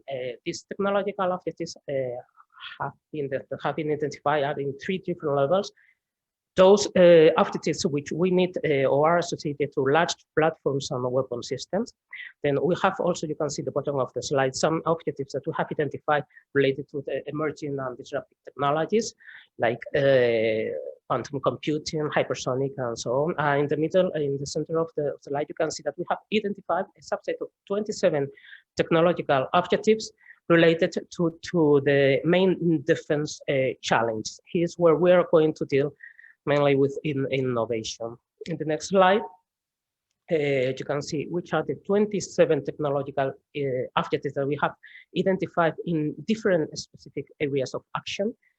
In the first area of action, which is related to defense application with high technological requirements, you can see that we have identified objectives related to munition guidance, high performance electronic technologies, electronic warfare, military communication in complex environments, and solution for cyber operation.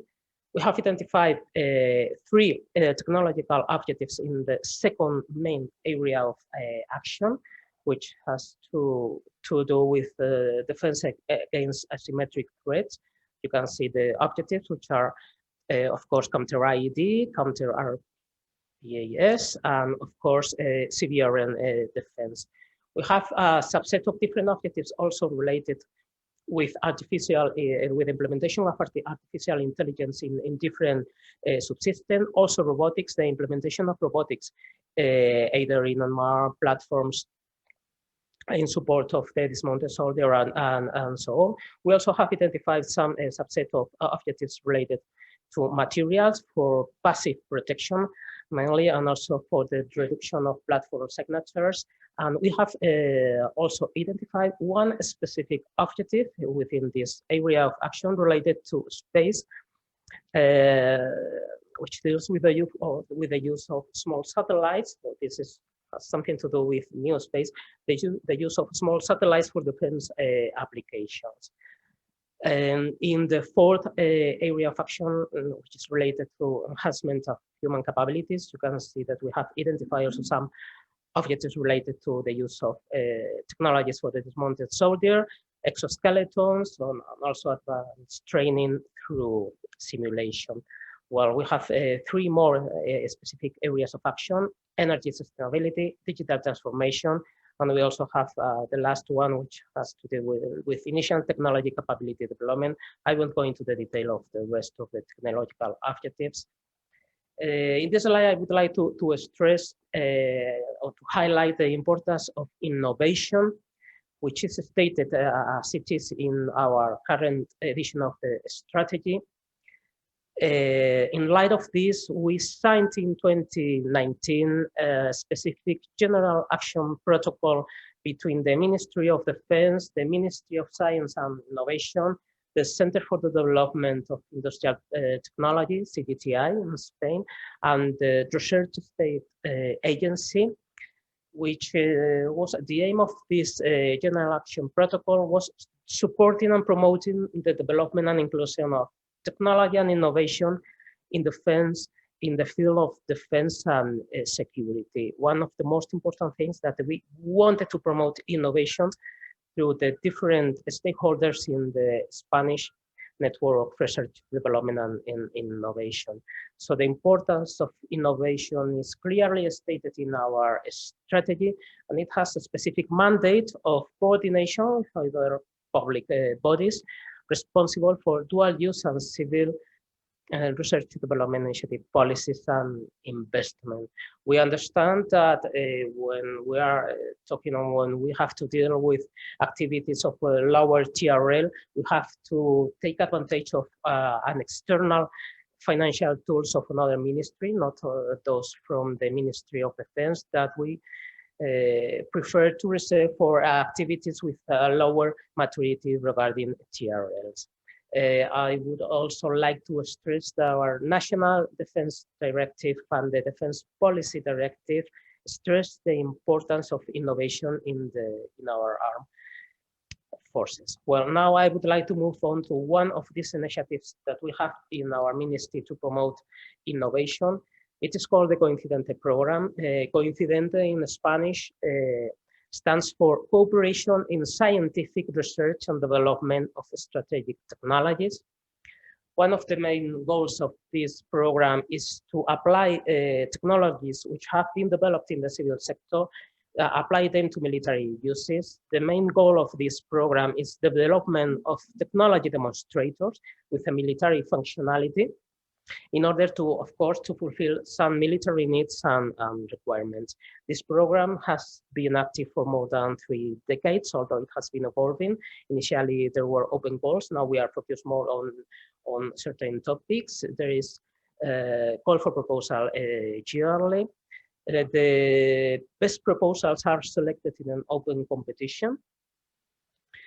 Although, of course, large industries can take part in this program, it is directed to academia, research and development centers, and small and medium enterprises.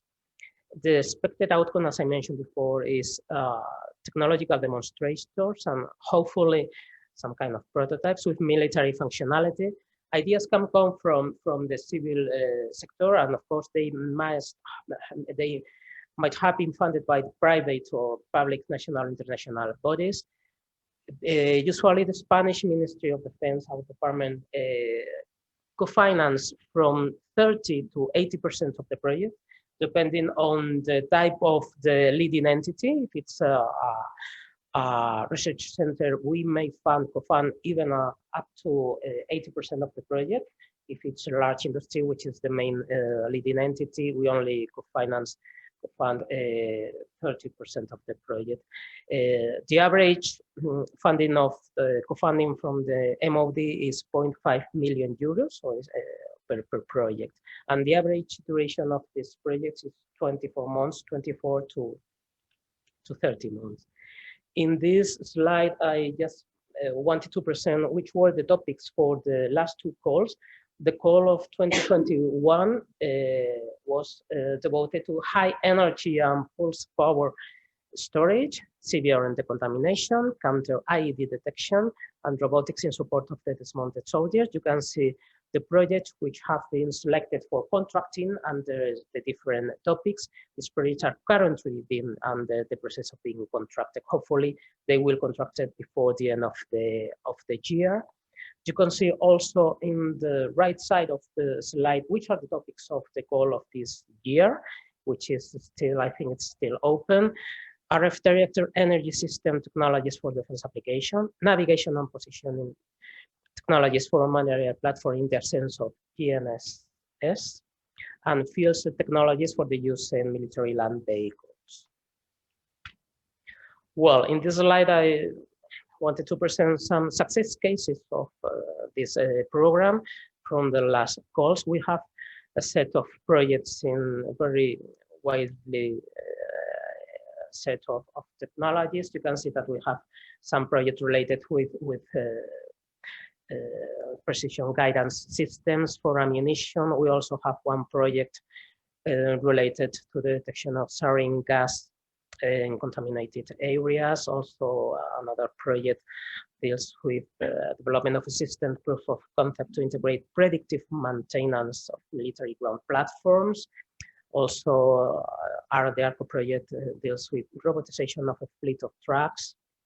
We have also another projects related with the use of artificial intelligence. You can see it at the bottom left of the slide, the use of artificial intelligence to process data coming from space systems, and so on. I would like also to mention that the Psycho project, you can see bottom on the right of the slide, was devoted to design and develop and validation of the Cyber Common Operational Picture prototype. This is currently in use in our armed forces, in our cyber defense units. Most of these projects are going to have follow-on activities. We are currently in the process of being contracted.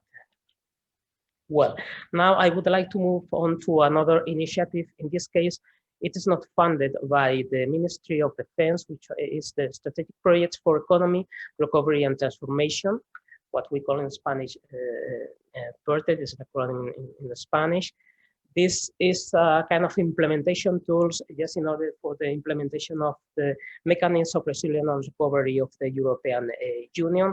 Our government has approved so far for the time being up to 11 different plans, PERTE, in different technological domains. But I would like to stress here this one, which is devoted to the aerospace systems. The aerospace plan plans to mobilize around 4,500 million euros between the next 3 years. The main objectives of this plan are articulated on around 3 pillars: the aeronautical field, space field, and there's also a transversal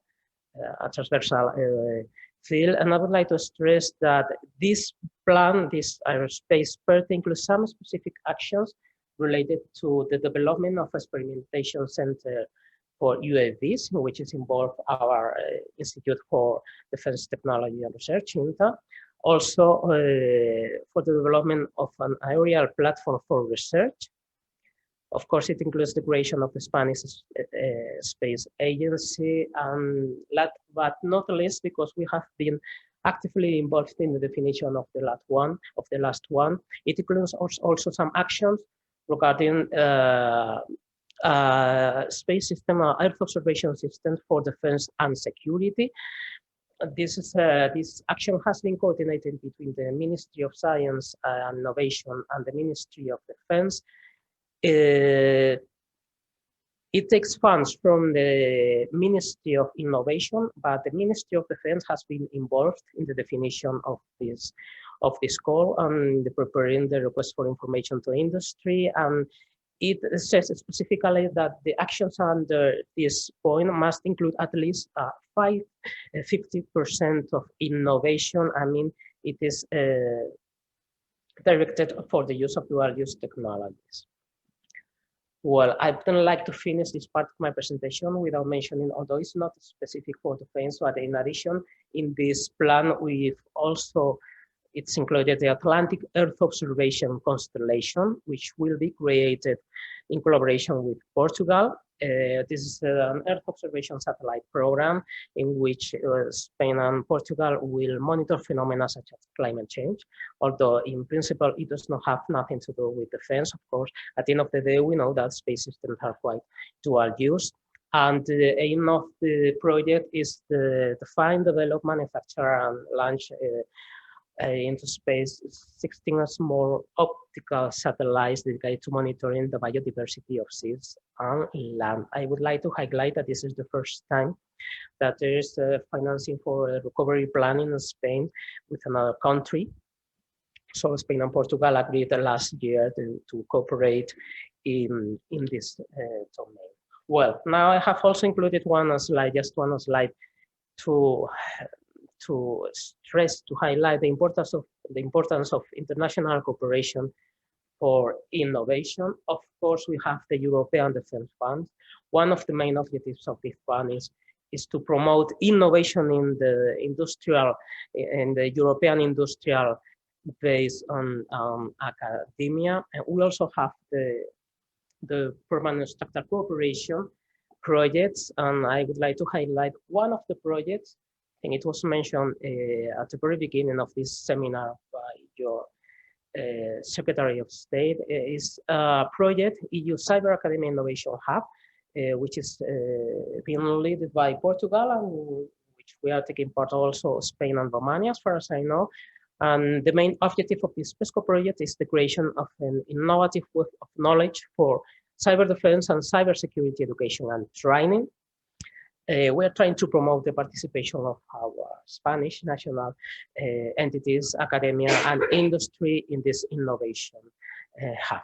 Of course, my French colleague have just mentioned the hub for the recently created hub for European defense innovation at the level of the European Defence Agency, which is heady. Spain has been promoting our participation in all the innovative solutions, innovative activities at EDA level since the very beginning. We have taken part in different joint investment programs at the European Defence Agency level to promote innovation.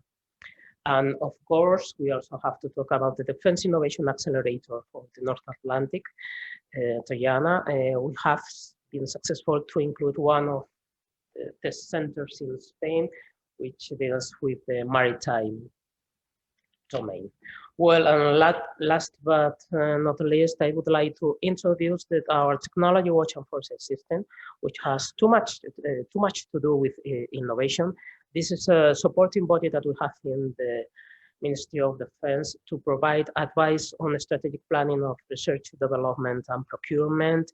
One of the main functions of this body is also to gather all the technological knowledge within the Ministry of Defense. Currently, it is structured in 11 technology observatories covering the different technology areas. The last one to come was also the technological observatory devoted to a space system, and it is based in a wide network of collaborators from either from the Ministry of Defense, but also from the technological and industrial base. Part of the main objective of this supporting body is also the dissemination of information, which is quite important for dissemination of all the innovation activities.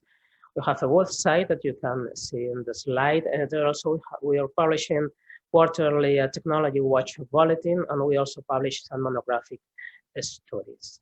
And this technology watch and foresight system is also supporting us in the organization of seminars and congress related to research, technology, and innovation. And I would like to introduce that our next National Defense R&D Congress will take place in Pontevedra, which is not far from here, from 15 to 17 next November. And I think that with this slide, I finish my presentation. Thank you very much for your attention.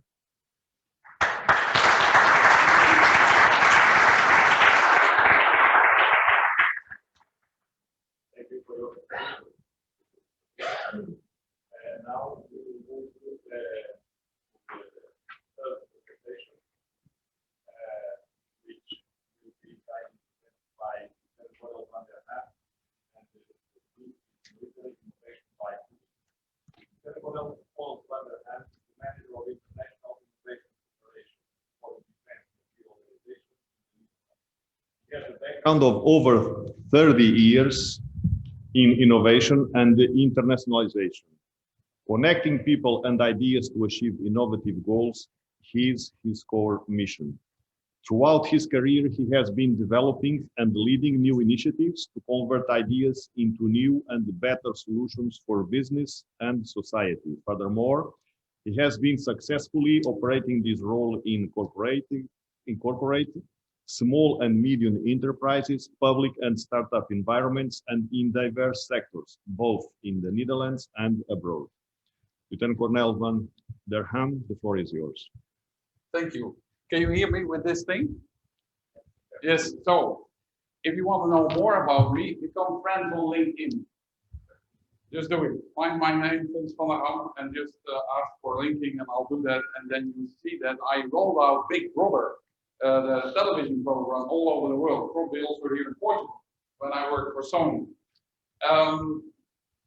I'm the last in row, and that's bad. So I compete with your phone. So please, can you all stand up? Please.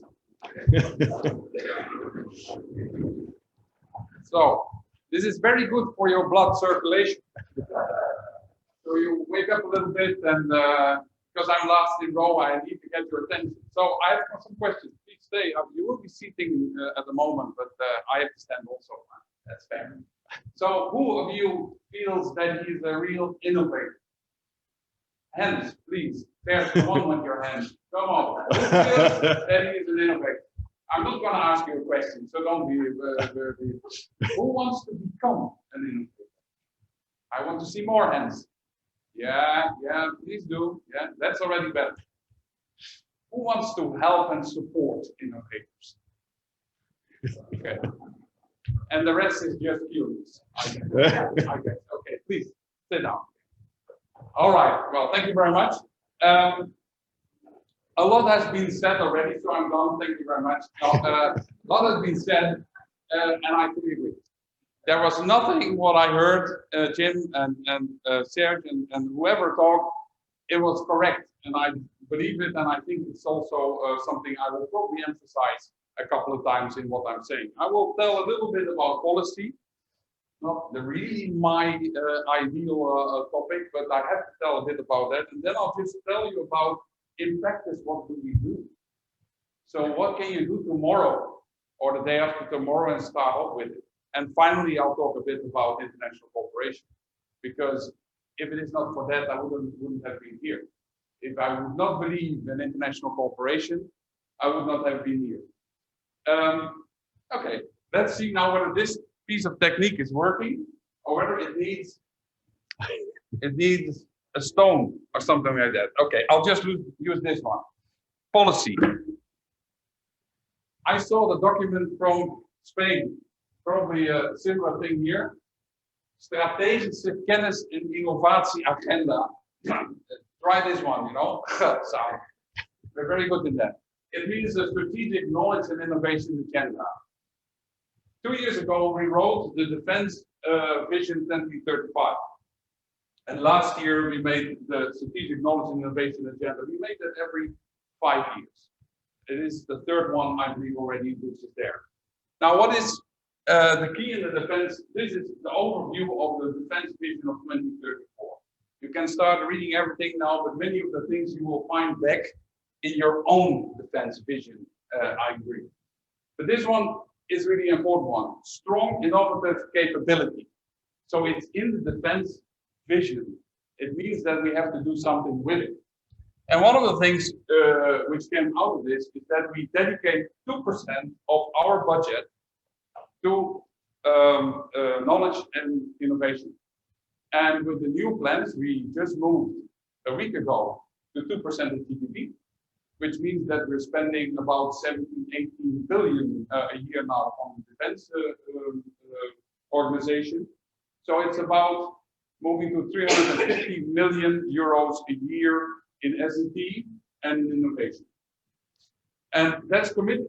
That's actually in the plan, and we have to do it, and we will do it because it's really necessary. So that's the, oh, it's a double one. You don't want that. And then the strategic knowledge and innovation agenda. I'm just taking out some words there. So focusing on disruptive, I go, this is Dutch, which means basically whatever you do, use data.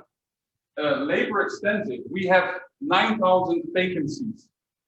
9,000 vacancies on 62,000 people in defense. How many vacancies does Portugal have? In defense? 6,000. UK, what do you think? Lots of numbers. So one of the strategies is pay them more. You like to hear this, pay them more. That's what the first thing we got. We got an agreement last week with the unions, and for the lower ranks it goes up 20%. Labor extensive, which means actually that we have to use our equipment with less people. So artificial intelligence, unmanned systems, whatever, these kind of things come in play here. So we have to take more, and of course sustainability. It's an important thing even for the military. The second thing is innovation in the working environment. Let me make it very simple. Innovation is not a thing of an innovation department. Innovation is something of everyone, of every commander, everyone who is in charge to do something. When I worked at Hewlett Packard, we talked about that, my friend from Cisco. When I worked at HP, in 1988, I was a team manager in HP, and I had innovation as part of my goals, objectives. I was actually bonused on it. Well, we don't have that in the military, but okay. But it was really one of the things, and it was incremental, you know, we call Six Sigma nowadays, these kind of things. But it was innovation. It's in there because without that, the company, and you know that from Cisco, it would be out of business within about 3 years. So therefore, it's so important that innovation finally gets into the organization. So it's not something like, well, it's new, so probably of the innovation department. And strengthening the cooperation with organizations, and you talked about it, with organizations inside and outside of the defense organization. And there's always this innovation discussion about the definition. It has to come from the needs, from the warfighter. That's the lower one. But the other thing is also what kind of new technologies, emerging and disruptive technologies, nanotechnology, quantum computing, hypersonic, all that stuff coming in, which we don't know. So you will never get somebody to ask in the organization, can I have a hypersonic weapon? No. So these trends, these two things have to come together, and that you have to organize that you both have an organization or have an approach where you get the needs from the organization. And probably the line commander is the one actually who knows best what is going on and what is wrong. And you have to have your S&D and your R&D organization, which actually have a clear view of new technologies coming in and how they will affect our operations in the future. This you all know, huh? Long cyclical platforms, defense life cycle planning. I mean, how many signatures do you need for something to buy something of about 10,000 euros? How many signatures? 13. Who wants more? Who has more? More. You have lots of signatures. We have to get rid of it. Really, it's insane. So we have done that already. We were on 16. And we brought it back to 8. We're now almost at 4. It's strange that what we're talking about. You see that 1 now. But okay, good. I don't know how many is Cisco. How many signatures do you think for something of 10,000 euros? 1 or 2. 1 or 2. Listen to that. That's the benchmark. That's really the benchmark to go for. Okay, so we're getting to a new environment. You know, huh? Yeah. This is coming from the UK. Have you seen this little clip? It went viral at a certain moment in time. The Dutch Marines and also later on the UK Marines actually tested this thing out with one of our projects. So we need new operational concepts. We talked about that today. New doctrines. You know, it's not only the technology. This one, I'll come back in that. I cannot emphasize that enough. It's said a couple of times, cultural change is you. It's you individually, you all play a part in that. Some of you know more about technology, but the change in the way we look at innovation and the change in our organization is what you do individually.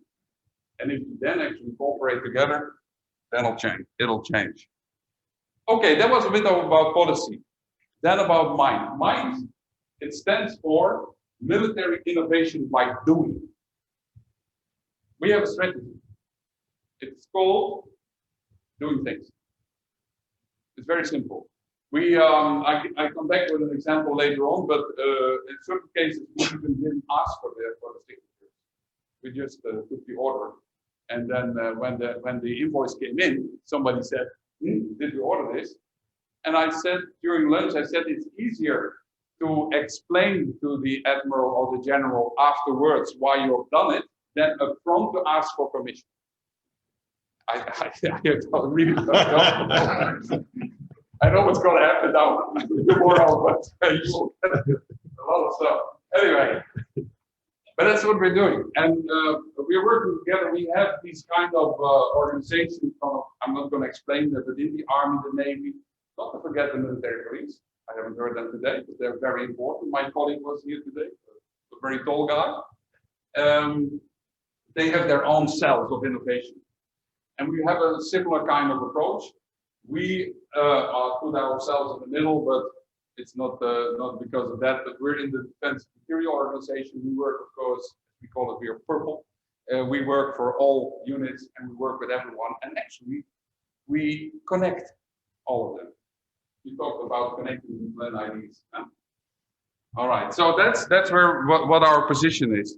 So we're basically an innovation hub, and I've heard already of some others, some other innovation hubs where we connect. We have money, so we do. If you need 10,000 euro for an experiment, and you have a good plan, we'll give you 10,000 euro. If you need 250,000, we'll probably also give you that money. But it has to take 6 to 9 months, not longer. If it is longer, then you go to the colleagues of R&D or whatever, but otherwise it's too long for experimentation. Of course, you work together with startup and the world outside the fence.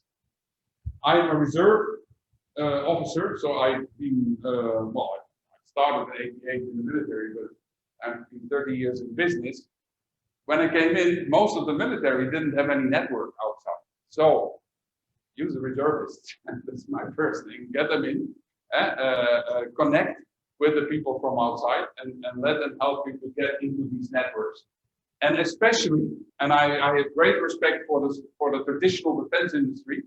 I see one person of that industry over there. But really also the startups, the scale-ups, really connect with them. And the way we do that is actually, I'll skip this one, it's very simple. If you are a young lieutenant somewhere in the battalion and you find there is a real problem, but you have an ID, we ask you to fill out only this form, 1A4 form, which says, what do you want, why, how do you want to achieve it, a couple of purpose, defense need, activities, what do you think it will cost around that you fill out, send to us, and we guarantee a decision within 2 weeks. How long does it normally take to take a procurement decision?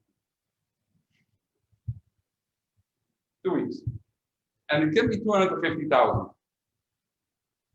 Then we give a recommendation, and there are a couple of senior managers generals actually in the DMO who have a look at that. And the agreement is, if they don't say anything within 2 weeks, it's a yes. Period. Yeah, this happened. We didn't get the. So then at the end of the day, the director of mine, it takes a decision and says, okay. In this way, we've done 150 projects already. And we've built a database, and I'm not going to show all that stuff because it's somewhere, and we spread that. But this simple, you have to make no long document of 35 pages like it won't happen. Do it like this. This is my advice to you also. Do it like this. You can have this for free. I can send the presentation, you already have it, so just use it. I made it in English because it was in Dutch, but we're doing also international projects now. So this example here, you saw a variety of projects we run, but I take out one here.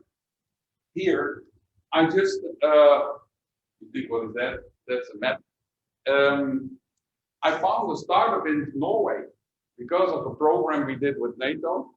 No, it was with the US. It was a program with the AdWorks, the Techstars program. And in that, I found a Norwegian startup. And I connected them to the Coast Guard to automatically detect ships which switch off their automatic detection system, AIS. And using satellite data to make patterns of the ships with all kind of AI behind it. So we're actually in the final stage of the experiment. We're in the 7th month, I believe. I put 40,000 euros in there, and it's a fantastic solution, and it's being spread now. I'm happy to share it with you guys also. So what we did, we took a startup, a 3-person organization from Oslo to work with us. Why not? Why not? It works at the end of the day. The investment is peanuts. I'm not gonna go in all the details. This is not me, by the way. This is our king, good friend. He is riding on a quad, and we similar thing. The guys of the Korps Commando Troepen, what is it in English? The commandos, the special forces. Yeah, they came to us and they said, "Why not put an electric engine in this thing? Because then we can go very silent towards the enemy." And so we built this thing together. Now we actually extended it and said it could be an energy platform for a forward command post. So with the 17th Air Mobile Brigade, we actually are now testing this solution. These are examples of very small projects, but you have 2 effects. One is that you might have a solution which is interesting for that unit, but it helps actually to create this thinking of possibilities. And I'll be back in another project in a moment, which we're doing, where I really see the excitement of people. So the problem is when they do one of these projects, one of these A4s, soon after there will be coming more because they like the idea, which is good. We talked about this, and this is really crucial. Everything you hear now is all about technology. At the end, of course, it is about cultural change. I don't want to go to all this stuff, but believe me, I work in different organizations. If you want to become an innovative organization, you have to, as I think the General Anata said, you have to accept that you are able to fail. And government in general is risk avoiding. In the Netherlands, probably also in Portugal. This is not defense only. This is everywhere in government since the 1970s. Have some of you heard of this lady called Mariana Mazzucato? She has written a book called Moonshot. Buy it.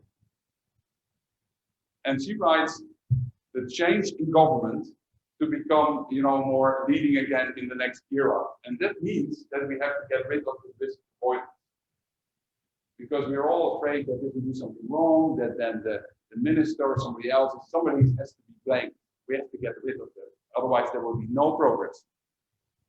So this cultural change is not going to be easy, but you today heard about it. Tomorrow you start practicing it. And as you were here together, it's not like, well, maybe he doesn't like it. We all agreed about it. Maybe I can ask you all to agree at the end of the evening, at the end of the day. Social innovation is also part of our. We're not doing only technical. So we do social gaming. Well, you see people doing all kinds of things together. We have all kinds of games and things we have developed just to start helping people thinking in a different mindset to help creating that cultural change. And of course, there is knowledge transfer. Well, I'm not going to do much in this, but this is about building ecosystems. We have been working quite hard actually to, for instance, in the space. Space is a new domain for us. We've been working since last year on building up an ecosystem of academia, of businesses and defense. And that's working quite fine at the moment, and we're moving into projects. It starts with bringing people together, like you, with my compliments, which you do today, you know, bringing people together. So next time, get more startups in, get more business in, get more academia, even more academia in, so that at the end, you're about 30% military, and the rest is from other places. Create workshops to mingle, and out of that, things will happen. One thing we did is building something called Mindbase. This is in Rotterdam, which is in the old environment where we built the submarines in the past. Yeah, and there we actually made an area where we actually bring all the ecosystem, the triple helix or multiple helix as it is called, we bring it together on a daily basis for over 2 years already. It's a fantastic success, and we just opened in the East at the University of Twente, and I just got a call that we signed a contract in Eindhoven, where Philips is, you know, with the university, and also having a similar place over there. So we're creating hubs, extramuros, so outside of the facilities of the army, so you don't need any, you know, stuff and security. No, it's open. It's fully open. So we have a university here. We have 60 startups here, and we're all together. This has been such a success, and every unit wants to go there for a day and get the message. That's all part of the cultural change. At the end of the day, you get a tour around the startups. You see what is possible with additive manufacturing. You see what kind of drones they're building, whatever these kind of things you can imagine. I invite you all, write that down, to Rotterdam and to visit us. I'm meeting here in September Mr. Pesson, who is the Director General of DEFIS, Defense and Innovation in Space Organization of the EU. You know the European Defense Fund? He's the big chief. He will be visiting us. This is our minister. Everybody sees that this is a good example of creating an ecosystem. Make it physical. Now after COVID, we can do it again. We talked about, credits to you guys of the NATO Innovation Hub and NATO Innovation Network. The reason why I'm here, and probably also Christina and some others, is because of that. It's a success, and it's a very good, and you are an early adapter and an innovator in itself in getting this up and running. And I think we all should make use of that. We all know that, and I think my Spanish colleague already mentioned and also Stefan from France mentioned the European Defense Innovation Day and the establishment of the Hub for European Defense Innovation, AD, Diana and Amy, nice couple. Yes, they should be a couple. They should be working together, and we should be making an effort to come together to work in this kind of network on cooperation. So, and that's what I wanted to tell you about the international side. So there is NATO, there is Europe, there's also binational cooperation. Since last year, we started working together with our friends from the Bundeswehr, from Germany. We actually decided to work together, but we needed a customer. The logic thing was first German Netherlands core in Münster, one GNC. You know one GNC because I think it's NATO. They make a warfighting headquarter, and more important nowadays than it was before. And we started working with them, and we went through a complete process of understanding their needs. And we're now in the first project with them, trying out Wi-Fi. You know what Wi-Fi is? It's Wi-Fi via light. It cannot be jammed. It cannot be spoofed or whatever. So we're testing that now with them and to see how we can bring back the setup time of the command post from 3 weeks to 3 days, as an example. So that's what we're doing here. And it's one thing is bringing something for this unit. The second thing is how do we work together? Where are the cultural differences? How do you approach that? How can we have best of both worlds?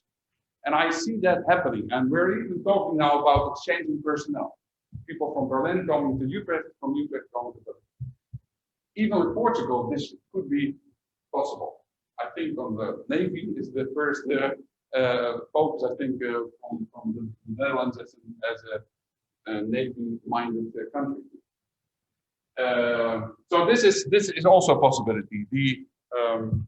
The binational cooperation. And final word from my side is on learning from the civilian side. I see too many events and courses where there are only military, only defense personnel. Learn from what's happening outside. I once run a program with 4 cities and knowledge institutes from 4 countries. It was an innovation program on smart cities.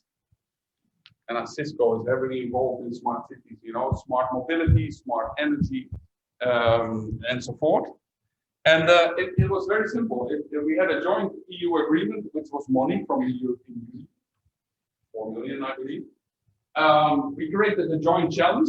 So we wanted actually to have solutions for smart waste disposal, for smart mobility and other stuff. And we created, in the 4 countries, we created local pilots. And of course, we worked together via teleconference and support. Now, let's do it like this. Either under NATO Innovation Hub or under a European hub, we actually create a joint challenge. I can give enough ideas where you can apply it. And then we integrate these pilots, one in Portugal, one in Holland, one in Canada, one in another place. And what we do, we approach it this way. We create challenges based on the problems and needs of the armed forces. We make a call to the market, and not only to the defense industry, but to scale it.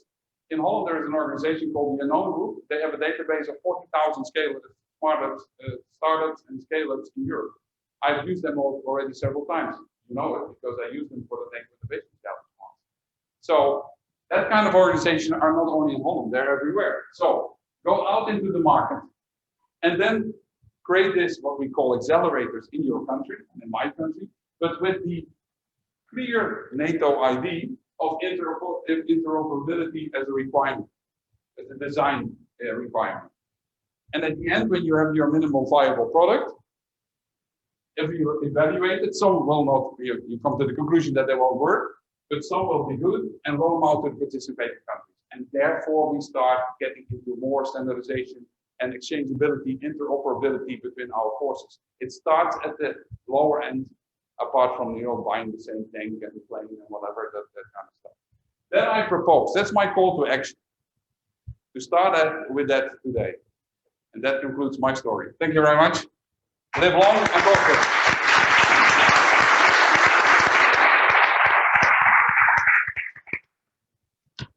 Thank you. 3 very interesting presentations with areas that are similar, that have similar approach, but other areas have specific understandings. And I believe these 3 presentations set up the stage for a good discussion that we will begin immediately. For that, I'm asking if there are any questions either from here or from the people that is watching us through the outside. It was all clear. Yeah, it was all.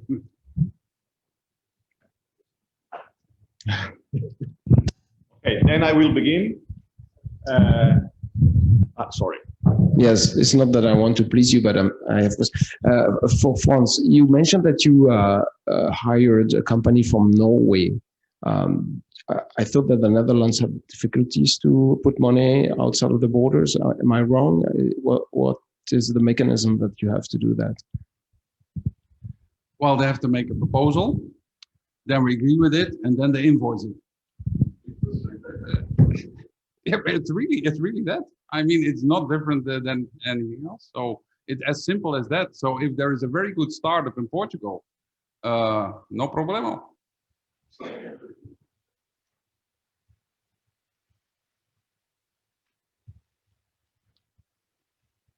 Okay. I will begin now with by asking Oscar Jimenez. You had on one of your first slides on the right side what you call INTA, international technology. National Institute for Aerospace Technology. Yes, for the aerospace covers of the technology. domains. Yeah, thank you. And is also part of the system, of the innovation system, but the end users were present on the left side.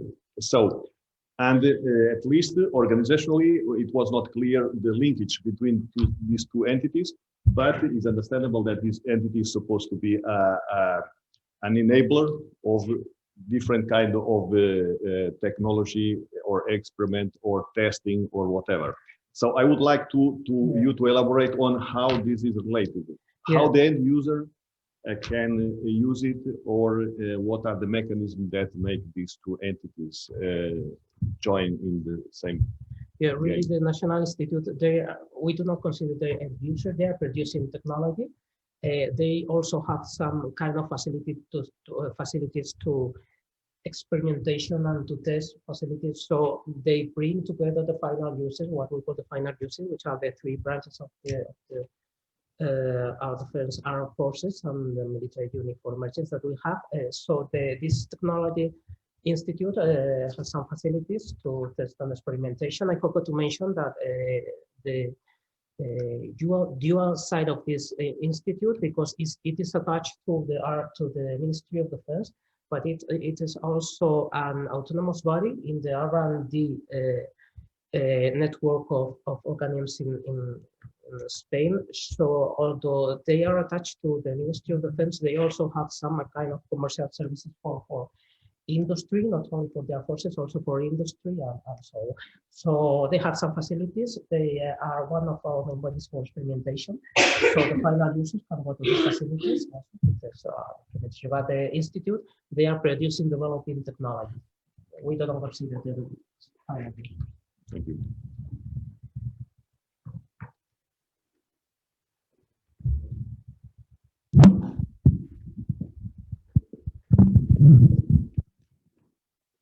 Two questions from Adil Khan from the listener online.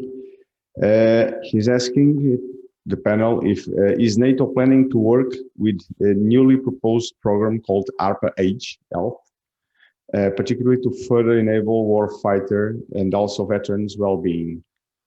And he has also another question. Are there any plans for Mr. van der Ham? Are there any plans for exporting agricultural technology to other countries to help with food security? Thank you.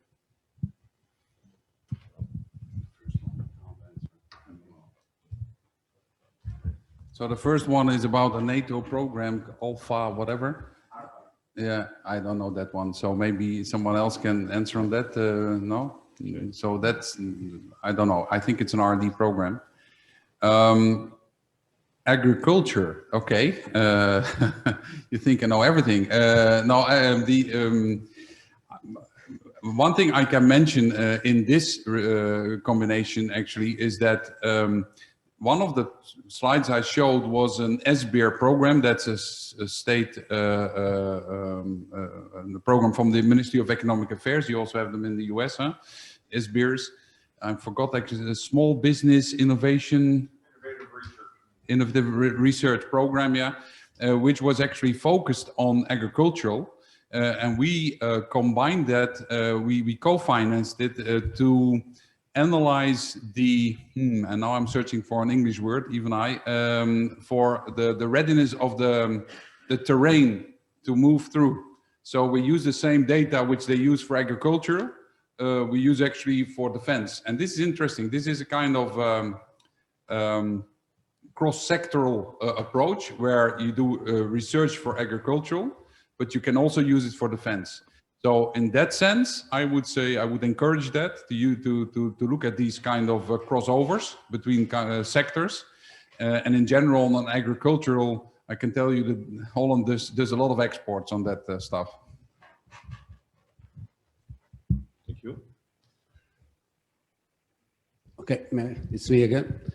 So one question for Alfonso, and another question for Oscar and also for Stefan.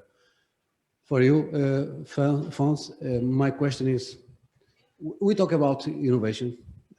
Now everybody is a fancy word today, but what is the innovation chain of value? How can we say, what is the added value that innovation can bring to the organization? So, and this is related with the other questions for Matteo and Stefan is, we listen from you a bunch of initiatives, several projects. You are completely engaged with the academia, a lot of initiatives.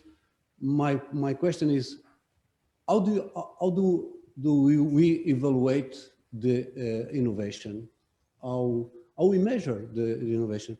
Are you applying some kind of maturity model to see if you are doing the things right, or if you are doing the right things? This is my question. So please, take some. Well, maybe how we measure innovation? Maybe we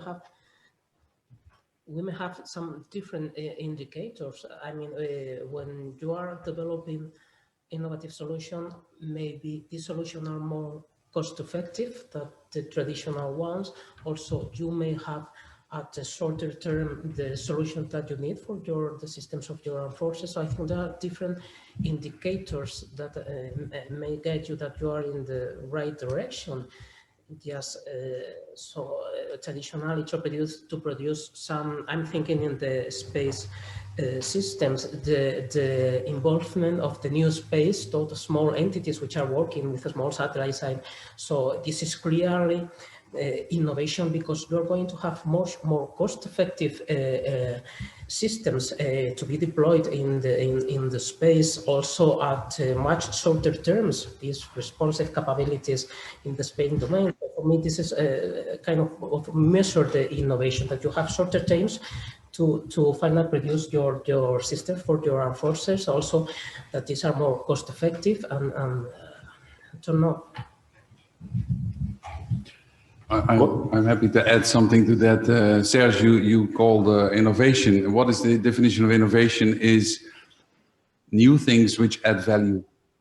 They have to add value, and that's at the end of the day the story. So, and I think it's not so much a project or a process, it's a state of mind. So one thing we will never do is measure and make KPIs on the success rate of innovation. Never. Because if you do that, you can better stop immediately. It's a state of mind. So the way we actually measure is on kudos, you know, on how many often people do a thumb, like in Facebook, you know, and how many people we reach with what we're doing. Because when we're talking about the cultural change, this is not something which you do in a week or in 2 weeks. This is something which takes a couple of years. That means at this moment, you have to reach and infect, like I'm trying to do, and we're all trying to do today, infect as many people as possible. So measurements on success, in my view, are really, is at the end of the day, the end goal, in my view, would be that indeed the individual commander is taking care of innovation and is embracing the innovation culture at the end of the day. But if you start now measuring, saying you do 10 projects and a minimum 2 should succeed, then you're on the wrong road. Colonel Moiner, do you want to add some thoughts on this? Yes, thank you, General. I will logically go in the same direction that Fons said, because making indicators on innovation is very complicated, because if you want to measure success rate, then it's easy. Stop taking risks. If you want to measure the failure rates, like some famous agencies do something stupid. You can always turn good indicators into a bad direction. What I would sense is that the first thing to make innovation is to measure the way the people have changed thinking. Sorry to be, I would humbly take my example, because it's the one I know better. In 2 years of position, I've seen my mind changing, because when I started, I had a hammer in the head, and when you have a hammer in the head, everything you see is nails. Now I'm starting to think innovative for the for the very first year, because just measure the atmosphere in your team. And I would end by two examples of success in France, because this is the hidden question that you've been asking. We've been taking benefits of one idea from one end user for transforming a GPS receiver, and we've added some Galileo antennas, and so we've made a portable dual constellation PTNS measurement. That's one of the success. The other one is for anti-UAVs. I like sports, and many of you do. And in France, we are very, very concerned and very focused on the next Olympics and hopefully the next Rugby World Cup. We have to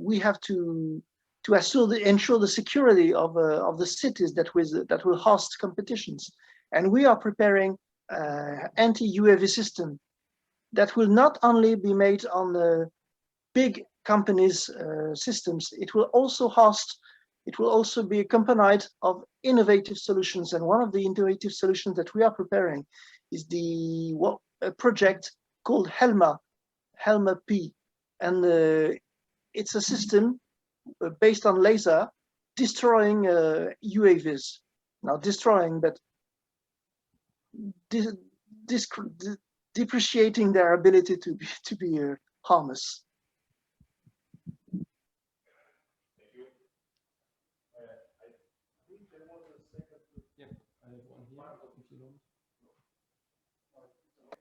Actually, we have two. We are taking over the microphone from NATO side. But I'm sorry, I don't have a question. But I wanted to add up to what you said. Sorry, guys, I'm taking over. But two things. First, you cannot measure innovation, but there are still indicators project-wise. You know, when you develop one specific thing, we even if it's difficult, we have to try to find indicators that is actually doing good. And I think we have many examples of things that we are developing the Innovation Hub, that we can say we are saving time, we are saving money, we are saving workforce. It's not easy, it's not all the time, but we need to make that effort in trying to come up with those KPI if possible, because some people reason around KPIs, definitely. But now, those indicators are there to compare, all right? To compare to what? The military as an organization is unable to measure its own effectiveness. So don't challenge the innovators to prove that they're efficient when the whole organization is impossible to prove that it is. Or be a little bit applying the same standards and say, what's a successful operation? We actually don't know. It's always a success, even we are kicked out. That's about two things. So innovation is something that many people believe in, and it is measured in how much happy customers you have. That's the thing. So on our side, but also let's look for indicators wherever they could be actually identified. And now I pass over the mic to Eric for the real question.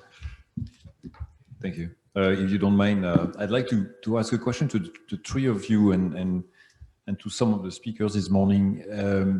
Your own innovation capability in your nation, like mine in the Netherlands, or the IDE in France. And what is the biggest challenge you are facing today in the history of your journey, if you want, and how you think you're going to solve it? Because we have challenges. For us, it's crossing the finish line from minimum viable products to a final capability. We're still not allowed to do. But that's an internal NATO challenge. But what is your biggest challenge to all of you? Okay. Colonel Monar, can you begin? Thank you for this present, General. Welcome. Well, the biggest challenge that we are facing, I would see two challenges. One is not a challenge; it's more a stake. The interest of creating innovation structures is to mature prototypes. The interest is not only to detect, the interest is to provide our troopers with innovative solutions in order to save their lives.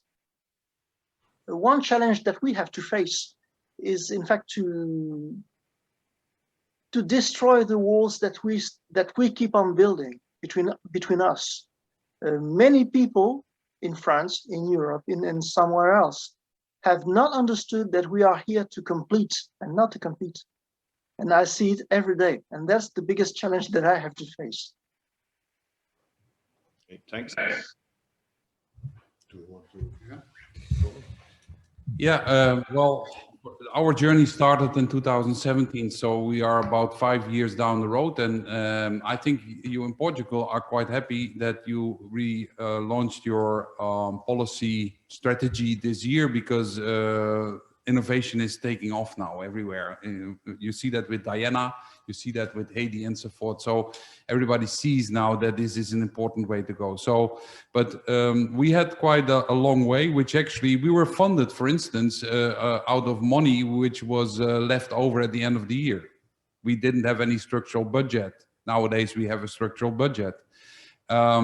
We had a lot of resistance from the people in life cycle management, you know, in defense life cycle planning and so forth. And they thought we were only interfering with what they were planning for the next 15 or 200 years. All this kind of stuff was part also of process change, of cultural change. It was not technology, actually, that is there, you know. It was really that struggle. And I think we've come a long way, but don't forget, and please do invite the next time also a professor from a university focused on innovation. You know that there are 5 maturity stages in innovation, and in defense we're in 1, and we're heading towards 2. And I see it really unfolding at the moment also in the Netherlands. Cisco, you are probably in 4. I think Google is in 5, because innovation is their core product. It's the only thing they do. So we are just at the beginning, and we have to go through that. You cannot go from 1 to 3. So for us at the current moment, I think there's still the biggest problem. There are 2. One is really the procurement innovation, and that's everywhere. And it's a bit strange because, for instance, there are all kind of solutions like innovative partnership, pre-competitive procurement, challenges. There are all kind of models which are within the law, within European law, but we don't dare to use them.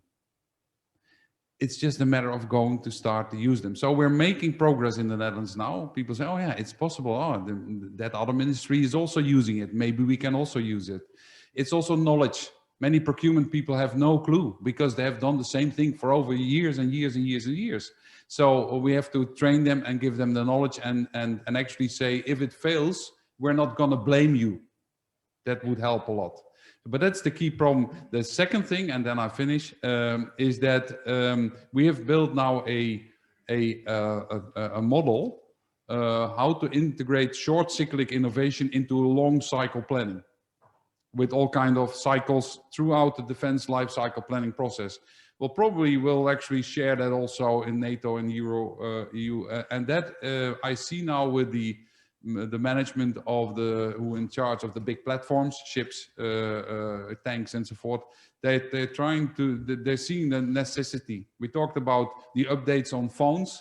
You know, they also see that they cannot just using the old waterfall method invent something with requirements today and then deliver something in 15 years, which is obsolete at the moment it is delivered. Everybody understands that we need kind of cycles through that, and you have to adapt then, so now and then, the requirements, because the world and the technology has changed. That momentum is there, but still there is work to be done. Yeah, from my side, I think that one of the biggest challenges that we have in Spain, in the Spanish MOD, is that we are not really prepared for instance, to contract with startups. We have many problems with our contracting unit.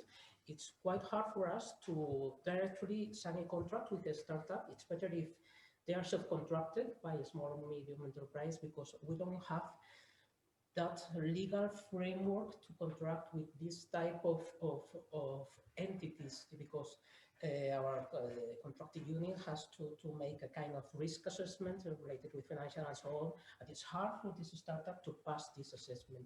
It's one of the biggest challenges that we have in the Spanish MOD. Okay. Thank you, Oscar. I believe there was a question around that. Okay, please. Okay, thank you. And thank you for very interesting presentations. I have two questions, which are somehow the same, and they were partially addressed, but I want to come back to them. The first one, and that's even more important or relevant since you are also recent organizations, is how do you engage with the end user, so the armed forces, which at least partially are culturally suspicious of people coming from the outside, and somehow you are outside their operational structure. And the second is, why do they engage with you? That's because you have the money, that's because you have the solutions, that's because you have the teams. And the second question was also slightly addressed, but what's the budget that you are managing on a yearly basis, just for us to have an idea? Thank you.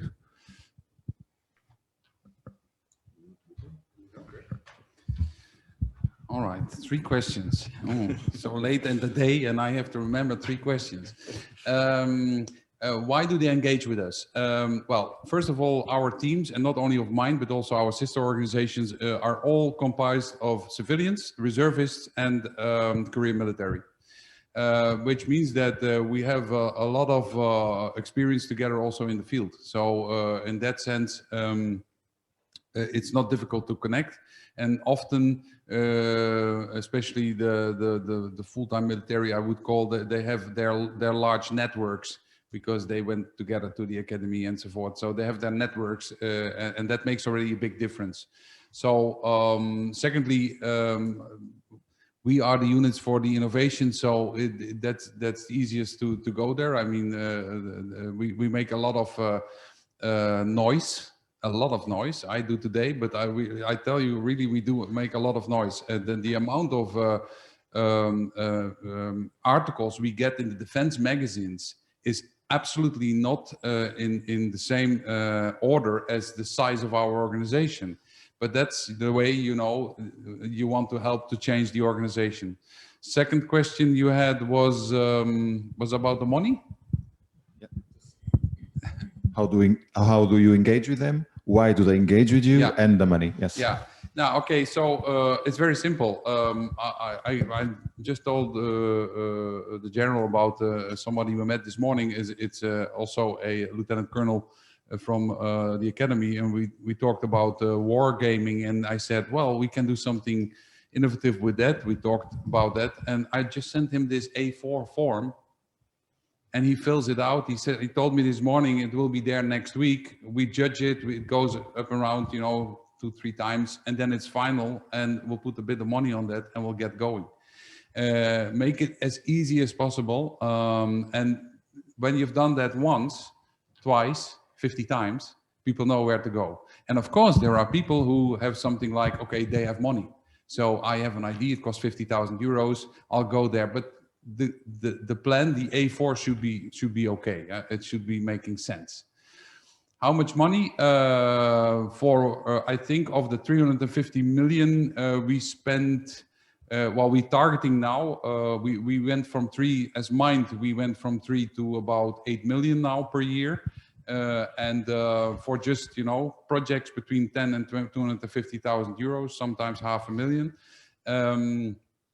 And I think of the 350 million, a total of about 60, 70 million is on short cyclic innovation yearly, every year. Yeah, so we actually have to do now a bit of effort to spend the money, which is completely new. We never, in the last 30 years, this was never a problem. But it's good because it helps actually to engage. Does that answer your questions? Okay. How do we engage the final users? Well, this is a lesson learned that we have in our MOD. We need to engage them from the very beginning. For instance, when we are defining the topics for the coincident program, we need the inputs of the final users regarding the different technology domains. Otherwise, they lose interest in the solutions that we are developing. So this is quite a lesson learned in Spain. Also, this kind of forum, we organize seminars, the yearly Congress on Research and Development in Spain. This is a common ground to we gather the final users, the developers of technology, the innovators, the people from another department, ministerial departments in Spain. So I think this kind of seminars are also gathering people with different profiles. We also include the final users, so they can communicate directly, not only with us, which are in charge of the policy and the management of R&D, but also with the developers of technology. So I think it's worthwhile to involve them from the very beginning.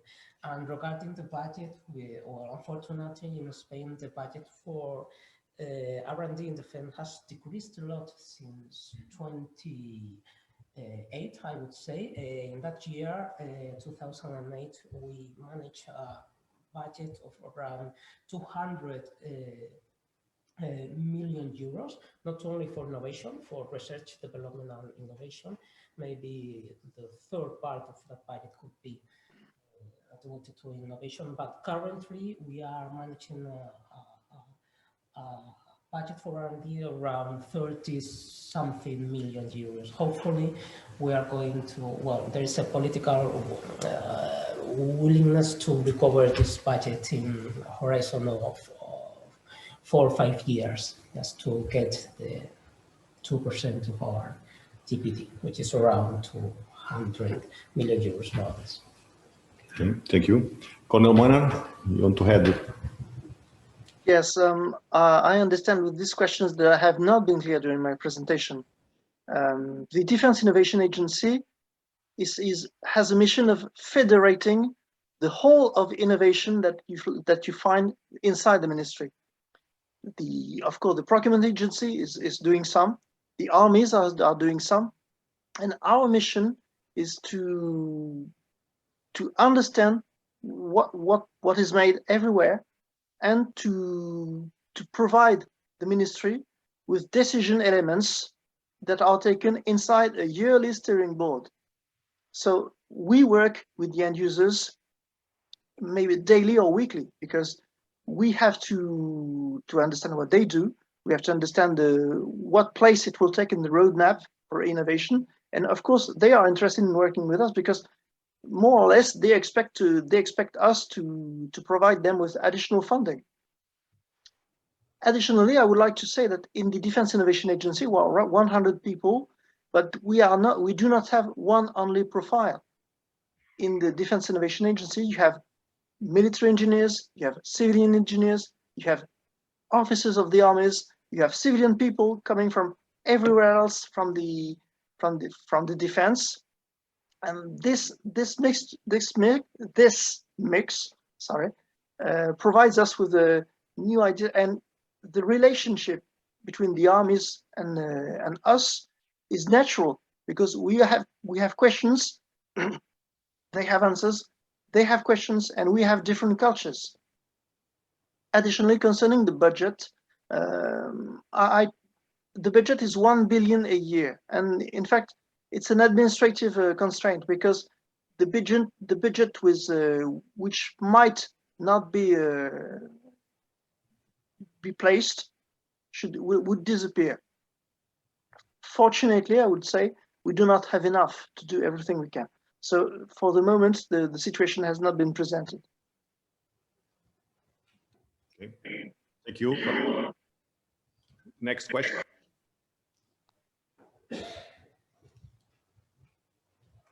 Okay, then I will make a question, because I have a doubt. In all the presentation, even in the morning, although we are speaking about innovation in the armed force and the MOD, generally speaking, we understood that there are connections to other ministries. I would like you to elaborate a little bit more on how in these three allied nations you do that, if you do that. I guess you do that by any formal means, by informal, how it happens, because there are a lot of issues, dual technology, and so on and so forth, that are not specific to the army or to the armed force or to the MOD. I guess there is a possible synergy between different ministries. Do you work with that? How is it made? I don't know if you want. Well, maybe I can start. Yeah, as I show in my presentation, we have a formal agreement with the Ministry of Science and Innovation. They have specific financial tools for startups and innovation in the public procurement. So we try to take advantages of the tools that they have. We have a direct cooperation. We are talking almost every day with the Ministry of Science and Innovation. Of course, we are talking about technologies in defense, but most of the technologies have a dual use. So sometimes we cannot find a project which was not initially selected in the Coincidente program, but we think it's interesting. So we pass this project to the Ministry of Science. Of course, you have to re-elaborate the proposal, because they only fund dual-use technology, not military technologies. But we have, we are in direct contact with the Ministry of Science and Innovation on a daily basis. Okay, thank you. Colonel Moiner, do you want to? Yes, thank you. I showed you 1 hour ago a slide showing the network that we rely on.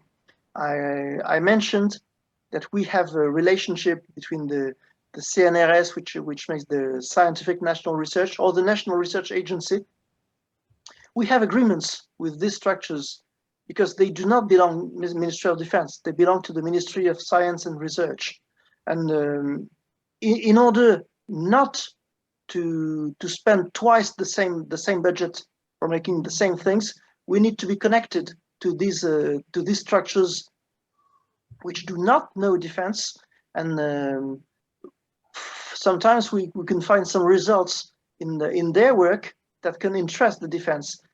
I would push the example a bit further concerning Europe. In fact, for the moment, we are all excited with the European Defense Fund, which is 8 billion euros for 7 years. But there is one important thing, and this is one mission that we have to focus on, is that there is the Horizon Europe program, which is the largest research program ever launched, 90 billion euros for 7 years by the European Commission. And for this research projects, you have some topics such as space or security or energy. And for the moment, we do not even watch, is there something interesting for us? So one mission I hope the EDA will endorse is to analyze what projects have been funded by Horizon Europe in order for the defense community to have some better seeds in order to make defense projects. Thank you. Yes, and I agree with the French point on this one, is that there is a lot of opportunity within Horizon Europe. Certainly for EDF, we are cooperating with the Ministry of Economic Affairs. We are co-financing both from the Defense Ministry and from the Ministry of Economic Affairs on EDF calls. So there is a structured cooperation between the two organizations that includes the national defense industry. There is cooperation with the infrastructure ministry because, well, we see many things where we have similar challenges. I already told you about the Coast Guard. The Coast Guard is actually reporting to 5 ministries because of fishery and all kind of other stuff. So it's interesting that the example I just showed here is also spread now to other ministries, and that helps actually to bring them together. We have a very strong cooperation with the Justice Department, so with the police. We're doing many things like at the moment in Rotterdam with the submarine drones. For searching what is hanging under ships and all that kind of stuff, you know, so we share the technology. And we have something called the the Rijks, what is that? That's a difficult word, something to do with the kingdom. But it's the innovation community of all the ministries. So there is an innovation community. It's an online environment where civil servants from all the ministries can actually join who are involved in innovation. It's existing for 2 years now, and they are starting also to organize now events like this. So actually to exchange throughout different ministries. Thank you. Well, we already passed the deadline. Sorry for the 3 or 4 minutes. Thank you for your sharing of the experience. Thank you, Cornel Boinard, back in Paris. And with this, I propose to finish this panel. Brigadier General Almeida, Colonel Boinard, Mr. Ostermatter, thank you very much for your contributions. I would like now to invite Lieutenant General Martins Pereira and Vice-Admiral Henriques Gomes to present you with a small souvenir as a way of appreciation for the valuable contribution and knowledge that you brought to this event. Thank you.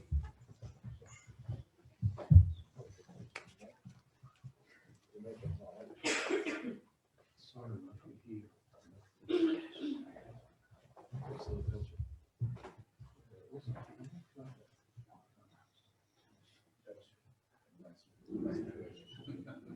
you. Okay, thanks. Thank you very much. My wife will be happy. I was making you a question. Thank you very much. Okay.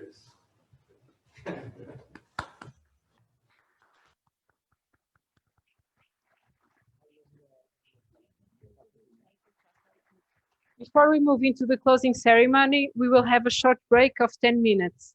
We will see each other at 16:45. Thank you very much.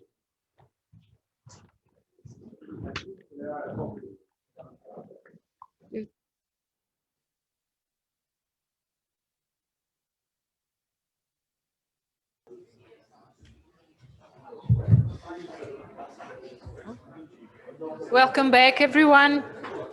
Hope you enjoyed the coffee break. For our closing ceremony, the Chief of Joint General Staff, Vice Admiral Henriques Gomes, will address some words to the audience.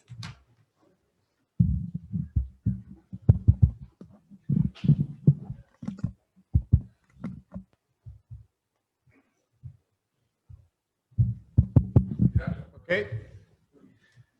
Now that you stand up for some minutes, I don't need us to stand up again, but I promise to be very short to end this fulfilled day.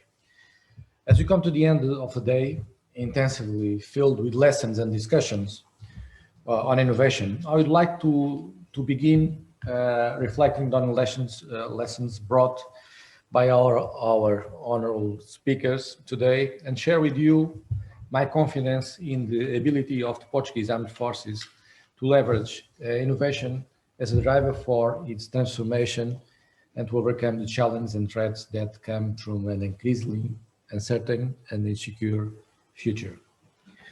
Aware of the importance of defining and implementing an innovation strategy in the organizations, a strategic directive for innovation in Portuguese Armed Forces has recently approved. This will allow us, during the next 10 years, to guide all innovation efforts in the achievement of 9 strategic objectives under 3 fundamental areas. Promote a leadership and a culture of innovation, as have been talked today various times. Reinforce cross-cutting and collaborative innovation, and foster operational-centric innovation.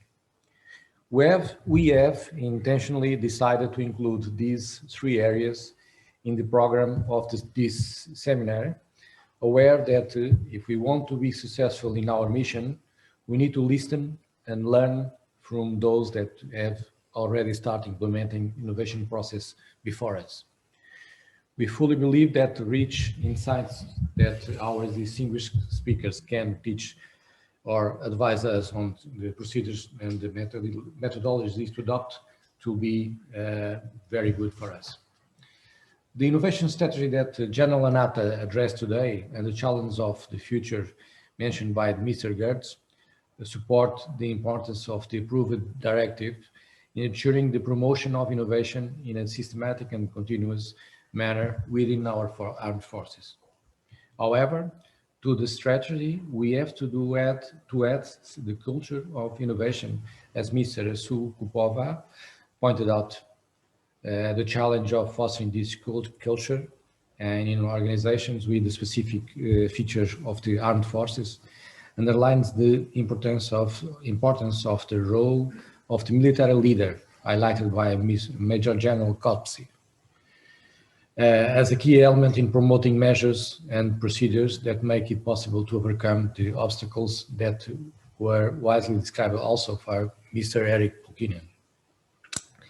It was clear in this panel that the challenge of innovation in robust institutions such as ours is more complex and difficult to overcome. However, I believe that the results, when obtained, are much more rewarding and stimulating. The other two major areas of our strategic directive were discussed in the second panel, in which Mr. Serge Dadipo, as a result of his valued experience as the head of the NATO Innovation Hub, remind us also of how important it is to operationalize the defined strategy through the involvement of the entire community in identifying needs and finding solutions that lead to an economy of effort. As we get into the innovation and knowledge network ecosystems, we are faced with the ultimate goal of the innovation effort, which is to meet the needs of our operatives, the women and men who daily execute missions issued from above. Mrs. Christina Prolux provided us with a clear vision of how innovation must be centered on operational needs and the steps that will be taken in that direction.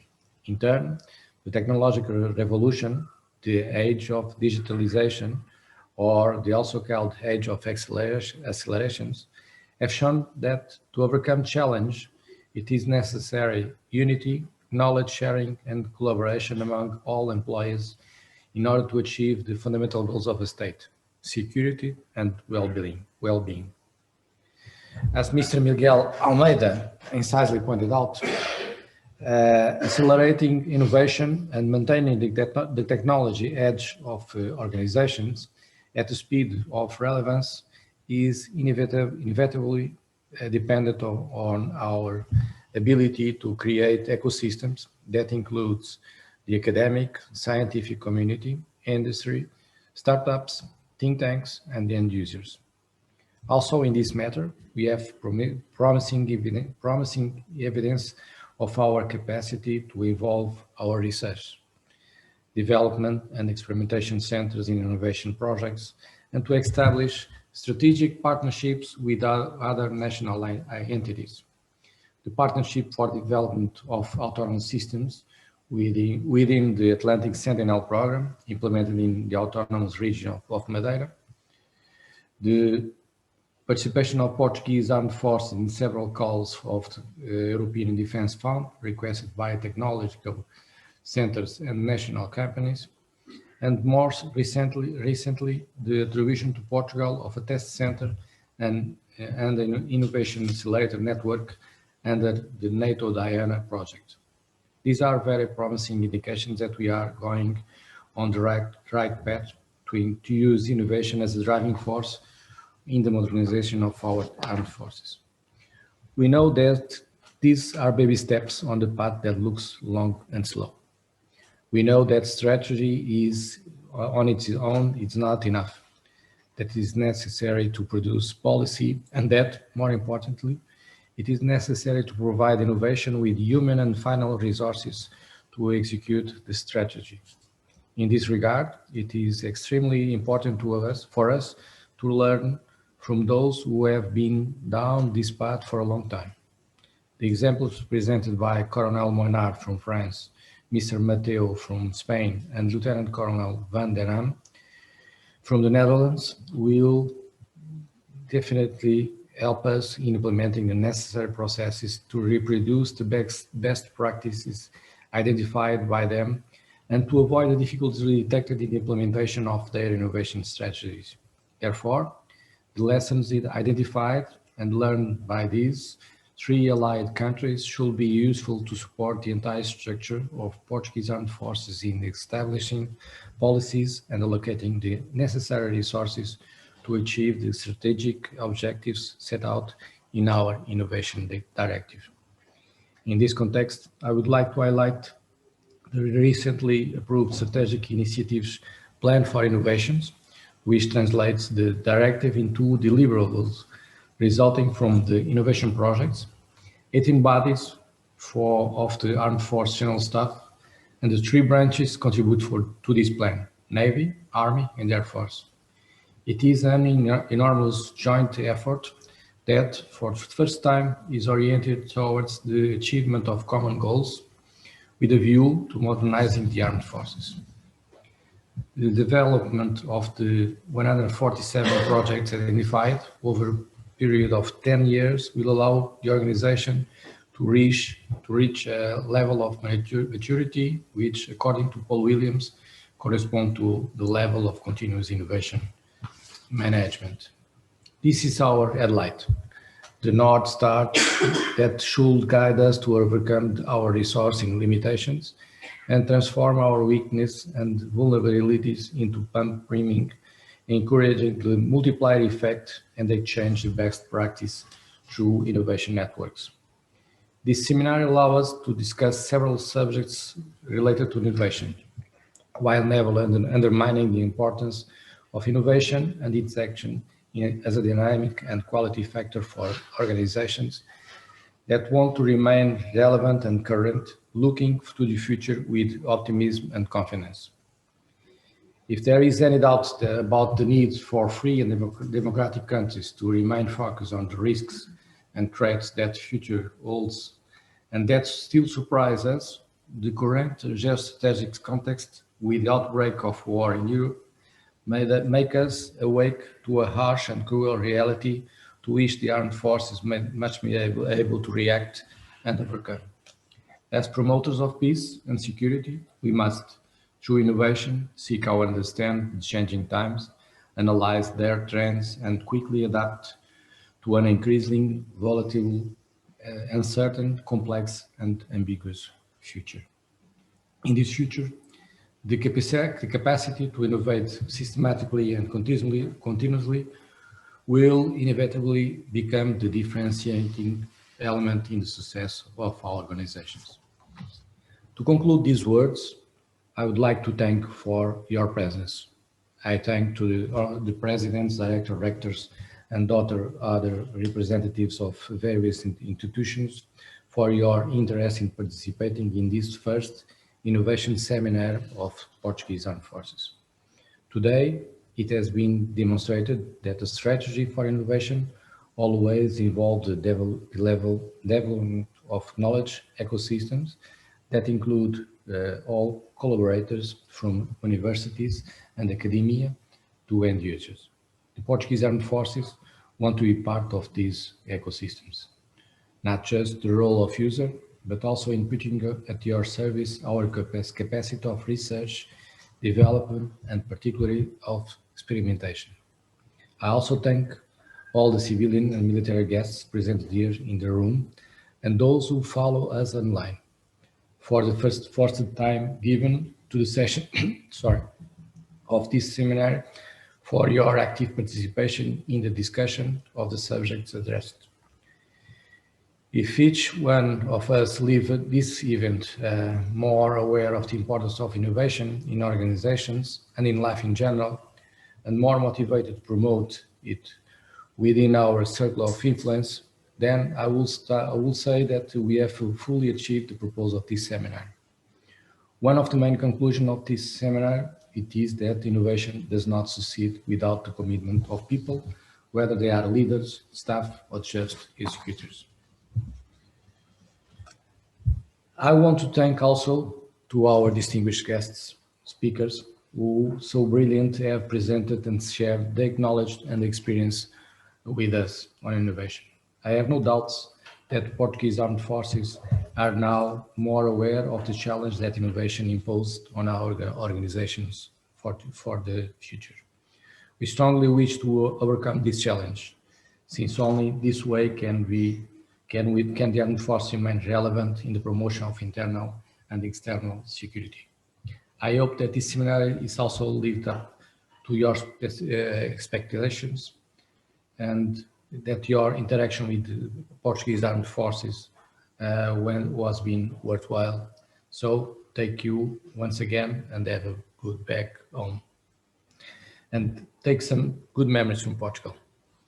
Finally, I want to thank to Military Institute and its commander, Lieutenant General Martins Pereira, recognizing the great support that once again the Institute has provided in the organization of this event, and of course of my innovation team, with the precious lead of General Almeida, that even being a small team, by innovating, they have a completion to organize this first seminar of innovation in Portugal. So to end, do yourself a favor and be innovative. Thank you for your precious time.